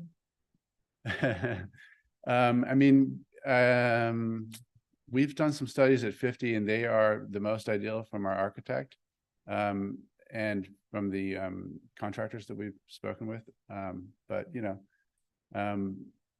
Obviously the community's desires with regard to what density works is important, more important than perhaps mine, but we'll work with what we can get. What about the 88% minimum density? I believe a project would be able to make sense at the 88% level applied to 50 dwelling units per acre. Yes. If we were zoned as at 50 dwelling units per acre, we could do a project that would satisfy the 88% threshold, I think. Okay, thank you very much. Thank you. We're back to Michael Griffiths. After whom? Lavoy. Okay, so Rob Lavoy and Libby Henry has ceded 3 minutes to you. So you have 6 minutes. Then we're going to get Michael Griffith.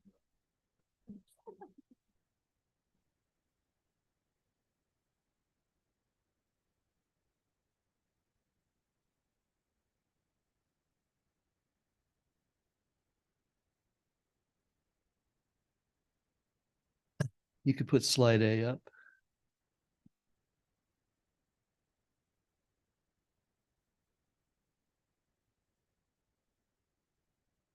Beatrix, can we have help with the overhead projector?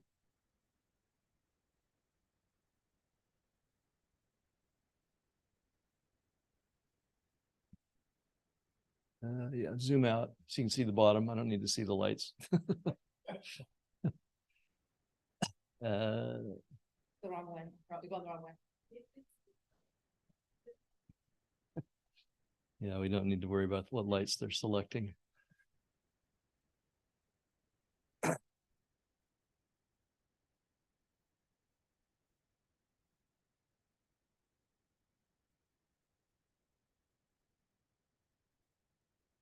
There you go. You can just drag it up a little bit so they can see the. So this is an example of our current zoning. So people that think that we don't have enough density already, I wanted to show that. So Robert Lavoy, 872 Moraga Road, 33-year resident. And thank you for the opportunity to speak tonight. I want to thank you for reconsidering the housing element solution. And I want to thank Chris Hsu for his amazing work and analysis, looking over not less than 4 approved plans, Los Altos, Fremont, Orinda, Walnut Creek, to come up with the modified model that gives us a better path to approval. The key additions are including De Silva, vacant land. Not only it's a large parcel, it represents the best opportunity for thoughtful, attractive development in town. Likely 3-story max buildings, development agreement, able to work out with the city some amenities like perhaps a fire station, ball fields, dog park. But not only that, having the vacant land available for new housing units and low-income units allows us to reduce the amount of evidence that we need to produce to demonstrate to HCD that the plan has available options without worrying about leases and existing buildings. Secondly, the ability to eliminate the need for FBOs.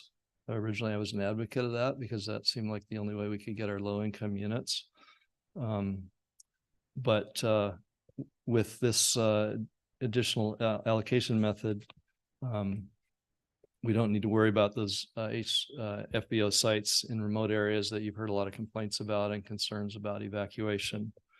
The Methodist Church is still in there. It's already upzoned by right for housing, multi-housing, so that's not an issue. It doesn't need any upzoning. Chris analyzed the yield, what I call yield. He calls it realistic capacity.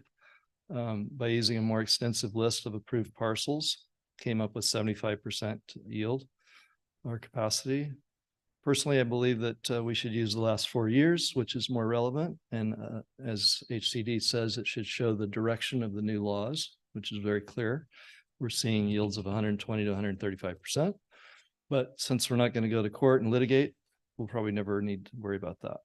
The good news is Chris's method or model allows us to come in at much lower yields, which I think would eliminate the need for the minimum density ordinance, which I think has a lot of potential unintended consequences. And we don't want to get into stuff just making new laws to try and satisfy HCD. We want to pass a plan that really fits our city. Can you put on slide number 3, Narup? So I took Chris's model. He was trying to be agnostic in terms of assumptions, but I'm not agnostic. I have plans. I wanted to show an option that has no downtown upzoning for a variety of reasons, which I've shared previously. I also did some surveys on Nextdoor and Facebook and got around 250 responses so far. And 70 to 74% of those responses were don't upzone downtown. So that's hot data right off the community. And I had 2,100 views on my Nextdoor site, just one of the 4 that we put up. So this is something that's a real hot issue with residents. And it's, you know, a lot of them aren't here tonight, but people are busy. So what I want to show on this slide is I wanted to show how sort of stress test the model with my assumptions of no downtown upzoning. De Silva's added in there. You can see that. The realistic capacity could go as low as 65.5%, not the 75.7 that Chris came up with in his tab, where he's identified the specific parcels. But I'm just saying, what if HCD throws out a couple parcels, you know, and we end up at something lower than 75? Well, this plan still works. And so we can understand that the density supported by the current zoning is sufficient. You can see that we have not allocated 100% to the VLI and the LI. It's 87% in this model. And we're still getting a 17% yield. And on the right, the little box down there that Chris added that shows all the different metrics that we're trying to satisfy at the same time, those are all solvable. So I'm going to leave that slide up if you guys need it. If you switch to the other slide, slide 3 or slide 2, I got these out of order. It's just, it just shows Chris's realistic capacity, and the VLI and the LI goes down to 76. So it's sort of a trade-off. If you have a higher yield, you need a higher mix of VLI and LI. If you go with a lower capacity, I'm sorry, then it goes up a little bit higher to 87%. So there's some adjustments there. I tried to optimize this. I got it to 15% just so, or actually this one is 16%, I think. So let's see, I'm running out of time. So the community is clearly supporting the don't upzone downtown. If we included the ones that are supportive of moderate upzoning, we're at 87%. So the massive upzoning option is not popular at all. It's We found out of the people that supported it, 7 of 23 were either developers or realtors. So, I mean, I'm not knocking developers and realtors in the room because I'm pro-development, but I just want it done with, consistency with our city mission. Okay, thank you very much. Other questions? I just have one on the chart before that, the percentage allocation of VLI and LI was 87%. Yeah. What That was at a 65.5% capacity or yield. What makes you think that HCD would accept that? I'm not proposing that would be submitted. Oh, I misunderstood. I thought I would you were go here with to the, I tell would us go with what- the 75.7 yield that we have actual data for, because that's what Okay, so which one are you suggesting? the other one, you could put that back up. Okay, Or- so what makes you think that HCD would accept 73%? Well, Beverly Hills submitted with 100, 76%. they got sued, but there's other cities that have submitted with some very high numbers as well, and they weren't sued, so, and they were approved. Okay, so this is based on the hope that we would not be one of the cities that sued? Right, well, Beverly Hills was sued for multiple reasons. I haven't studied that case, I'm not a lawyer, so. Okay, But the point is, it's not 100%. And we have a, owner here that's got a large parcel that's willing to enter into a development agreement. Look at the development agreement for Town Center 3. What was the yield on that? It was off the charts. no, I'm talking about the allocation at this point. So you're saying that your allocation is 76% to the low income category. And where have we achieved that? We haven't achieved that. Right, okay. But we all. haven't achieved any. I mean, our actual yield is like tiny percent. And if we were to, we'd need like, what, 10,000 units if we were going to use our actual yield. But that doesn't mean we don't provide projects. What's the old folks home there, Bellaterre? That was 100%. So it's not like it's impossible. And I don't know what DeSilva's cost basis, but it's probably pretty low. So if anybody has a chance to build something that's got some heavy affordable, it's a guy like that. Okay, thank you very much. All right, thank you. City Clerk Robbins, can I ask, just trying to get a sense here, it's 10:40. How many slips do we have?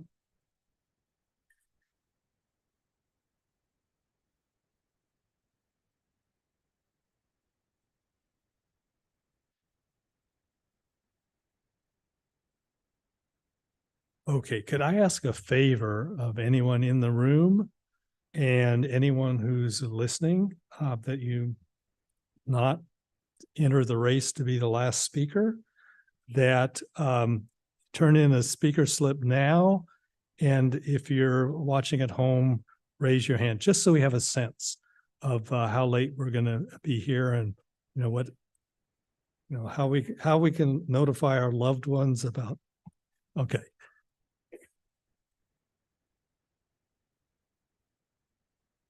Okay, so we have 14 more. Okay.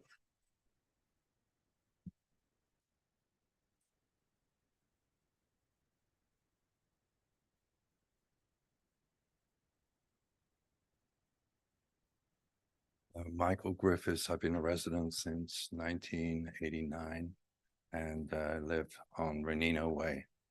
I think it was very interesting today, the gentleman from the large property at De Silva saying that it's very much a kind of working combination of thoughts from private, from public, and working out something that's feasible for everybody. And he quite honestly said he can't guarantee the future. And that's one of the reasons you're seeing down zoning within builders' remedies, because the builders don't want to take on the risk of building a big skyscraper with high interest rates and so on and so on.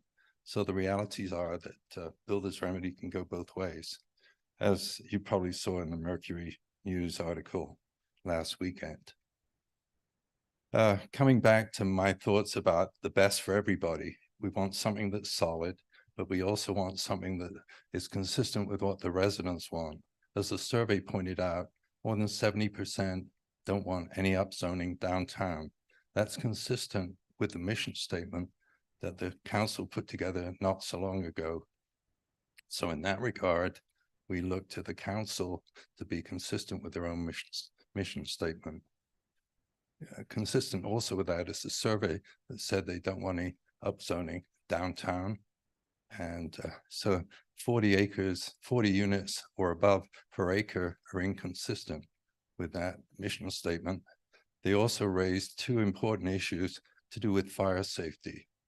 One of them, Deputy Chief McAllister said in November 2021 that he couldn't service anything over 35 feet with his local capacities. So 4 stories is too much. Anything over 4 stories is really too much. So that means your 40 acres, 40 per acre or above shouldn't be in there because you're worried about lawsuits. Think about lawsuits when you have 20 people on the top floors who can't get out. And all they can do is watch the fire service wait for the people to come from Concord with their ladder truck. The other important thing there is he made the point that it takes 10 years to get a fire station approved and 3 years wait list for a ladder truck. So I got platitudes when I raised this last time in April of 2022. They said, we do these things incrementally. So we add people, we add capabilities, but unless you can name projects, we're not going to do anything. So think of the projects like Oak Hill, which is 5 to 6 floors. Think of the project like 950 Huff or Howe, which is 4 to 5 floors. Think of Madison Park, think of West End. They're all out of range. The other thing about the fires is people can't get fire insurance because of things like this. I had to go through 25 insurance companies and pay 2.5 times more than I've ever paid before to get fire insurance. So you're not only not doing it, you're doing a disservice to the residents who live in the buildings and a disservice to the builders and the residents who like to live there because they can't get fire insurance. So in summary, I'll just wrap up. The same thing is true about it's important to represent the residents, not to represent some law firms representing someone in San Francisco or in Berkeley or in Alamo or in Oakland. You should represent the residents. The survey tells you what they want. And then finally, again, representing yourselves and Lafayette and the residents. Look at BART. You've had 2 years, or the city's had 2 years to appeal that. They haven't persisted. Now what they're doing is going to double count you. They're going to count BART now for the allocation this time around, but now they're setting it up to develop BART later on. So you're going to pay twice. Okay, thank you very much. Sure. Again, represent the residents. Okay, thank you. Are there questions? Okay, thank you very much. Stella Witherspoon and Sue George has ceded 3 minutes to Stella. And Sue George, are you in the audience? Yeah, thank you.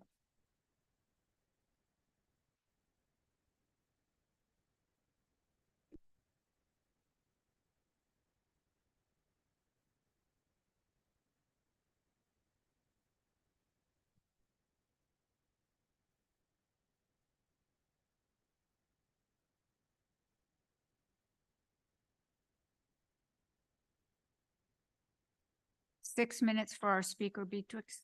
Is there a way to focus? Oh, yeah, that's, thank you. Really hard to read. It's kind of.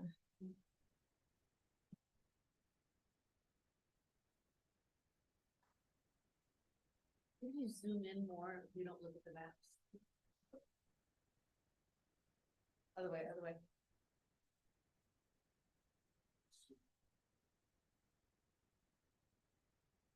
It's a little better.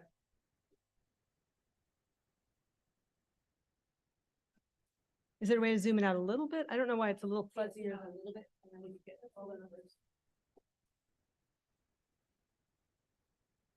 Oh.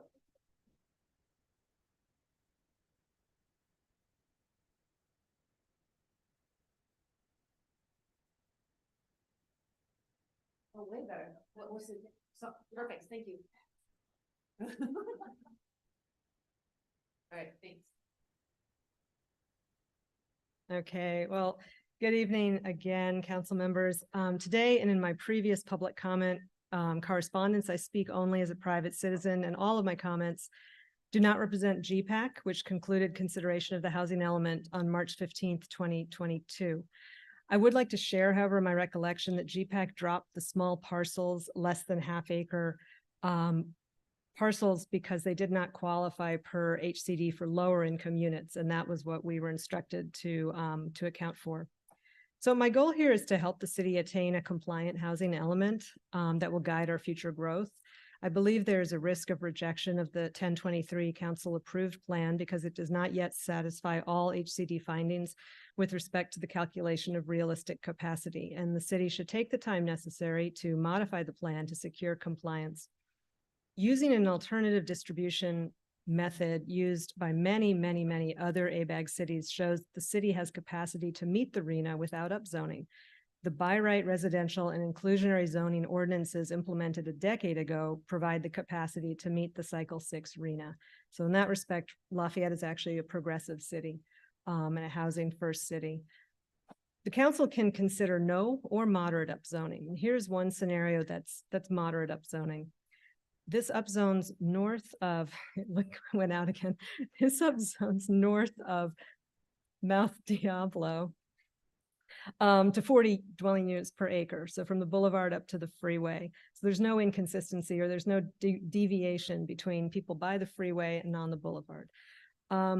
This uses a realistic capacity or yield that complies with the HCD findings in both the comment letters and calculates out to 75.7%. And so using that realistic capacity and a vision for the city, one can then allocate the majority of units by site to the lower income categories. And I question whether the Beverly Hills case will cause the majority of housing elements in the state to fall into non-compliance because many, many, many use 100% lower income unit distribution. There's no HCD mandate for the RHNA distribution model. Most cities have not used this distribution model. The state knows the RHNA proportions are unattainable given dependence on the private sector, paucity of affordable housing financing, and high development costs, and no track record of production in this proportion in any jurisdiction in the state. So effectively, the only rational model is to use past development history, but HCD didn't direct this method either. So I hear that there's great emphasis and concern about no net loss. And I just have to say that I don't think it's violated if a buffer is consumed. No net loss comes into play if a site in the inventory is developed, only a site in the inventory, and only a portion of developments in the last cycle were on inventory sites. And this law requires replacing income level capacity with a new site by upzoning or by redistributing units to other sites in the inventory. We mentioned Orinda, they did have to do this. They were able to cure pretty quickly, it seemed. All cities have 180 days to cure, and upzoning is not the only method. And if a parcel that's not in the inventory redevelops with lower income units, then the city can add these to the inventory as pipeline units. So then that adds into your buffer. If De Silva's added to the inventory, it would actually be the largest site and could generate about 250 units under this realistic capacity. So even if it's developed as 85% market and 15% moderate, this won't deplete the buffer that you see here. And that's the largest acreage in the entire inventory. So I would say also include vacant single family parcels in the above moderate category. This is permitted by HCD, and this is actually the first candidate resource type described in the site inventory guidebook. It says, look at your available capacity. What do you have? Do you have single family vacant land? Danville includes SFRs as inventory sites. Orinda, Los Altos, and others also do. I looked at public parcel data and identified about 650 potential units and whittled those down to about 355 on the flattest terrain, lots on the flattest terrain. And those should be reviewed, but this is already a pretty ample number. I would include less than half acre Mount Diablo parcels that meet the improvement to land value ratio of less than 1 and are built before 1980. I went through that analysis, and up there, I think you'll see I found about 157 that are applied to the moderate income category. 1980 is the threshold that I use. I think I saw that in the MTC ABAG site selection tool. I think for our criteria, we're using 20 to 30 years. So clearly 1980 is much more conservative. I would include De Silva South. I think that without De Silva South, you do have an inventory that contains greater than 50% of low-income units on non-vacant sites, and that requires substantial evidence of redevelopment in the planning period, which I really question that we have. And if we have the evidence that really HCD considers substantial. If we do include De Silva, then all the sites in the inventory only require basic evidence of redevelopment. I know we've discussed some of the 88% minimum density requirement. Clearly, that's a contention that has to be researched and resolved. But the HCD guidebook looks pretty clear to me that this requirement applies globally and includes all parcels, including those that allow by right housing. And it makes sense. I think previous speakers mentioned that HCD wants you to actually claim that you have capacity for sites that will actually most likely be developed into housing. And if they're allowed to be 100% commercial, then how can you apply this minimum density requirement to those? There is an alternative method. You don't have to use an 88% minimum density requirement. You can determine realistic capacity using adjustment factors, which is the 75.7, which is based on the actual history of past developments, which is plausible. I would definitely recommend dropping the city faith-based housing upgrade zoning plan. It's not needed for lower income units in the inventory. There's no benefit to the faith-based organizations from the city program because it only gives you 5 dwelling unit per acre bump in exchange for going through CEQA. And it has unintended consequences in the form of regulatory taking, which could be a devaluation of the property of the land as previously described. Thank you very much. Thank Are you. there questions? Okay, so this realistic capacity, you guys keep mentioning, how are you getting, so you don't think that the 88% is right? And we shouldn't have our minimum density ordinance to go along with that. Instead, is what I'm hearing. Instead, we're supposed to do the 75.7%. And why do you think that one is so much better and you think HCD would accept it? Well, as I read the 2 comment letters, it's the direction that they gave to HCD told us to. As Okay. I read the comment letters, yeah, the findings they made are that you have to include your non-residential development and what the yield of those is. So that would be the gas station that turned into a Chase Bank, the gas station that turned into surface parking for Safeway, the corner. I think you might even go back to add the maybe the Branagh building down Mount Diablo in the west side. So we've had a number of them, not a huge number, but we have had some. And I think that the fact that we have them really is evidence for why you would need to expose, but why you would need to share that with HCD. I mean, that's exactly why they want you to be developing your realistic capacity, including those, because it's an absolute possibility that a Taco Bell might decide that the building they have now, which is circa, I don't know what, they have a whole new image, a whole new way that, different colors, whatever, different form of their logo, their positioning or, their image, and they want to build a whole new building for their Taco Bell. Right. And that's a commercial to commercial that results in zero housing units. Right. And then what, okay, so that's the capacity on those vacant lots. So you're saying that we have, because our vacant lots are De Silva and that Berzoni parcel, plus all of these other vacant lots just around our city that we can count and other cities have counted. Yeah. Okay. And those go into whatever, a mod or mod. Yeah. I mean, some cities have put them into moderate, which I think is a little bit, questionable. Like our neighbor put in R6, R10, and R15 as moderate. I mean, I don't know. I mean, our neighbor, which one? Walnut Creek or Orinda? Orinda. What's that? Orinda. Oh, okay. Orinda, yeah. So they put anything that was R, I believe, 20 and above into above moderate. I think much more conservative to say that they're all above moderate. I think that's the reality. Right. But yeah, that's vacant land. It never had a house on it. It's sitting there. Hopefully someone will build a house on it. Okay. And then see them on Redfin. You can open it up and say, show me lots, and you'll see lots for sale. All right. So that's part of our vacancy. Then the the other mods that aren't vacant, that are downtown, the less than half an acre ones, like how many are those, do those represent? And how did you use them all? How do you justify those? Yeah, no, this is 28 specific parcels.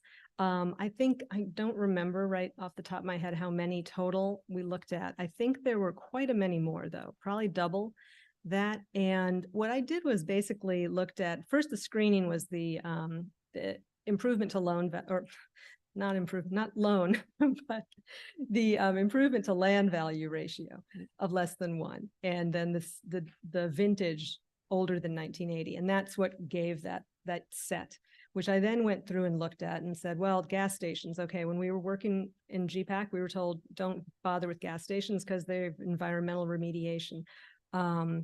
And also chain restaurants, because those are maybe not as likely to redevelop.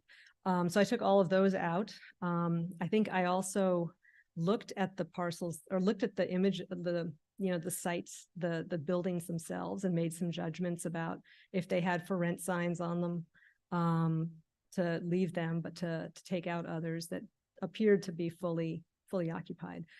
So it was a big, bit of a kind of cursory analysis. I think you'd have to absolutely go out and look at them site by site.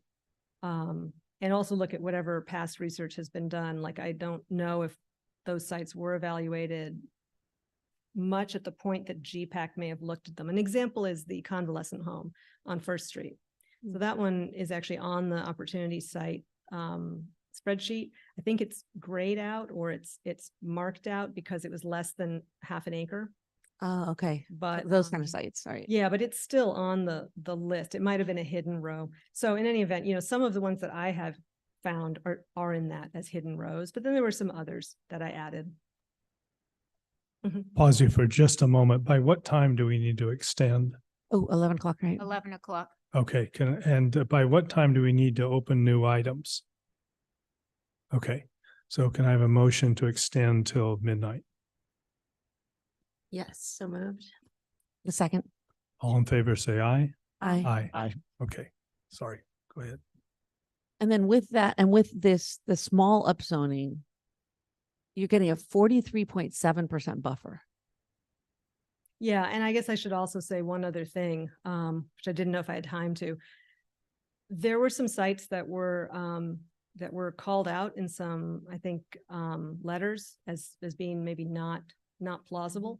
So, for example, Boneheads, Laconda Positano, and Headlands Brewing, and so those are not included in the acreage.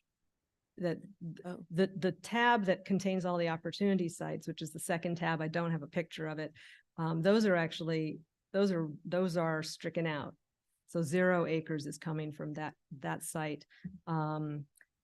Forgetting now the others, but there's a small number of sites that were Lafayette Animal Hospital as well.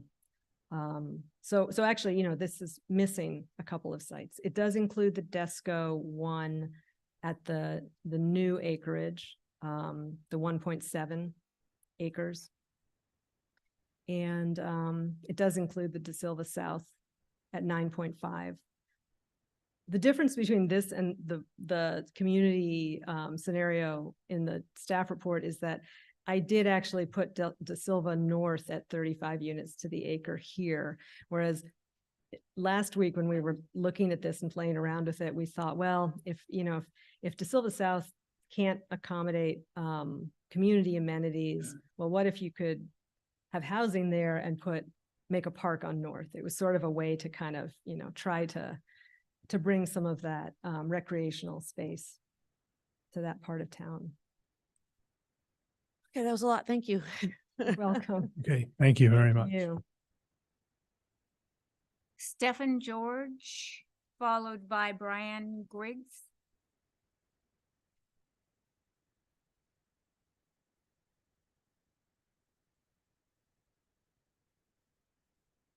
Thank you. Keep it short. It's way past my bedtime. I'm Stephen George. I've lived in Lafayette with my wife Sue in the back room for 39 years on Buzzy Court, directly across from St. Anselm's Church. My neighbor on one side's been there 40 years, on the other side 38 years. The other neighbors have been there about 25 years. We like our community, and we feel like we'd be very negatively impacted if there were 35 units built literally about 50 feet from our back fence. It would eliminate the views of the lovely hills we enjoy so much and add congestion in an already congested roadway on Glenside and Rise Valley Road, and potentially negatively impact egress during emergencies. Which we're comforted by the fact that we've spoken with the pastor of the St. Anselm's Church, and he's assured us that they have no plans to do any such thing, and furthermore that they've told the planning staff that they have no plans, which kind of brings me to one of my main points. I'm puzzled by including things in the housing inventory where it's clear that there are no plans and no interest in doing so, while excluding things like De Silva where there is interest. So I would urge the council to add De Silva in. I've also spoken with St. Perpetua Church, where they've also indicated they have absolutely no capability or interest in developing on their property. So I would urge you to take the time to incorporate De Silva, Desco Plaza, and to consider or to exclude upzoning FBOs where they really have shown, many of them, or at least the two that I've spoken with, have shown no interest in development and shouldn't really be included in the inventory. I do think it is worth taking the time. I appreciated Councilwoman Kendall's comments that if we're going to be late 5 weeks already, maybe being 9 weeks late isn't that big of a deal if it allows us to change things for the better. And I would really encourage you to take that time. I would like to, these are very complex issues. I commend the planning staff and the council on all of the detail analysis, and especially commend people like Chris and the last speaker for doing all their work to show alternatives that I think make more sense for the community, and that I think it's worth taking the time to seriously consider incorporating the housing element. Thank you very much for your time. Thank you very much. Are there questions? Okay, thank you. And City Clerk Robbins, now how many do we have? 8 hands raised and 2 more speakers in the building. Okay, thank you. Brian Griggs, followed by Allison Hill, who's my last speaker slip, it for members of the public who are in the hall.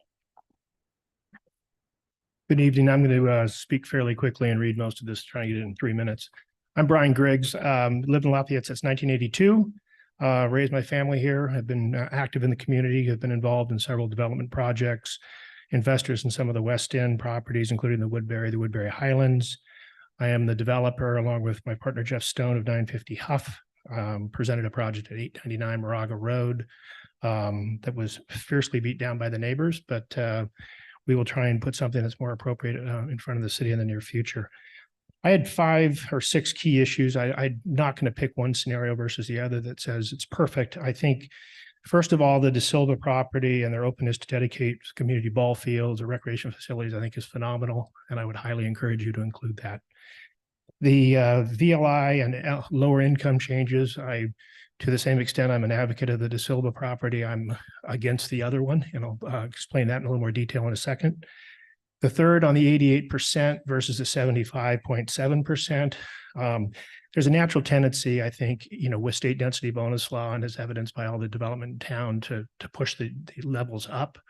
I think the reality is anyone who's going to do a development is probably going to push it up. So I'd feel comfortable staying with the 88% simply for that purpose. On the downtown density, I think 60 units an acre, I think 75 is too much.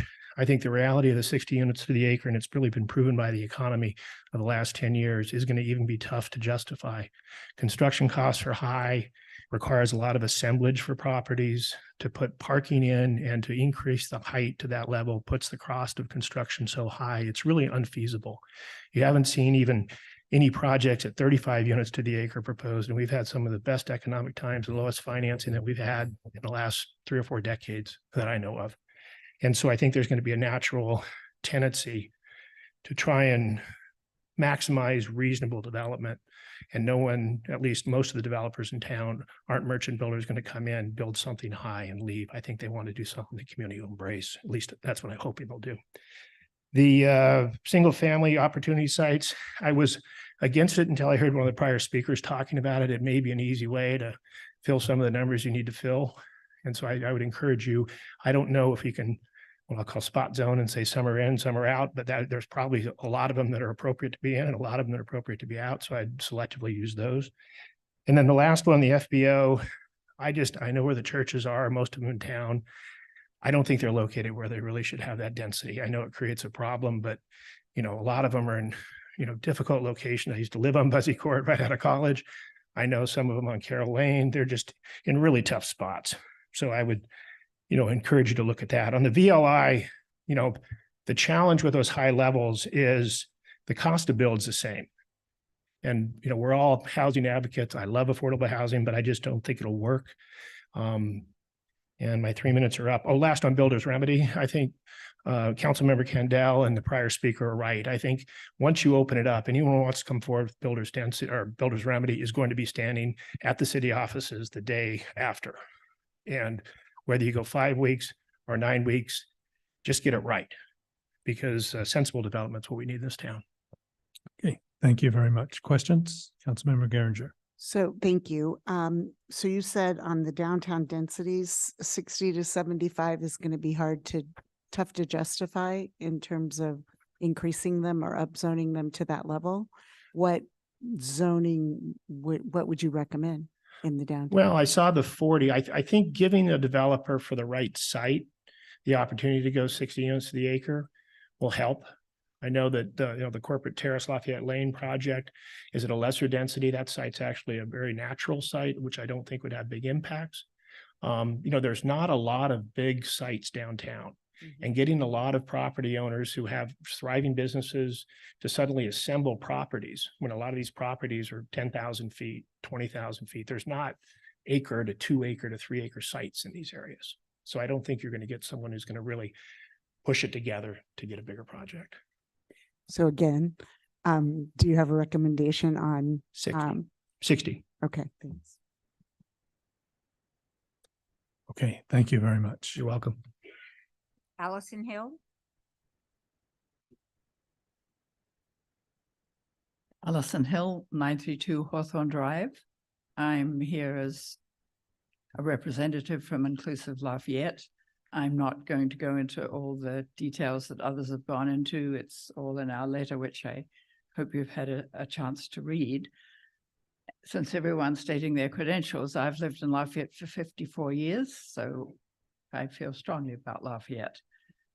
I also think it's really important that we do get our HCD certification. I think we've been working on this for 2+ years, and suddenly all these new ideas are coming out of nowhere. And I don't think there's time for that. If people were so concerned, they should have started in earlier on this whole thing.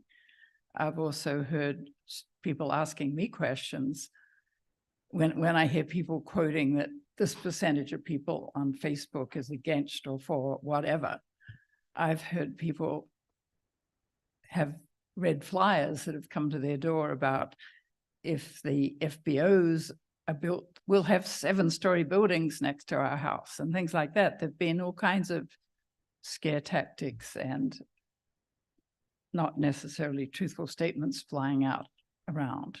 And so I think we just need to go with the facts that we have and get this done. We don't want this we can't let this take years and years. It's really important that it be right, but also that it be done.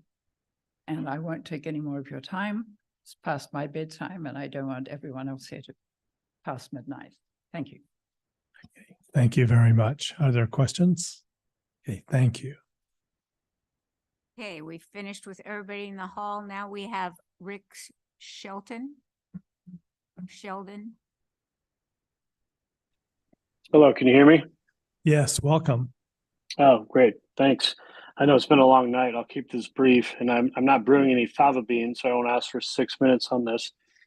But I will just say I pay close attention to this topic. It's obviously very important for the community because it's divided the community. And I think that's a real problem here because it's basically handing around a hot potato. I won't say a poopy sandwich, but it's the same thing, right? No one wants to have it in their yard. No one wants to deal with it, but we're all having to deal with it. And now you have a lot of inauthentic behavior, a lot of people saying things that aren't necessarily true. And you have to sort through that. And so here we are. We're at this stage where October 23rd of this year, a decision was made. Suddenly there was an outcry. Suddenly, there were a lot of letters sent, and thank goodness for transparency. We can read all of that. We can see exactly what was said, who was saying what. And now we have a magical November 8th letter, just randomly, that structured this agenda item topic here. That's what we just saw. That's what we're all talking about here with this DeSantis property that I guarantee you no one in my area knows anything about because it was never on the table. So here we are. I've sat here for 3 hours. I've heard all of these, just frankly, some of them ridiculous statements. There are no ball fields being built there. Let's just be completely honest. Let's be candid on that. That's in a hillside, and baseball fields cannot be built on a hillside. So that's off the table. So there's a lot of shenanigans. I appreciate the transparency. I like the fact that public comments are made public. But I know for a fact the area I live in that's most impacted by that particular property, no one here has any idea of what is being proposed here. And I guarantee you that the backlash, if this gets pushed through without any knowledge, will be significant. So be very cautious how you proceed with that particular item based on everything I've seen today. Okay? I appreciate your time and I appreciate your efforts here. I know it's been a late night, so thank you. Okay, thank you. Other questions? Mr. Shelton, did you say which neighborhood you lived in? I live in Happy Valley. Happy Valley. Thank you. Thank you very much. Next speaker is Jason Szyminski. Yes, hi. Thank you for taking my call. Welcome. I'll be quick also. I'm relatively new to Lafayette, about 5 years. I've loved it here and look forward to being a part of it for many years to come. I think my comment also regards the De Silva property. Cities and towns organized by density. They always have for hundreds of years. I think a lot of the commentary we've heard feels very disingenuous to suggest that the best location for dense housing development is going to be on the outskirts of town, far away from commercial businesses, over a mile walk to the BART station. If you look at walkability scores and walkability maps, this site probably has 0. Further, you consider that for any location that is approved, it's going to also need to make sense for developers and for capital to want to actually build there. And the De Silva site is probably the least desirable of the listed planning areas. We look at some of the renderings that were shown earlier. I think Robert had, and I understand it does seem shocking to upzone downtown Lafayette, the multi-story buildings. But I think if you consider that, it'd be more ridiculous to consider those on the outskirts of town. What that would do, the traffic congestion it would add. And I think it's just a lot of the arguments have seemed very disingenuous about where to push the developments, as the previous caller, Rick, had outlined. And thank you for your time. Okay, thank you. Other questions? Okay, thank you very much. Chance Bereshki. Certainly. Thank you very much. My name's Chance Beretsky, and I'm here with East Bay for Everyone. I'll try and keep my comments brief because, it's past my bedtime as well. Frankly, I think the city faces a pretty stark choice, which is to make a rather difficult decision now or to face a much more difficult decision in 3 to 4 years when potential legal troubles over this strategy and the immediate threat of no net loss upzoning face the city. And I don't need to repeat anything there that city staff have not already mentioned. Anything except strategy 1 is just fundamentally too risky on the issue of no net loss, because I think everyone online and everyone in that room knows quite well that no site in Lafayette will ever be developed with 100% affordable units, unless the city takes significant additional steps that are not currently in the housing element to make that happen. And we don't see that. So, frankly, if Mr. Shu really cared about Lafayette achieving certification of its housing element, he would propose this change of methodology and upzoning in downtown. I think that would be guaranteed to get HCD to sign on. But as things stand, we see this community proposal as fundamentally an attempt to cheat state law. And it's really not something we think the state's going to stand for. It's not something we think the community ought to stand for.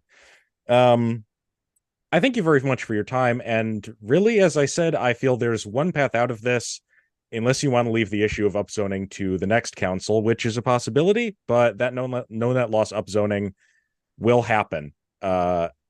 If the council pursues this creative strategy. Thanks very much, and good night. Thank you. Are there questions? Okay, Ms. Mareski, what was your organization again? I'm with East Bay for Everyone. Okay, thank you. All right. Next speaker is Christian Israelian. Hi, I'm Christian Israelian. Thanks for having this meeting. I know it's really late. I'm getting really tired as well. I'm with Free the Land Project, a UC Berkeley law student organization, and we advocate for housing, and we do work with East Bay for Everyone. And we were brought to this city because one of our students actually lives in and used to live in Lafayette, and she provides a lot of perspective for this city. And I just wanted to reiterate that we are in a housing crisis. I think this is getting lost in this discussion. Unprecedented homeless numbers, studies after studies showing that the core reason of why housing is so why we have a housing homelessness issue is because housing is so expensive. It's not because of drugs, it's not because of addiction or mental illness. The number one reason is housing unaffordability, and it is because cities understandably so just don't want to build housing. They like the city the way it is, and I get that, but we need to build housing. And one of the first problems I see is the realistic capacity. Ironically, it's unrealistic. In the draft before this one, the density bonus projects, relying super heavily on the density bonus projects and not including all developments, that is a big issue. And in the report, it even admits that the state doesn't allow that, but you guys use that regardless. The Beverly Hills case is a great example of why this realistic capacity methodology could be problematic. And you had the De Silva property owner who admitted that this project will not pencil out unless that area is upzoned. That's a great example of why certain areas need to be upzoned, particularly downtown.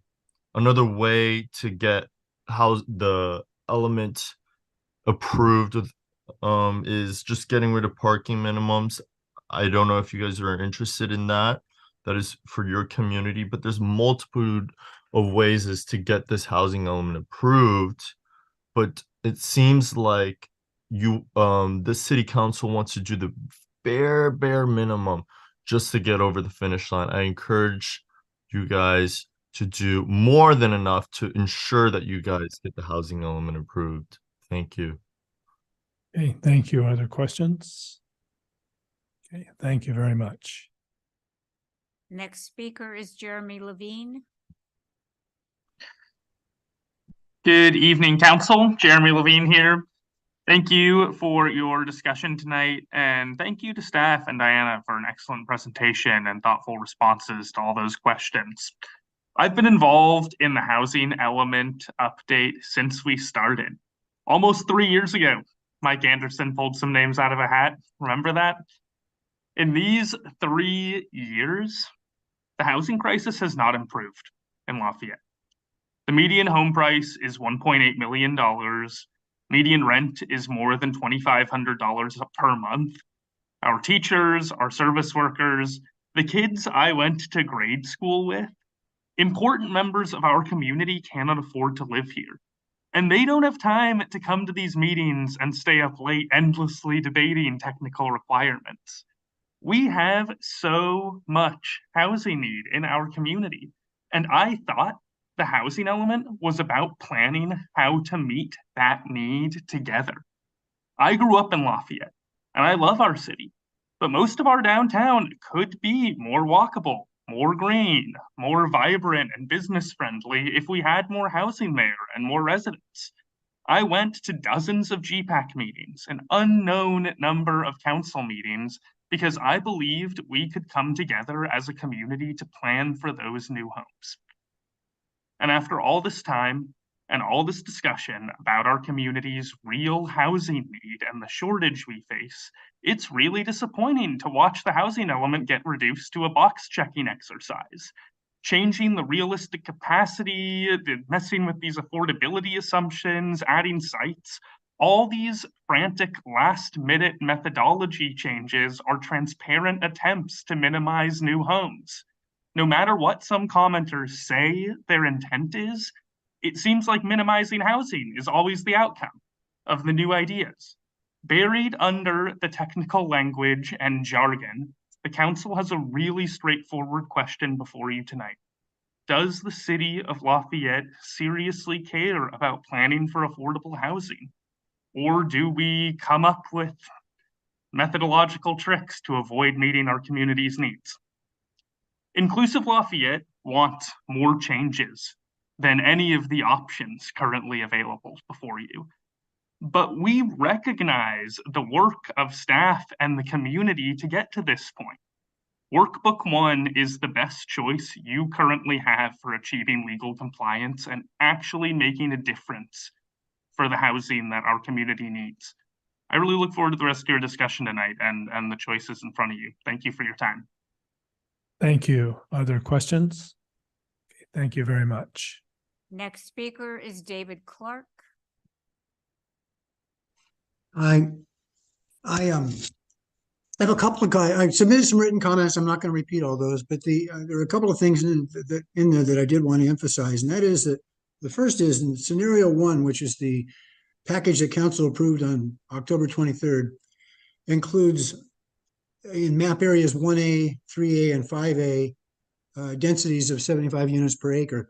And that the words on the page may not mean much, but what to paint a picture, what that represents are probably 9 to 10 story buildings from the Veterans Building to the Lafayette Park Hotel and Spa at the other end of town. And to me, that's too much. And I think from tonight, what I'm hearing is I think we're letting the no net loss tail wag the density dog, if you will. It seems in order to protect ourselves from the no net loss provision, that's the result, the 75 unit unit density in those 3 parcels. I am personally in favor of the scenario 2. I like that approach. And what drives that, Mayor Andura, you were asking about some of the formulation in there. What drives that? What makes that work at such a low capacity level is the fact that the less than half acre lots and the vacant lots are being allocated to the mod and the A mod. Therefore, it frees up the allocation of the parcels on the inventory list to the opportunity sites to the VLI and LI. And the ratio that's used to achieve the VLI and LI is exactly the RENA numbers. It's based on the line that's labeled, I don't have the chart that was shown previously, but it's based on the RENA remainder number. It's the ratio between those 2 numbers. So we're still using the RENA numbers after having previously allocated, if you will, the the vacant parcels and the SFR parcels. So and as far as Councilmember Candell, you were asking about what can we come up with in terms of reason as to why we're going to change the methodology. There are lots of reasons. One is we have more experience now than we did when we started. Another is we're seeing what other jurisdictions are doing. And I think we could certainly come up with a reasonable explanation. And one last thing in the time I have, I do want to mention vehicle miles traveled, because I know at the October 23rd meeting, there was some commentary about vehicle miles traveled and almost disqualifying the De Silva South property from being considered. I think that's probably too quick of a judgment. There are things we could do to mitigate the vehicle miles traveled. There could be a shuttle service, and no pun, but that's not going to be a one-way street. People downtown are going to want to go out to the reservoir, for example, and a shuttle service could operate in both directions. But I think there are ways to address the vehicle miles travel concern with respect to the Silva South. Thank you. Thank you very much. Questions? Thank you. Next speaker, Lauren Herpick.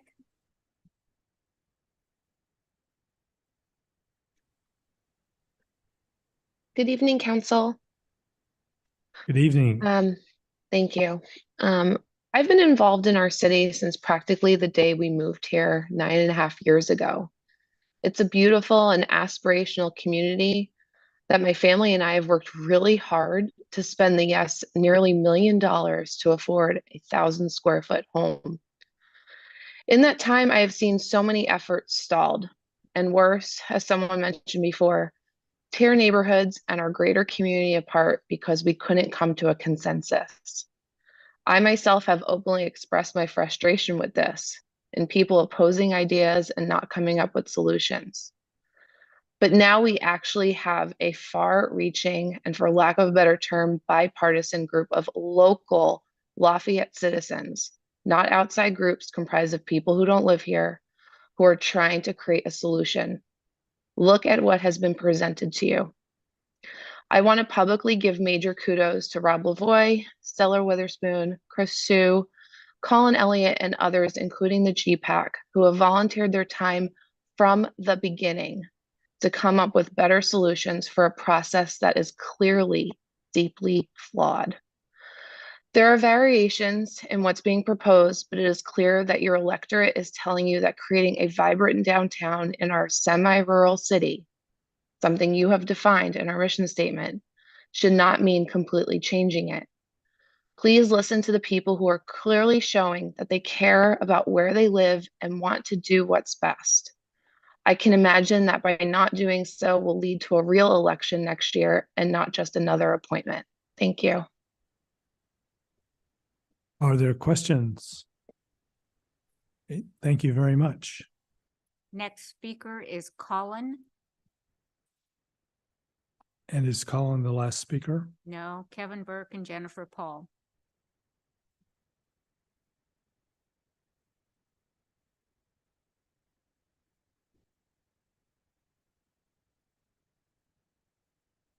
You've been allowed to speak, Colin.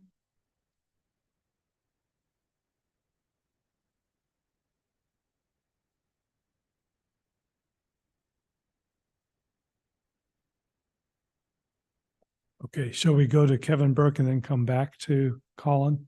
Yes, we'll go to Kevin Burke, and Colin will get back to you after.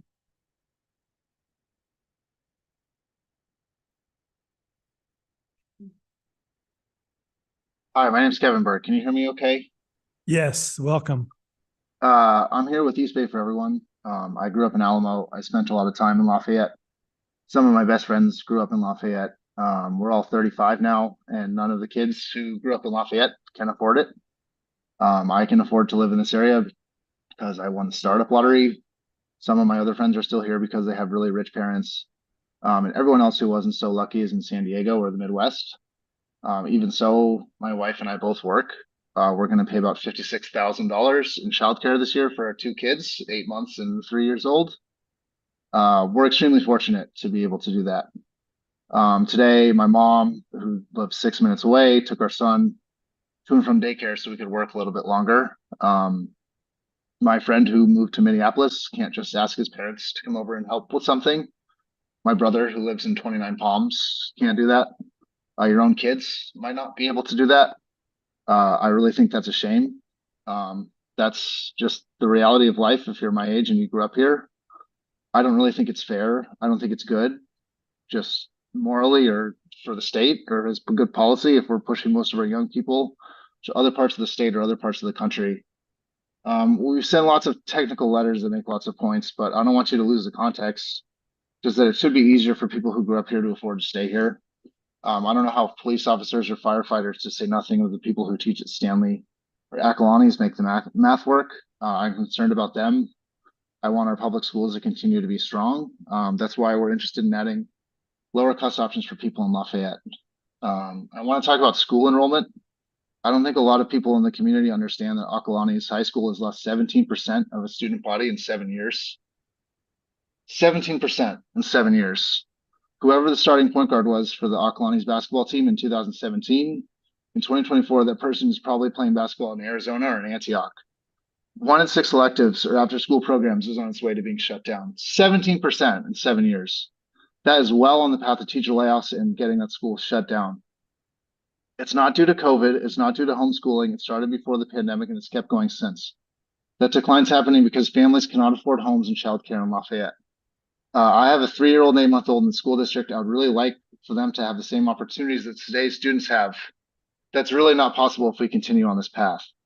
And I think thinking about this in terms of 75% or 88% or 111% or substantial evidence, it's the wrong frame of mind. What you should be thinking about is how much housing you need to add so Stanley Middle School teacher can afford to live in Lafayette. How much housing do we need to add to reverse declines in school enrollment? How much do we need in impact fees to fund our safe routes to school programs or your affordable housing targets? Because it seems like there's some folks who are willing to throw our schools under the bus. They can save an extra minute getting to the grocery store and make it slightly easier to park downtown. Thanks very much and have a good night. Okay, thank you. Are there questions for the speaker? Thank you very much. Next speaker is Jennifer Paul, and then we'll go back to Colin.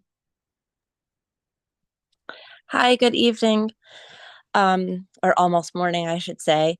I just wanted to say ditto. When I heard Lauren Herpick's comments, I could not have said it better myself. And I really hope that you take the time to relook at both Stella, Rob, and Chris's efforts. I agree with them completely, and I hope you all listen to them. Thank you. Okay, thank you. Are there questions? Oh, thank you very much. Colin, you've been allowed to speak, but you need to unmute yourself. You ready? You're good to speak. You've unmuted yourself.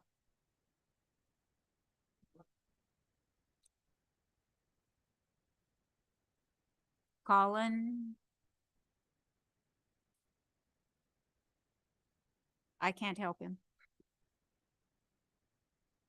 Okay, well, we'll have to, is there anyone else who's waiting to speak? No other speaker slips? All right, we'll close the public comment, bring it back to the council. Okay, we're not going to finish by midnight. We have a couple of other things we want to do that we have to finish by midnight, but why don't we start in? Are there questions that you have of staff based on things that you've heard from the speakers?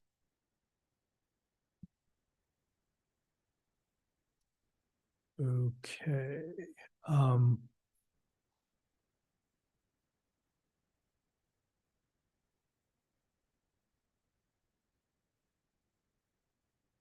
Okay, so if additional questions come up of staff, we can ask them. So who would like to go first? Well, I said we'd do this in an order of speaking. So let's take the allocation method first. And the understanding here is that because all of these things work together, that we might make a decision that we might change depending on what we decide later. So nothing's agreed until everything's agreed. And there may have been a misunderstanding about that during the last meeting, but that's the way we're going to operate. Okay, So the allocation method.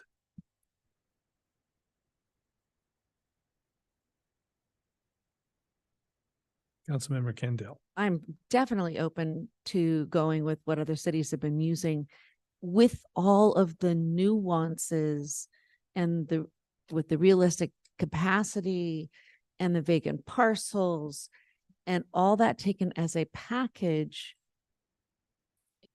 It seems like we have a really good chance of getting HUD approval as long as we're over that 50% vacant land thing. I think that we actually have a really good chance of getting approval. And I don't think we do with our current one. As enough people have pointed out, there's enough flaws in our current way that we still risk not getting it. And so I know it's going to be quote unquote hard or whatever, but we're doing what a lot of other cities are doing. And so I'm not nearly as afraid of the no net loss, not when you see the numbers where we've got almost a 40% buffer, right? I'm very open to it and really think we can take the time to consider it. Okay, could I ask staff to respond to that? Well, ultimately, the decision is obviously up to you. And I mean, definitely staff believes that using the RHNA income distribution is a solid methodology that HCD has approved and that will address your no net loss concerns. And I think the intention behind using the RHNA income distribution is Lafayette has historically always taken a very conservative approach to our financial planning, to kind of trying to plan as best we can for the worst circumstance. And we want to carry that through to the housing element and not have ourselves in a really challenging position in 2-3 years where we're going to have to find more sites or increase density and be out of compliance if we're not able to do it in a certain time frame. Okay, Councilmember Kendall, let me ask you, is going down that road in your mind in putting most of it on the undeveloped parcels, putting a much higher percentage of very low on the De Silva property, for example, and the Brazzoni property? I think you have to distribute it the way that it's been laid out. Yeah. So they all do get low, but I don't think you lose your objectivity in terms of all the RHNA allocations when you do that. I think it's far more realistic. I'm not buying, especially with a much larger buffer, right? And taking out sites that we've included now, like Boneheads, like the hospital, being much more, stringent with the ones we actually put in, I think those are all in our best interest. And I don't think we can do that with the other method and not have to do massive upzoning. I don't see how that's any better. I think it's worse. Councilmember Kwok. Okay. Well, let me just, first of all, thank the public and for the community input. This has been an incredibly intense process for the last several years. And right as we saw, even for today's meeting, going through hundreds of pages of community feedback, I definitely feel your dreams, your hopes, your fears, your anger, and your frustration. And I feel that too. And I'm sure my colleagues feel that as well. So this is a difficult assignment, but let me just step back a second to say and frame how I come at this issue is that we've been assigned 2,114 dwelling units to put in the next 8 years. And for a city with just 10,000 dwelling units, that 20% increase is completely unprecedented and incredibly difficult. And what makes it even more difficult is that not only do we have to plan for it as we did in years past, we actually have to ensure the production of it, and we're going to be measured against it every year and so forth. And so we don't have to we're not making just a decision today of how we would get this through HCD and get into January. We're going to have to make this plan happen and deliver 2,114 units in 8 years, right? And ensure that production. And so that weighs heavily on me. And I would say, despite the dreams, hope, fear, and everything that I feel too with this community, I try to look at this and remember that we here are sworn to uphold the law. We might not like what the law says, and we might think it's unreasonable, but I just say, look, what I'm trying to do here, what I need to do by legally for this city to make it the best possible place for all of us. And how are we going to get to 2,000 units? We have to do this through other people's money. It's not the city's money, right? So we have to work with innovators, developers, investors out there to do this for us with their money. And what cities like us can do, we have to send a message to the market of where do we want those housing. And early in this process, we said, we want 2,000 units, not spread over the entire city. We wanted it concentrated in the downtown area. And for the reasons you've heard me speak before, that's going to be more walkable. That's going to be less congestion for us. It'll be more equitable. There's less infrastructure you have to build all over the city. We'll focus the infrastructure on the city. And I actually think that idea of concentrating it in the downtown core is the right idea. So we need to send the message of putting 2,000 units in the downtown core, and therefore proposals that say don't upzone anything just don't make sense to me. How could that's not sending a message to the market if we did nothing except the status quo, because we haven't delivered 2,000 units in any past before. And so it worries me that maybe even if we got through HCD and they accepted it, how would we actually build that in the next 8 years? We're just really kicking the can down the road. So I think we're in many of the conversations here fearing building in the downtown core. I actually think it's an inversion, and I would love to say that there's actually something wonderful about building in the downtown core.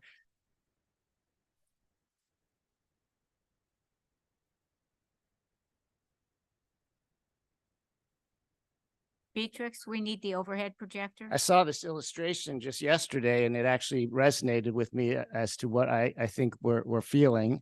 I could just scooch it up a little bit.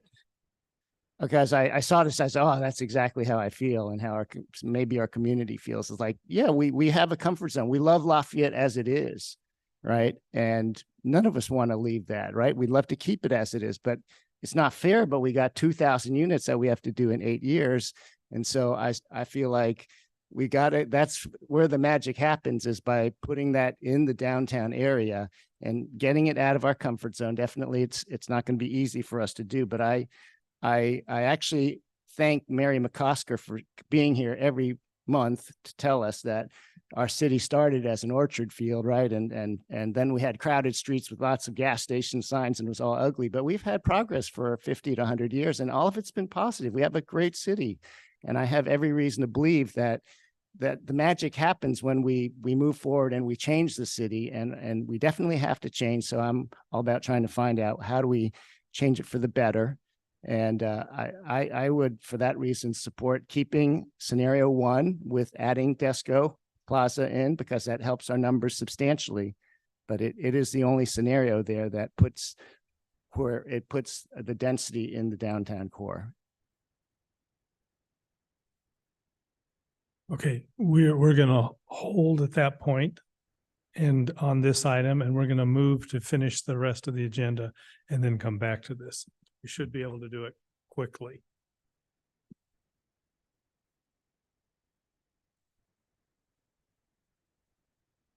Okay, so there were no items removed from consent. We're on to council member reports. Is there anyone who would like to add anything? I see nobody. We're on to proclamation recognizing November 12th, 18th as United Against Hate Week. Are there any questions or comments before we get public comment? Is there any public comment on this item? Mayor Anduri, I have no speaker slips and no hands raised. Can I have a motion for adopting the proclamation? I move.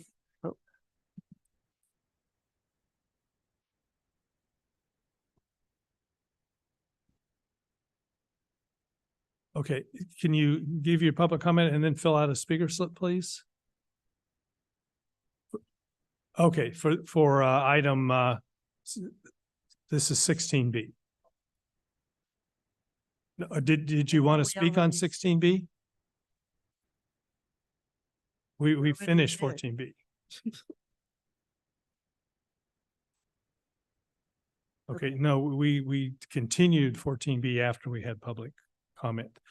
Okay, so on 16B, there's no public comment. Do I have a motion for adoption of the proclamation recognizing November 12th to 18th as United Against Hate Week in Lafayette? So moved. Second. All in favor, say aye. Aye. Aye. It's unanimous 5-0. Item 17A, we have a request for a proclamation recognizing November 20th as Transgender Day of Remembrance. We have a proclamation recognizing November 20th as Transgender Day of Remembrance. Are there any questions from the council? Is there any public comment?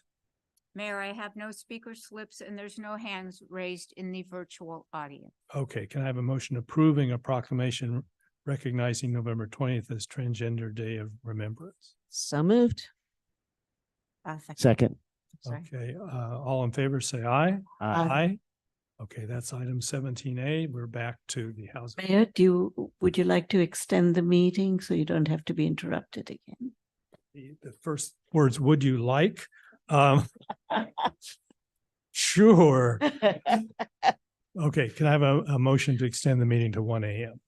I move we extend the meeting to 1 a.m. Second. All in favor, say aye. Aye. Okay, thank you. Thanks for reminding me.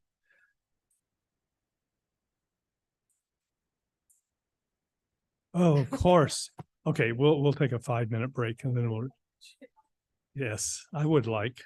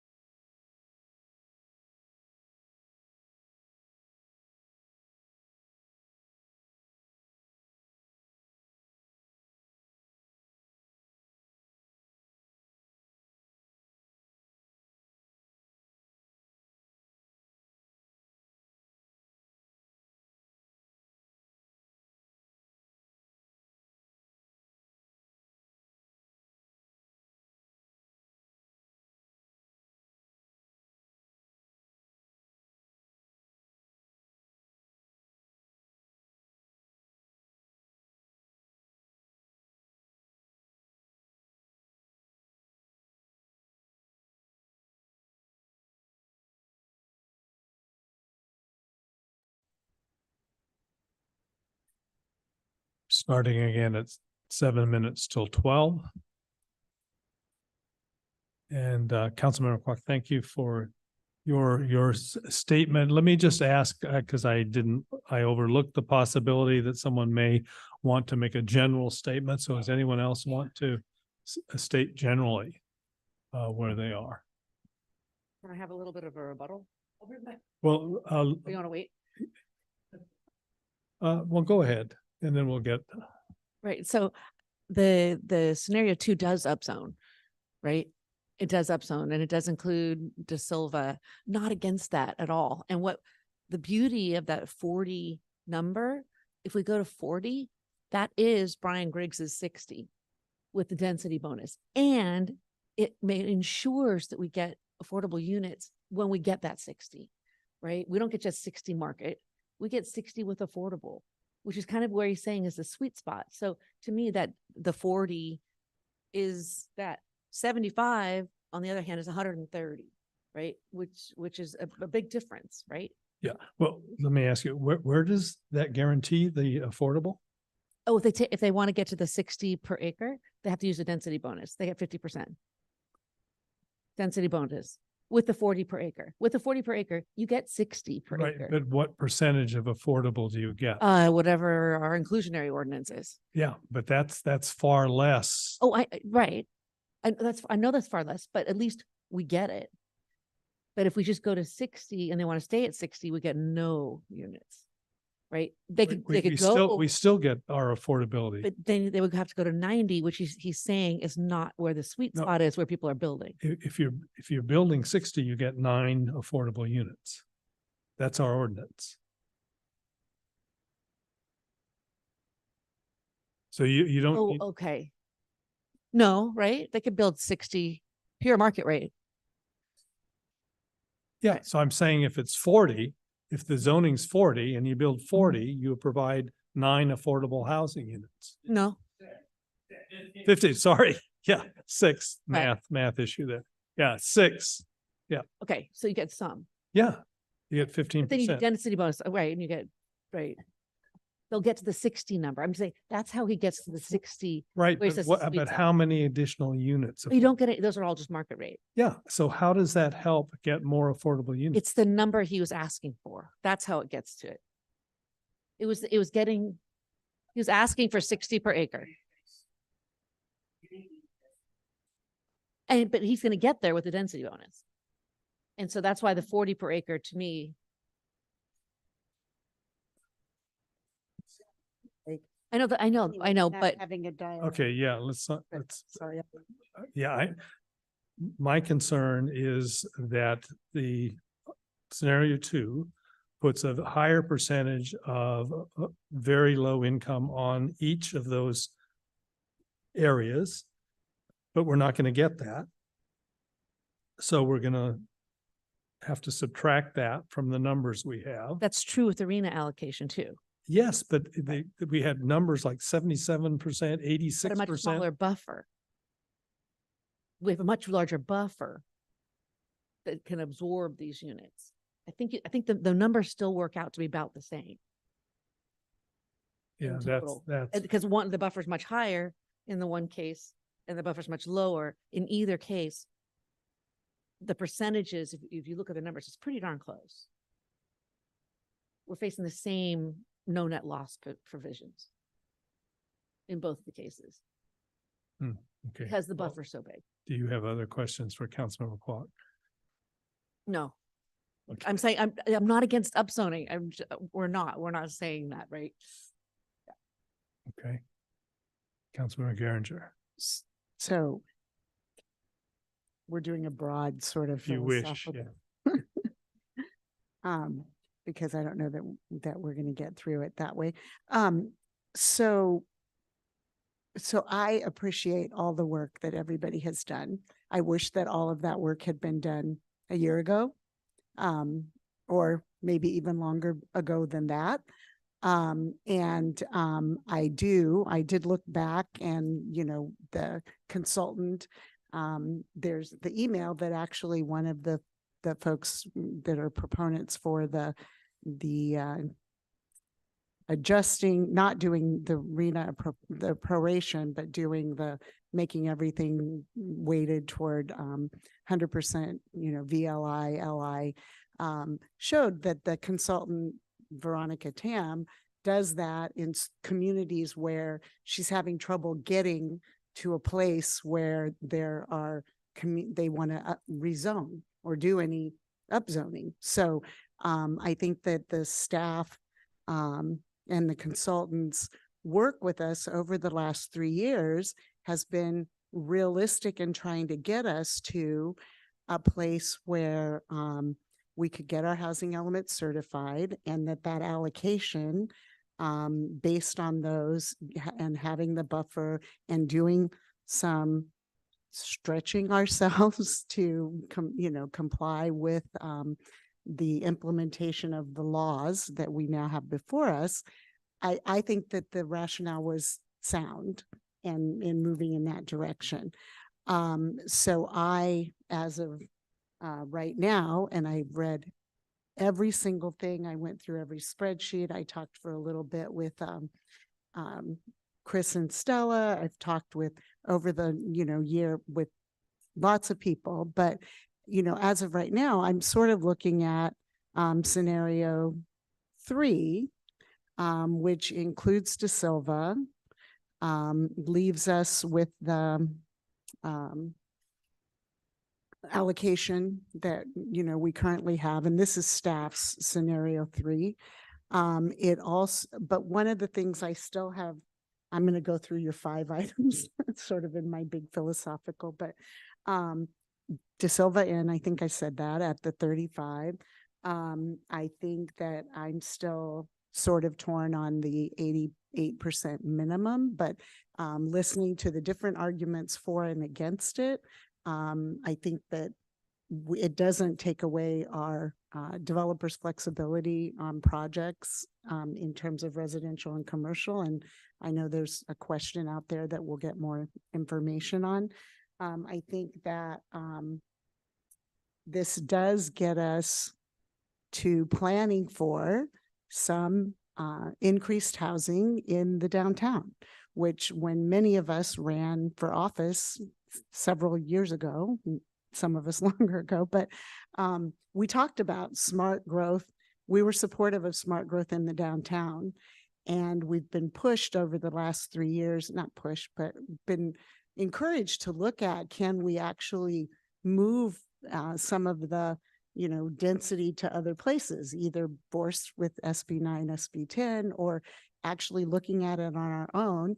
And we have chosen to move on a path that kind of keeps us in the downtown. So I'm currently supportive of looking at scenario 3. I'm also still sort of interested in deliberating and hearing about the FBOs.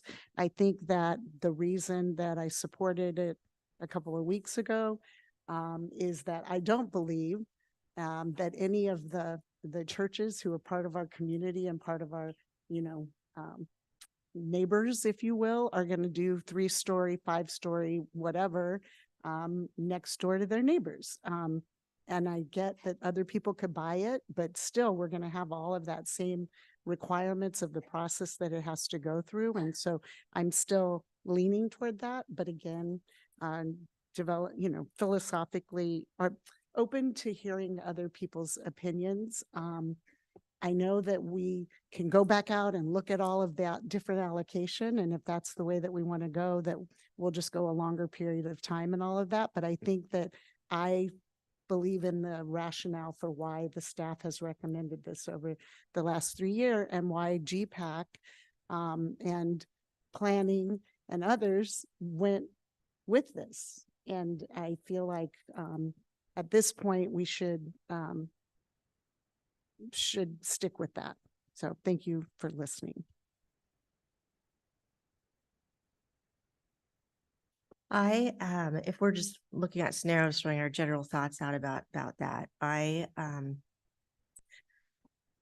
am moving towards some kind of combination of 3 and the last one that Stella had out, because I do see the finer points, of removing some of those sites that HCD has specifically pointed out, those aren't going to work. I mean, those were pointed out to, to us. And I think it's important we show that detail, that we are paying attention to that. I do think De Silva South, especially with, with the urgent of the developer group, the owners group saying, yeah, include us and we'd love to work with you, is a very important thing when you get that opportunity.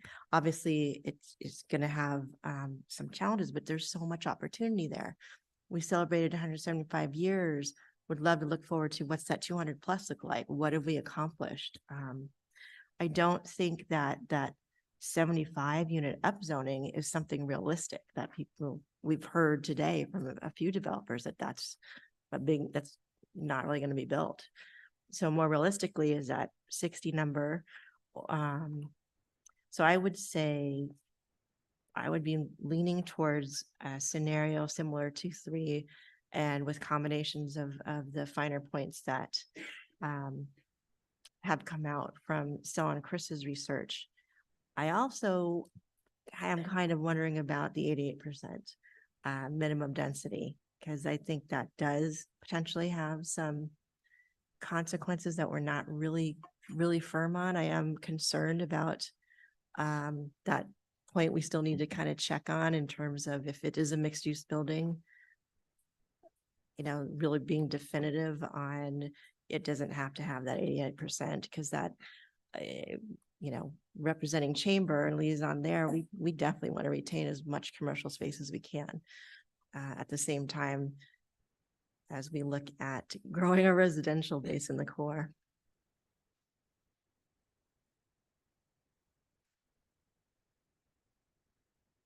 Just before I launch in, I just want to follow up with one question. You mentioned opportunity sites that HCD has commented on. I think the ones you were referring to were the boneheads. Can I ask, Renata, Diana, what your feeling is about our being able to keep those in? With respect to boneheads, et cetera, we left the one historic building out of that. And so it's a combination. It's 3. I think it's 3. Yeah, 2 sites that we have in that are owned by the same owner. And so we think that those meet the criteria for the objective criteria that we developed for that. I think that we were operating under information about the vet hospital site, which had Remax. It's a very large site with a sea of parking around it. It meets the criteria, even though there are existing uses in it. It's actually the vet hospital, I think, is an older building than the other one. I think that if we were to go back and we meet the criteria, whether HCD accepts it, that's a different question. So we've created information about each one of these sites and why it should be included. We would have to go back and look at the sites that the alternatives for the scenario 2 recommended removing to discern whether or not what it would do to the inventory, because I couldn't tell you right off the top of my head what would happen with that. Okay. Well, as a general matter, I second the emotion presented by Councilmember Kwok, in that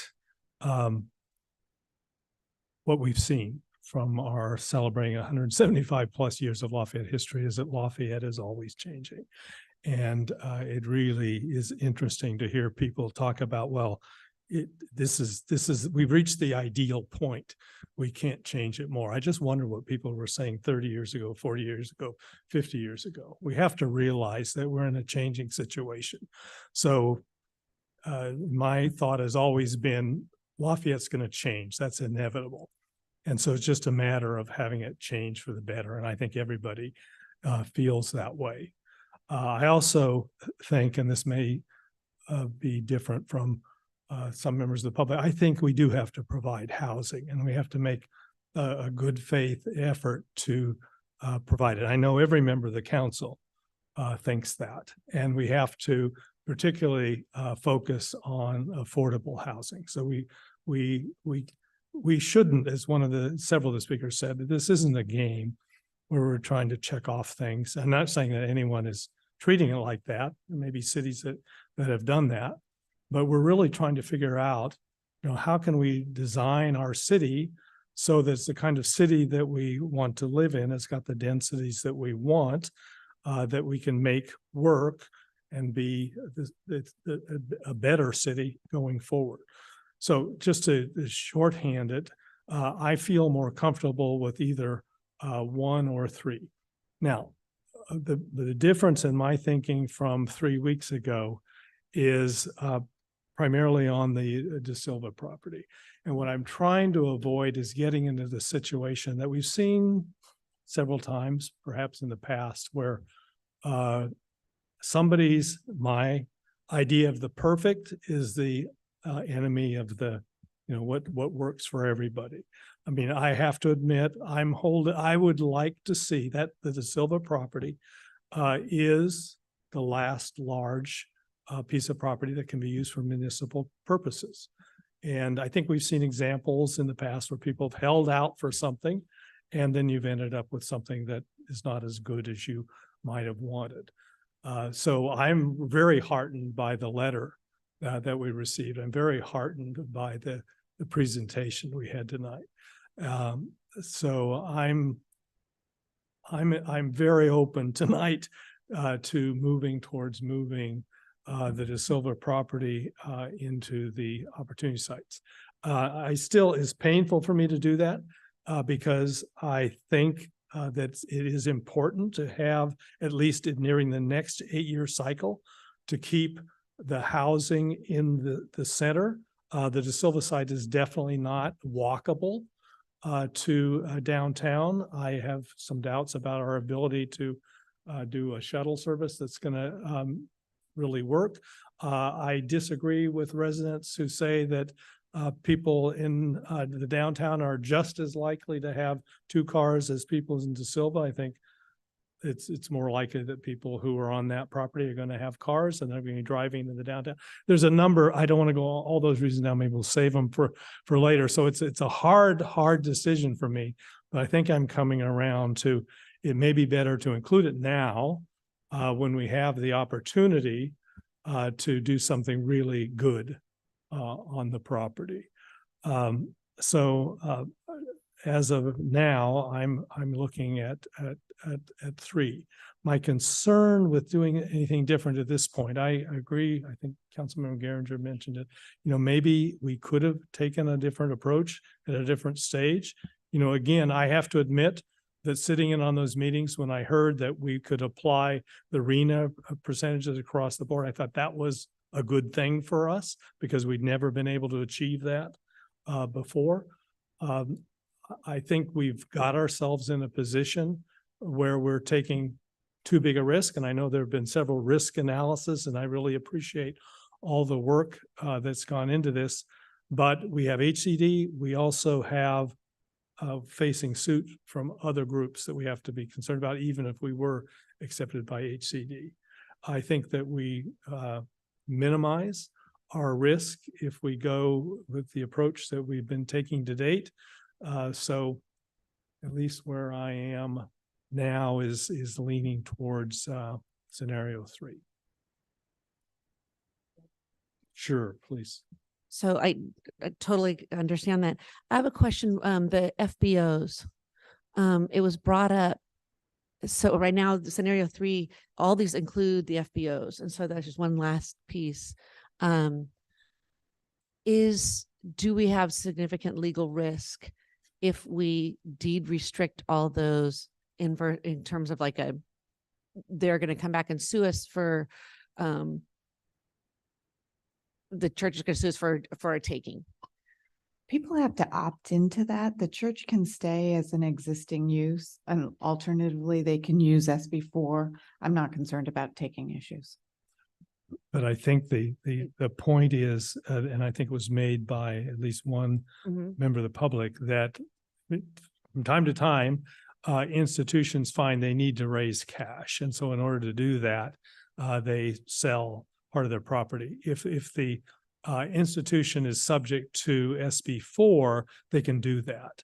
But if we put zoning on it, can they then, can they opt under SB4? I know they can opt under SB4 to build, to choose the SB4 regime to build, but can they choose SB4 to sell part of their property? You have to be I believe, a religious institution or like a school institution. Educational institution to utilize SB4. So if they sold their property, presuming it was already a legal parcel and they didn't need to subdivide it, because I think some of that presumes there may need to be a subdivision, right, which then would need to come to the city for approval, which is not guaranteed. So I think where I'm headed is there are a lot of ifs into this, and there's no guarantee that a sale of property with a subdivision could occur, because it would need to comply, it would have to comply with some of our zoning, whether it be for the religious institution or for the affordable use. Because I don't think the SB4 would necessarily qualify unless they were selling it to another qualified institution. I think they wanted to sell it to a market rate. Right. They want to sell a piece of their property to a market rate. And if we had zoned it with all those deed restrictions on that, can they come back and say that was a taking? That's what I'm concerned about. Because they can use their property as their existing use. They're not guaranteed future use. They have a property that has a current use for a religious institution. And so if they want to keep it that way, they can. Okay. And if they want to sell it, they would need to subdivide it, presumably, because I'm not sure that that the parcel's carved up accordingly. And if they did want to subdivide it, they legally subdivided it, then that parcel could be used in theory for the FBO uses that we've talked about, if they build the affordability that they're allowed to build. Okay. Okay, Vice Mayor Dawson. Oh, just a question and follow up to the faith-based, and this may be what we're referring to, is one of the comments was talking about some of the faith-based organizations that have parcels that also have smaller parts, that aren't really buildable. But if we were to do our program, we would be going parcel by parcel, so those wouldn't qualify, the smaller parcels, or we would just be like, you're the owner of this property, so we're zoning and whatever you own because you're a faith-based owner. I think we talked about just zoning the portion in question that we thought could be utilized. Okay. For housing, so it wouldn't be the entire parcel. It would just be the portion that we've identified. That's appropriate for that. Okay. Thank you. Councilmember Kwok. I'd like to comment on the De Silva site and option 3. I appreciate also that the De Silva representatives are here and they wrote to us and offered in writing and verbally an expression of their interest. At the same time, just earlier today, we were worried about speed limits and including other people to make sure we weren't going to change that and sneak that through. And here, this is a way order of magnitude bigger decision where I would feel very uncomfortable voting for anything related to De Silva tonight. That we did receive some letters expressing extreme dissatisfaction with that from some prominent members of our community. So I don't think, I would not feel comfortable voting on that tonight. And I think just that something that big and exciting would deserve more time, which I don't think we have at this moment. We could always do a De Silva later, but I don't think that it's timely at this point. Yeah, let me just say that I agree with that. I don't know how we're going to work it out. I did call someone to let them know that this was being discussed, and I think that I know that resulted to at least 2 of the letters. that we got, but yeah, it appeared to me that they were not following what was going on, and I agree with you. If the speed limits, we wait for that. I mean, this is a bigger thing for the people in that neighborhood. So I agree with that, but I don't know how we make that work.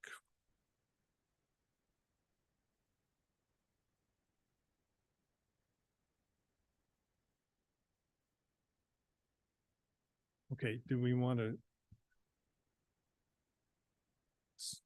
do we want to start in element by element, or do we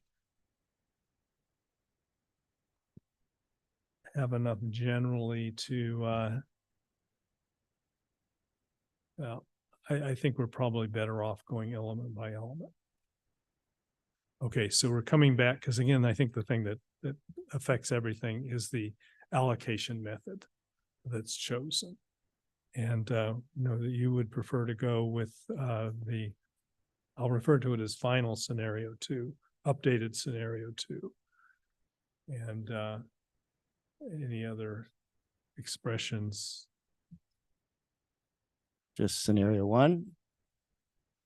What the allocation, well, Yeah. in other words, you would prefer to stick with the RENA allocations across the Yes, board. that's correct. It's not across the board because there are several properties that are a higher low income, the 949 Moraga Road, and there's one other that's higher. Can't remember which one it is now. Yes, well, the 949, but there's one other that I thought we had a higher 2 parcels, maybe not. Oh, the Right, FBOs. yes. Yeah, okay. And I support the RENA allocations that we've been working. Sorry, I'm not speaking into the microphone, but the RENA allocation method that we've been working from. Okay, and Vice Mayor Dawson, you wanted to explore the alternative. Yeah, just to confirm, so scenario 3, that allocation, is that the RENA numbers? Yes. Okay. Yeah, I mean, I'd like to explore. I could be comfortable with this because I know we err on the side of conservative, but at the same time, I can see realistically the rationale behind what was proposed for a different methodology. It does make sense to me to take advantage of that as well. So yeah, I'd be willing to like even go somewhere in the middle, but but I like the idea of having a strategy. I know RENA is one way, it's clean, and the way proposed does also have its own. So I could go either way. Okay, let me just pick up on one thing, because 2 of the alternatives, scenarios 4 and 5, used a blended method. To my mind, that's the worst of all alternatives. I don't, if you want to defend that, because it doesn't achieve what scenario 2 does, but it also, I would think HCD would say, where did this come from? And we would be in an even worse situation. I mean, do you want to respond? I think you're right. I just want to say that to Vice Mayor Dawson's comment, if we were to explore, more of scenario 2, scenario 2 includes a lot of things that none of the other scenarios have, which includes going back and having to vet all the half-acre or less sites. Right. Going back and finding all the single-family house sites and vet those as well. I mean, I'm not saying it can't be done. It's, of course, can be done.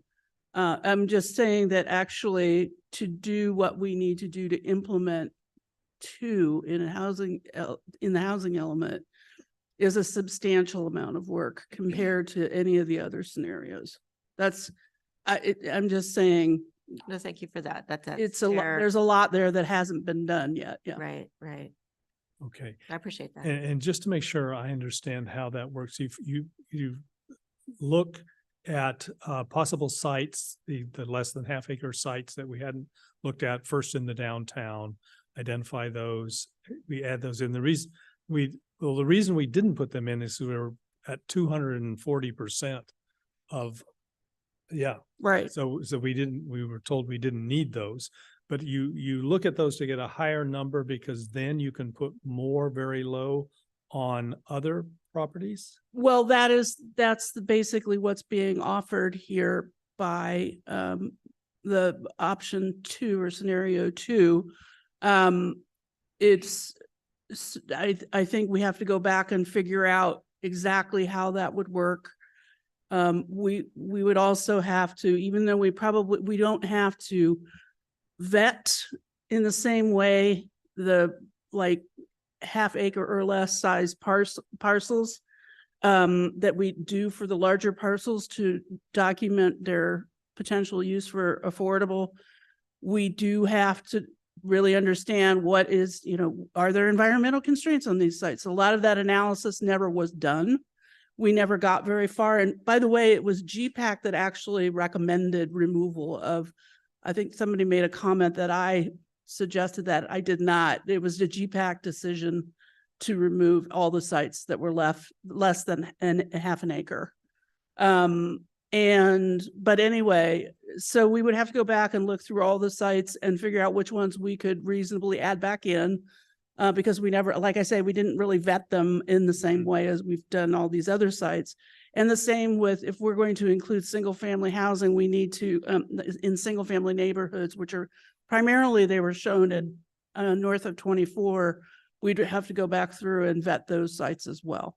I mean, it isn't necessarily that we can't include them. We need to know where they are. We've only had a map really, and a sort of, when we had the original conversation, there was sort of a back of a napkin kind of math. So we'd have to go through them to be a little bit more diligent in figuring out where all those sites are. Okay, Mr. Wolf. And I think staff's position is that we support the decision made by GPAC because arguably there's no net benefits to the RENA allocation to increase our numbers of above moderate on single family. If there's no commensurate benefit to being able to reallocate lower income elsewhere. And so it all hinges on whether there is a level of comfort to deviate from what is a known acceptable methodology or to put significantly more lower income on fewer sites. And then the single family would then be used to backfill, if you will. But it's all predicated on the uptick in lower income on specific sites. And heretofore, we've not had that as a proposal for reasons previously stated. Okay, and as I understand it, the argument is made that other cities are doing that, are putting a higher percentage of very low on vacant parcels and other parcels. Are we aware of cases other than Beverly Hills where that a city was sued for doing? I mean, they did a number of things, but that's one of the things they did, and it didn't work. No, I'm not aware of other cities or other cases. Okay. Is there a thought to at least look at the SFRs to see if it gets us over that 50% vacant number if we include De Silva? That's a significant thing. That would be a reason why to include the vacant ones. So if you do, if you don't change the ratios, it doesn't. Single family doesn't count towards that metric. It's basically low and very low only. Okay, got it. Thank you. Yeah, and again, I think I'm just really nervous about assigning high percentages of low income housing to the De Silva property, well, virtually any property other than 949 Moraga Road. Because I just,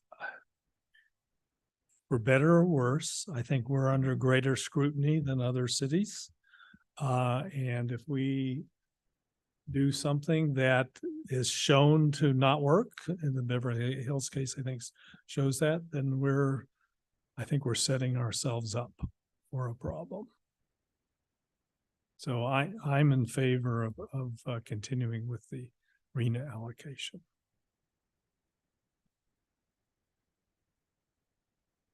So as I understand it, there's 3 of us who want to proceed on that route. But nothing's decided until we decide everything.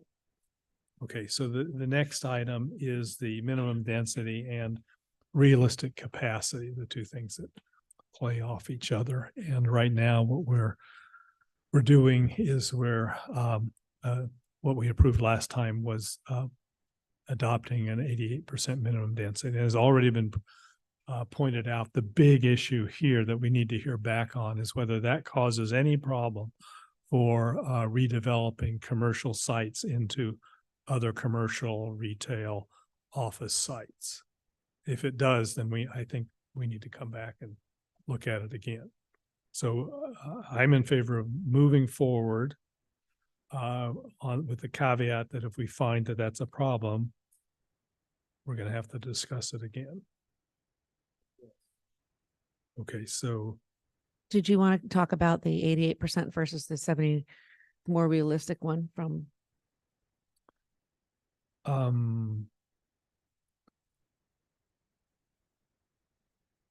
That, I mean, again, this is a It's great, related. this is a great idea of Add that to that. variable that works back because it takes, if you apply it, it takes so many off. Right. If you use the RENA allocation. Right. It's like when HCD took us from 1995 to 88.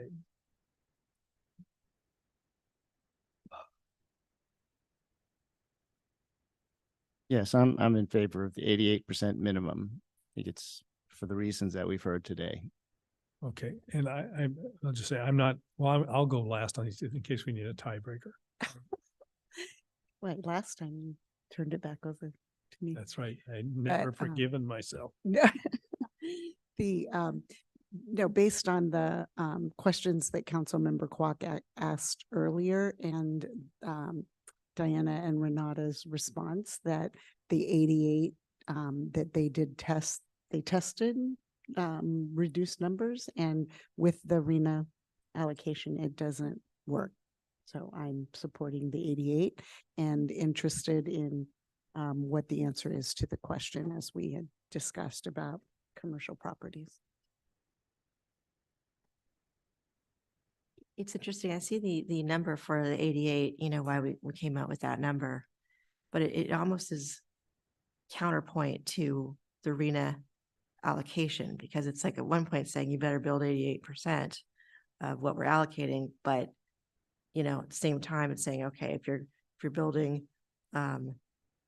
it's basically forcing the high allocation, to it, because you can't say, okay, otherwise you're going to build townhomes, you're going to build whatever, 8, let's take 8 out of whatever the number is. It's almost, I don't know if it's a counterpoint to like saying 2 different things. Like you need to build 88%. At the same time, you need to have this percentage of allocation, which is very conservative, without just saying, hey, well, if to meet this 88%, you're going to need to build more units, which wouldn't necessarily be higher density, lower income. It seems like a bit of a mixed message.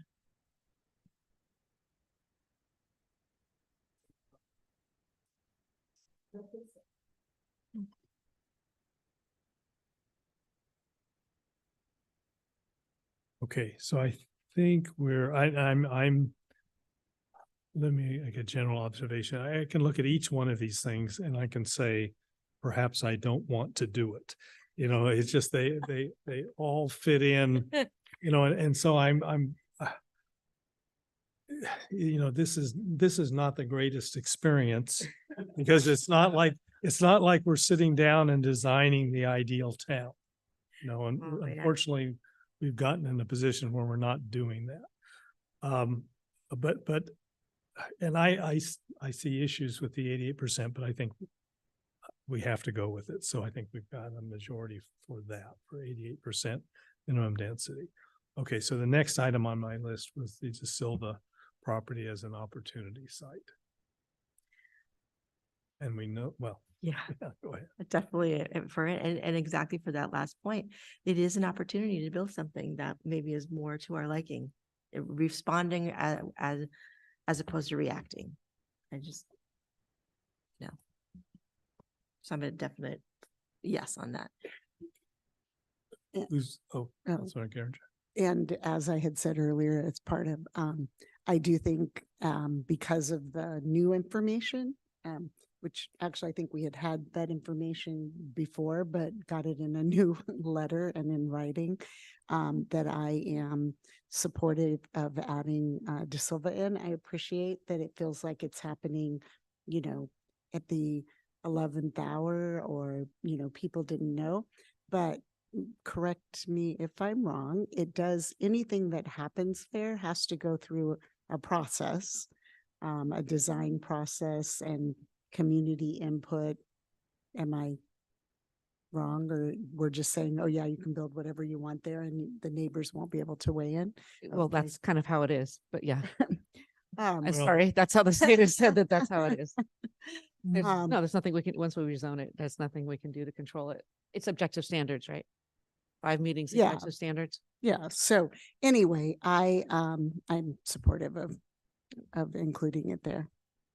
And partly because it allows, anyway, I'm supportive of including it. Okay, Councilmember Kendall or Councilmember Kwok? I am, as much as I don't want to do it, I think we have to do it. And I hope we can get a wonderful developer agreement termed out with this that is working well for you and for us. And so thank you for offering that. And thank you for writing the letter. I'm in favor of downtown density because it's like, and I'm worried about, again, the 8-year window where we have to meet our VLI and LI numbers. Otherwise, at the 3-year or 4 or 5-year point, we have to be going to find other properties that could fill in VLI and LI, right? That's going to be more and more difficult across 8 years. The only safety gap I see is if we could get the BART parking lot done in 4 years, then that is an opportunity for us to, on the no net loss aspect, to make some ground up. And so I think the thing about where we sit here in year 0, it's like a Tetris game. You ever played that game where it's all coming down there and it's easiest when it's empty, but once it's half full, you're very constricted in what you can do. And if we don't upzone the downtown today, then the housing that will be built will probably be short on our numbers. And then other things will be built without enough density. And I point out to 2 things the audience pointed out to today. We had Desco Plaza, right? He said he needed a 50, right? And we only give him 35. So how can he build up enough of the LI and VLI? That's a math there. And I think we also heard from another developer that he needs 60.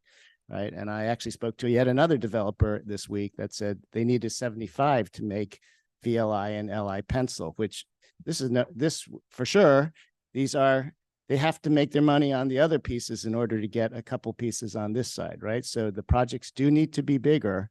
And if we keep it to those lower numbers, the math, we're not going to get it. And yet we will have filled up, our juiciest spots. And so what will we do 4 years from now? Where are we going to look to fill that? Yep. So I'm concerned that, and again, sorry to go back to the magic quadrant, but I actually think there's something good there. We're all committed to low income, affordable housing.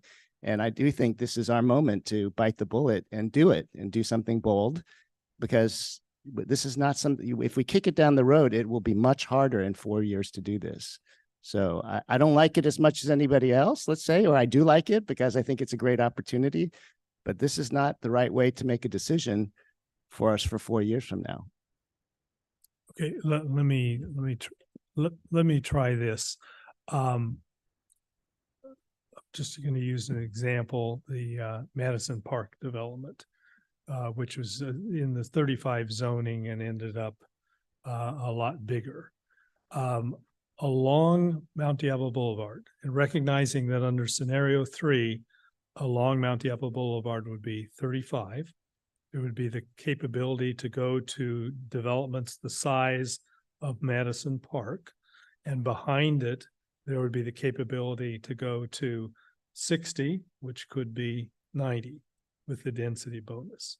So if Mount Diablo Boulevard were lined with buildings that were equivalent to Madison Park, at least in my view, that would provide, I mean, I don't see us going beyond that. And there may be housing advocates who would disagree with that, but along the boulevard, I would not want to go above that height limit. I mean, above that density level. I mean, but do you see it differently? Because I see the challenge if you go to that density of maintaining the openness, I mean, open space, it was referred to as the different kind of product that fits, gracefully along Mount Diablo Boulevard, that has the walkways and the retail that we need to have. And I think if you go above the 4 stories, you've got a much different picture of what Lafayette's going to be. I think making this change brings about a huge change in Lafayette. And it's a challenge to make that change work.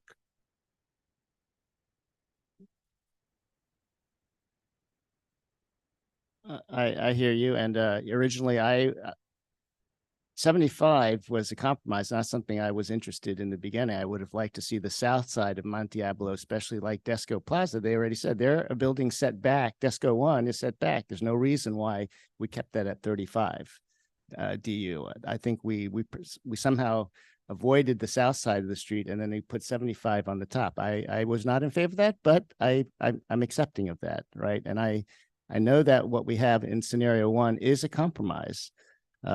But I think we are at this 11th hour. Yep, but it wasn't 35 in scenario 1. I think it's either 40 or 50. I think it's 50. Okay, good. But I'm saying in terms of where originally the scenario 1 is something that we have come to at this hour, and there are things that I don't like everything in it, but I do think that let's get this over the finish line, and it's a viable alternative for me. So I, in the interest of time, I won't go into again what I said about De Silva South. I've already expressed my views on that one. I'm open to it. I just don't think it's now, and so I still would stand by scenario 1.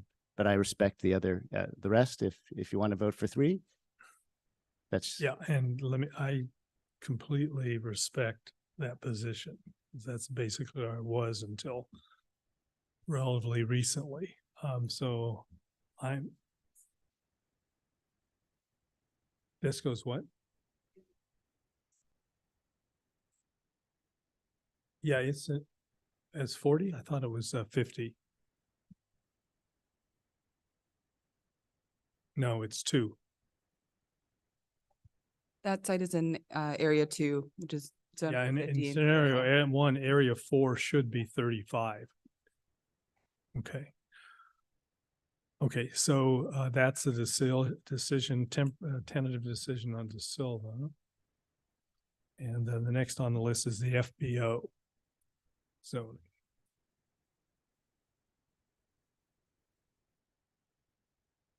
Who wants to start on that? I just have a question about what one of the public commenters have talked about today, that St. Anselm's and St. Perpetua are saying there's no plans at all, but we're including and we're upzoning them, as a whole, if that's what we should be doing, looking at it as one program, when we've already heard, it seems, there's only a couple out of the 7 that are interested possibly in taking advantage of SB4. So I'm not sure if no, I know it's a big number though, but I just am wondering the confidence level in that going in front of HCD, knowing what we know.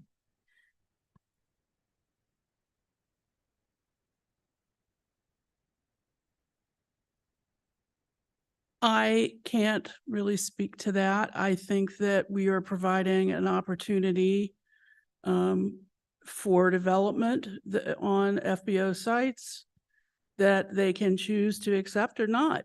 I don't necessarily think that it is,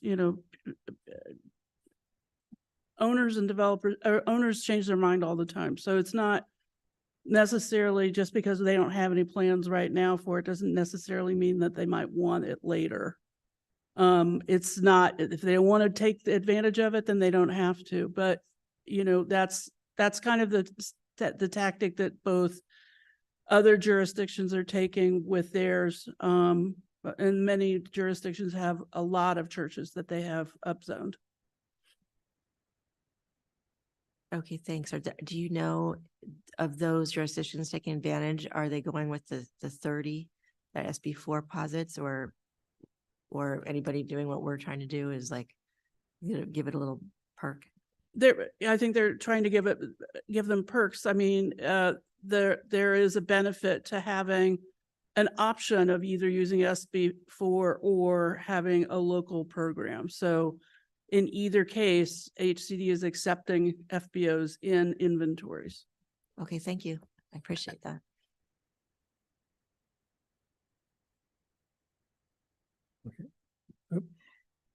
Oh, for this, I think for the same reasons and based on the Mala's comments, and that I'm supportive of leaving them in. My position is the same. I'm supportive of keeping FBOs in. I think if we're only considering option 3, then we have to keep them in. Okay, I am in agreement. Right, and so then the next is downtown zoning. And if we're staying with the decisions we made so far, and looking at what's in scenario 3, then I think the only decision, since everything, if I understand it, is 35 except for 1A, 3A, and 5A, which are 60. The only question is if anyone wants to spread that out more and take some off of the 3A, move that down to 50 and move, for example, 2 to 40 or 50. I mean, I think that's, so the first question is, are you happy with what's in scenario 3, or would you prefer to make changes? I like the idea of taking advantage of what DESCO has volunteered, that 60 is a number that might be easier to work with. So I could see considering that. I think that's a good thing. I don't know. I'm going to look at the map and see that. Yeah, that's a good point. Trace, can you please pull up the HDMI?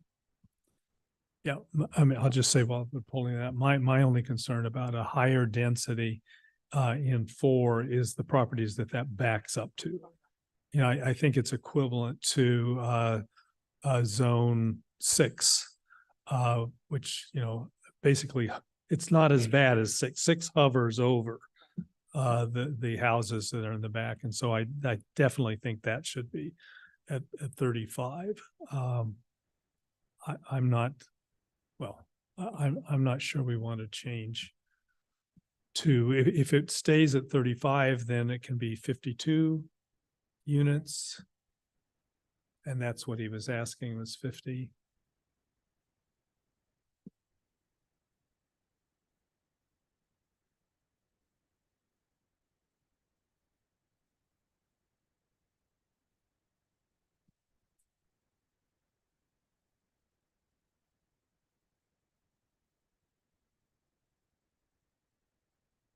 So any other thoughts on revising that?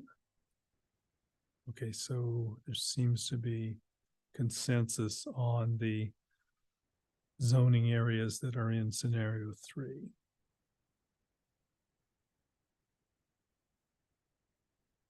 Okay, then before going back and making a final decision, if we were to go forward on the 5 decisions we've made now, what would the next steps be and how long would they take? And one thing, well, I guess as you're discussing it, is it going to come back to the council? Because if it comes back to the council, that gives, I'll refer to them as the neighbors around the De Silva property a chance to come in. So as, excuse me, whether it become, I'll start with the council discussion and the De Silva neighbors, whether the revised housing element returns to council for review prior to either public review or submission to HCD, resubmission to HCD is up to the council to decide and direct staff. As far as the revisions, including De Silva South, as discussed in the staff report, will add a significant amount of time. So within that, we've mentioned the AFFH analysis. That consultant is not available until after the Thanksgiving holiday. It shouldn't take super long after that. Then they're familiar with our work, but that still is time added. We will need to do some minor updates to our EIR addendum, which was updated to include AFFH and FBOs. Excuse me. And then we'll need to do some substantial editing to the draft document to add these pieces into the element and the appendices. So it's probably 4 to 6 weeks in that realm we discussed earlier, given the scope of changes, just because adding De Silva is a big change, but we can certainly do our best to move it along as quickly as we can. Anything to add? No? Okay. When that's presented, then I think at least we need to think about, and I know we've had a preliminary discussion of this, how worried we are about at what date we're going to get our zoning changed. So it looks now like it really is not going to be until the end of March. Potentially, but I think if this is the direction council's giving and we are able to move forward, we've already started aligning staff towards rezoning, preparing folks to work on the rezoning documents needed. I think we were just waiting for the conversation for tonight to really launch forward. So we want to assure you that we'll have that in process to try and be ready to go whenever the time comes to minimize any delay. Okay, but everybody recognizing what the risk is if we go down this path and how long we'll be open. Okay. And so given the process that you need to go through, and just, if everybody hates this idea, just say so. But we can put this on the agenda for the 27th, and we'd be saying, here's what we're doing. Staff is working on this. I see that primarily on there so that the people who are in the neighborhood can come in and have one last chance at it. I mean, what do people think about that?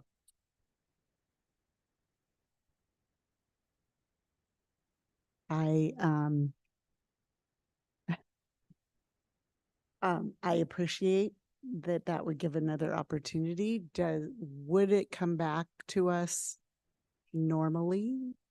Or would it be that we've given direction, we have the answer to a question, the question about the 88%? Right. That would bring it back. I just, what would we then change it again? Because we're basically leaving it open. So I don't hate it, but I'm sort of concerned about how does it really fit in the process to bring it back again on the 27th. Okay, if we listen to the comment and we decide we want to go forward, we go forward. We've lost no time. If we listen to the comment and we change our minds, then I don't think we've we basically lost 2 weeks then, and you'd be undoing work that you'd be doing now to make the change. So that's the problem.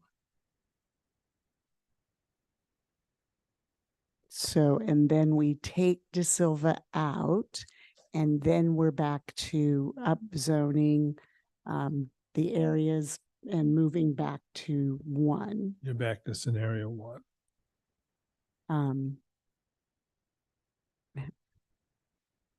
I feel like we're making, a decision tonight, and that we would be moving forward, but obviously I will support, what the council wants to do. I appreciate the opportunity to leave it open, but we've done that several times, and I'm between 1 and 3. I thought 3 was a good opportunity, and it brought us an opportunity with De Silva. So again, open to hearing what folks, but my initial reaction is that we keep moving forward with the process. Okay. Does anyone? I want to make a comment. It's interesting because we did that with this last one. We actually, obviously at the last meeting gave direction to do the public comment and then get this off.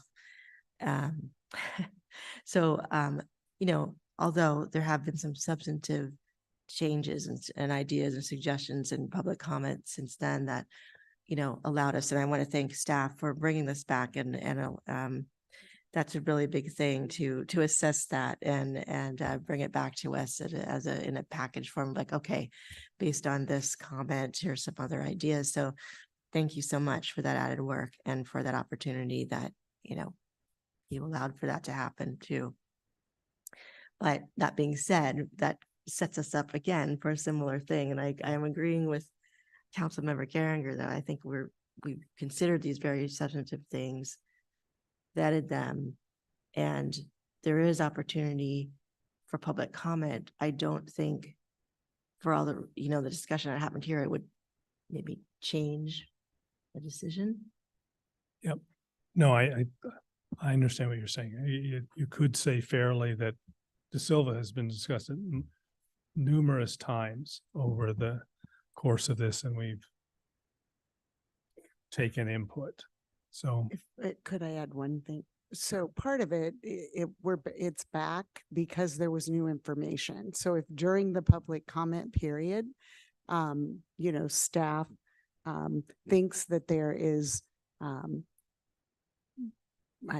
whatever adjective I use is not going to be the right one, but if there's new information that analysis should be done and it should come back to us, through that process, it would come back to us that way, right? And so, I'm still thinking that we move forward and that there is an opportunity and that all of these things have been discussed. Okay, can I have a motion to continue to 1:15? I move that we continue to 1:15. Second. All in favor? Aye. Aye. Okay. All right. So my understanding of where we are is that we're going with scenario 3, using the RENA allocation, using the 88% minimum density, so far as we can confirm that that's not going to be an impediment to redeveloping an existing commercial site into a commercial retail, office, hotel, other site anywhere. And we are including the De Silva property period. And hmm? FBOs and DESCO. Well, I hadn't got to the FBOs. I mean, DESCO, I thought we'd already, okay, DESCO's definitely in. Yep. And the FBOs we decided to keep in, and downtown zoning we decided to keep as scenario 3. So I think we can confidently say that we've made nobody happy. And we've made specific individuals upset at specific decisions. But I think this is where we've come out. And I want to thank staff for all the work on this, because it's been very hectic to deal with all this. I want to thank the public, particularly Chris and Stella, for all the work that they've done, and Rob and Colin and all those who have contributed, all the input that's come into us. There has been one major change since the last time we met. So thank you for all of that. Councilmember. Mayor, are we going to vote on this? Oh, definitely. Yeah, I was just thinking. Today? Are we going to vote? We're going to, Before we adjourn? do we need to do anything more than give direction? Yeah. So I think the direction is clear on each element. Okay, then at least for myself, I'd like to make clear for the record that I supported scenario 1 only. I am not in support of scenario 3. Okay, fair enough. And let me ask you this, because actually I think we did vote at the last session, and I very much appreciated the 5-0 vote to ask the staff to prepare.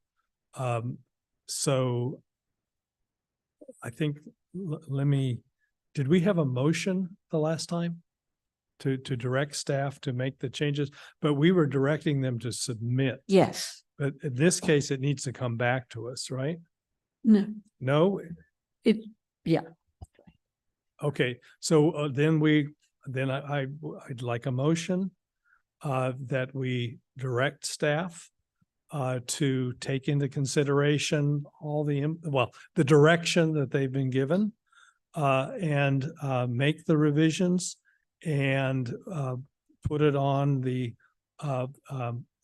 when it's finished, public notice for 7 days, and then submit to HCD. So you're given your authorization to do that. I will make that a motion. And I'll second. Okay, so at this point, all in favor, say aye. Aye. Opposed? No. Nay. Okay, so we have, okay, so I admit I did not see yours coming.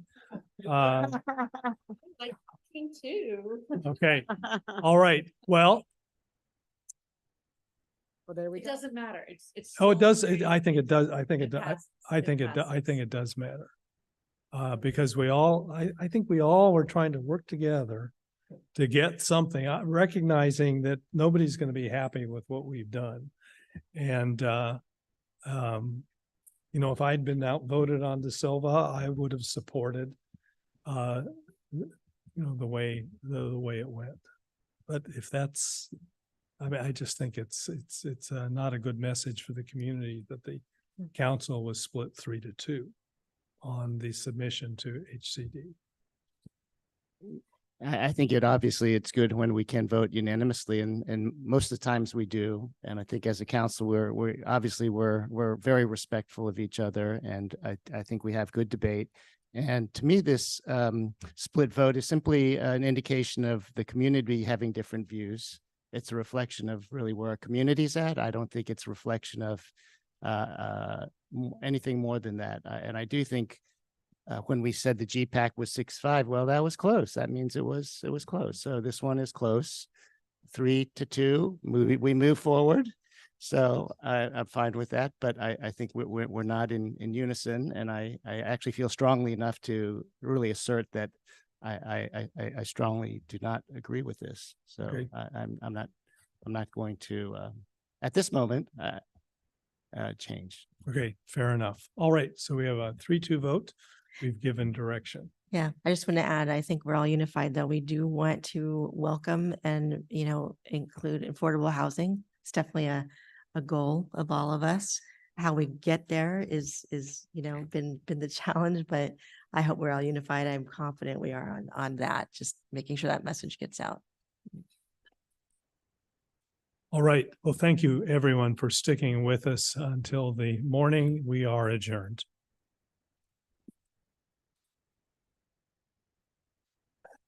It's important to know.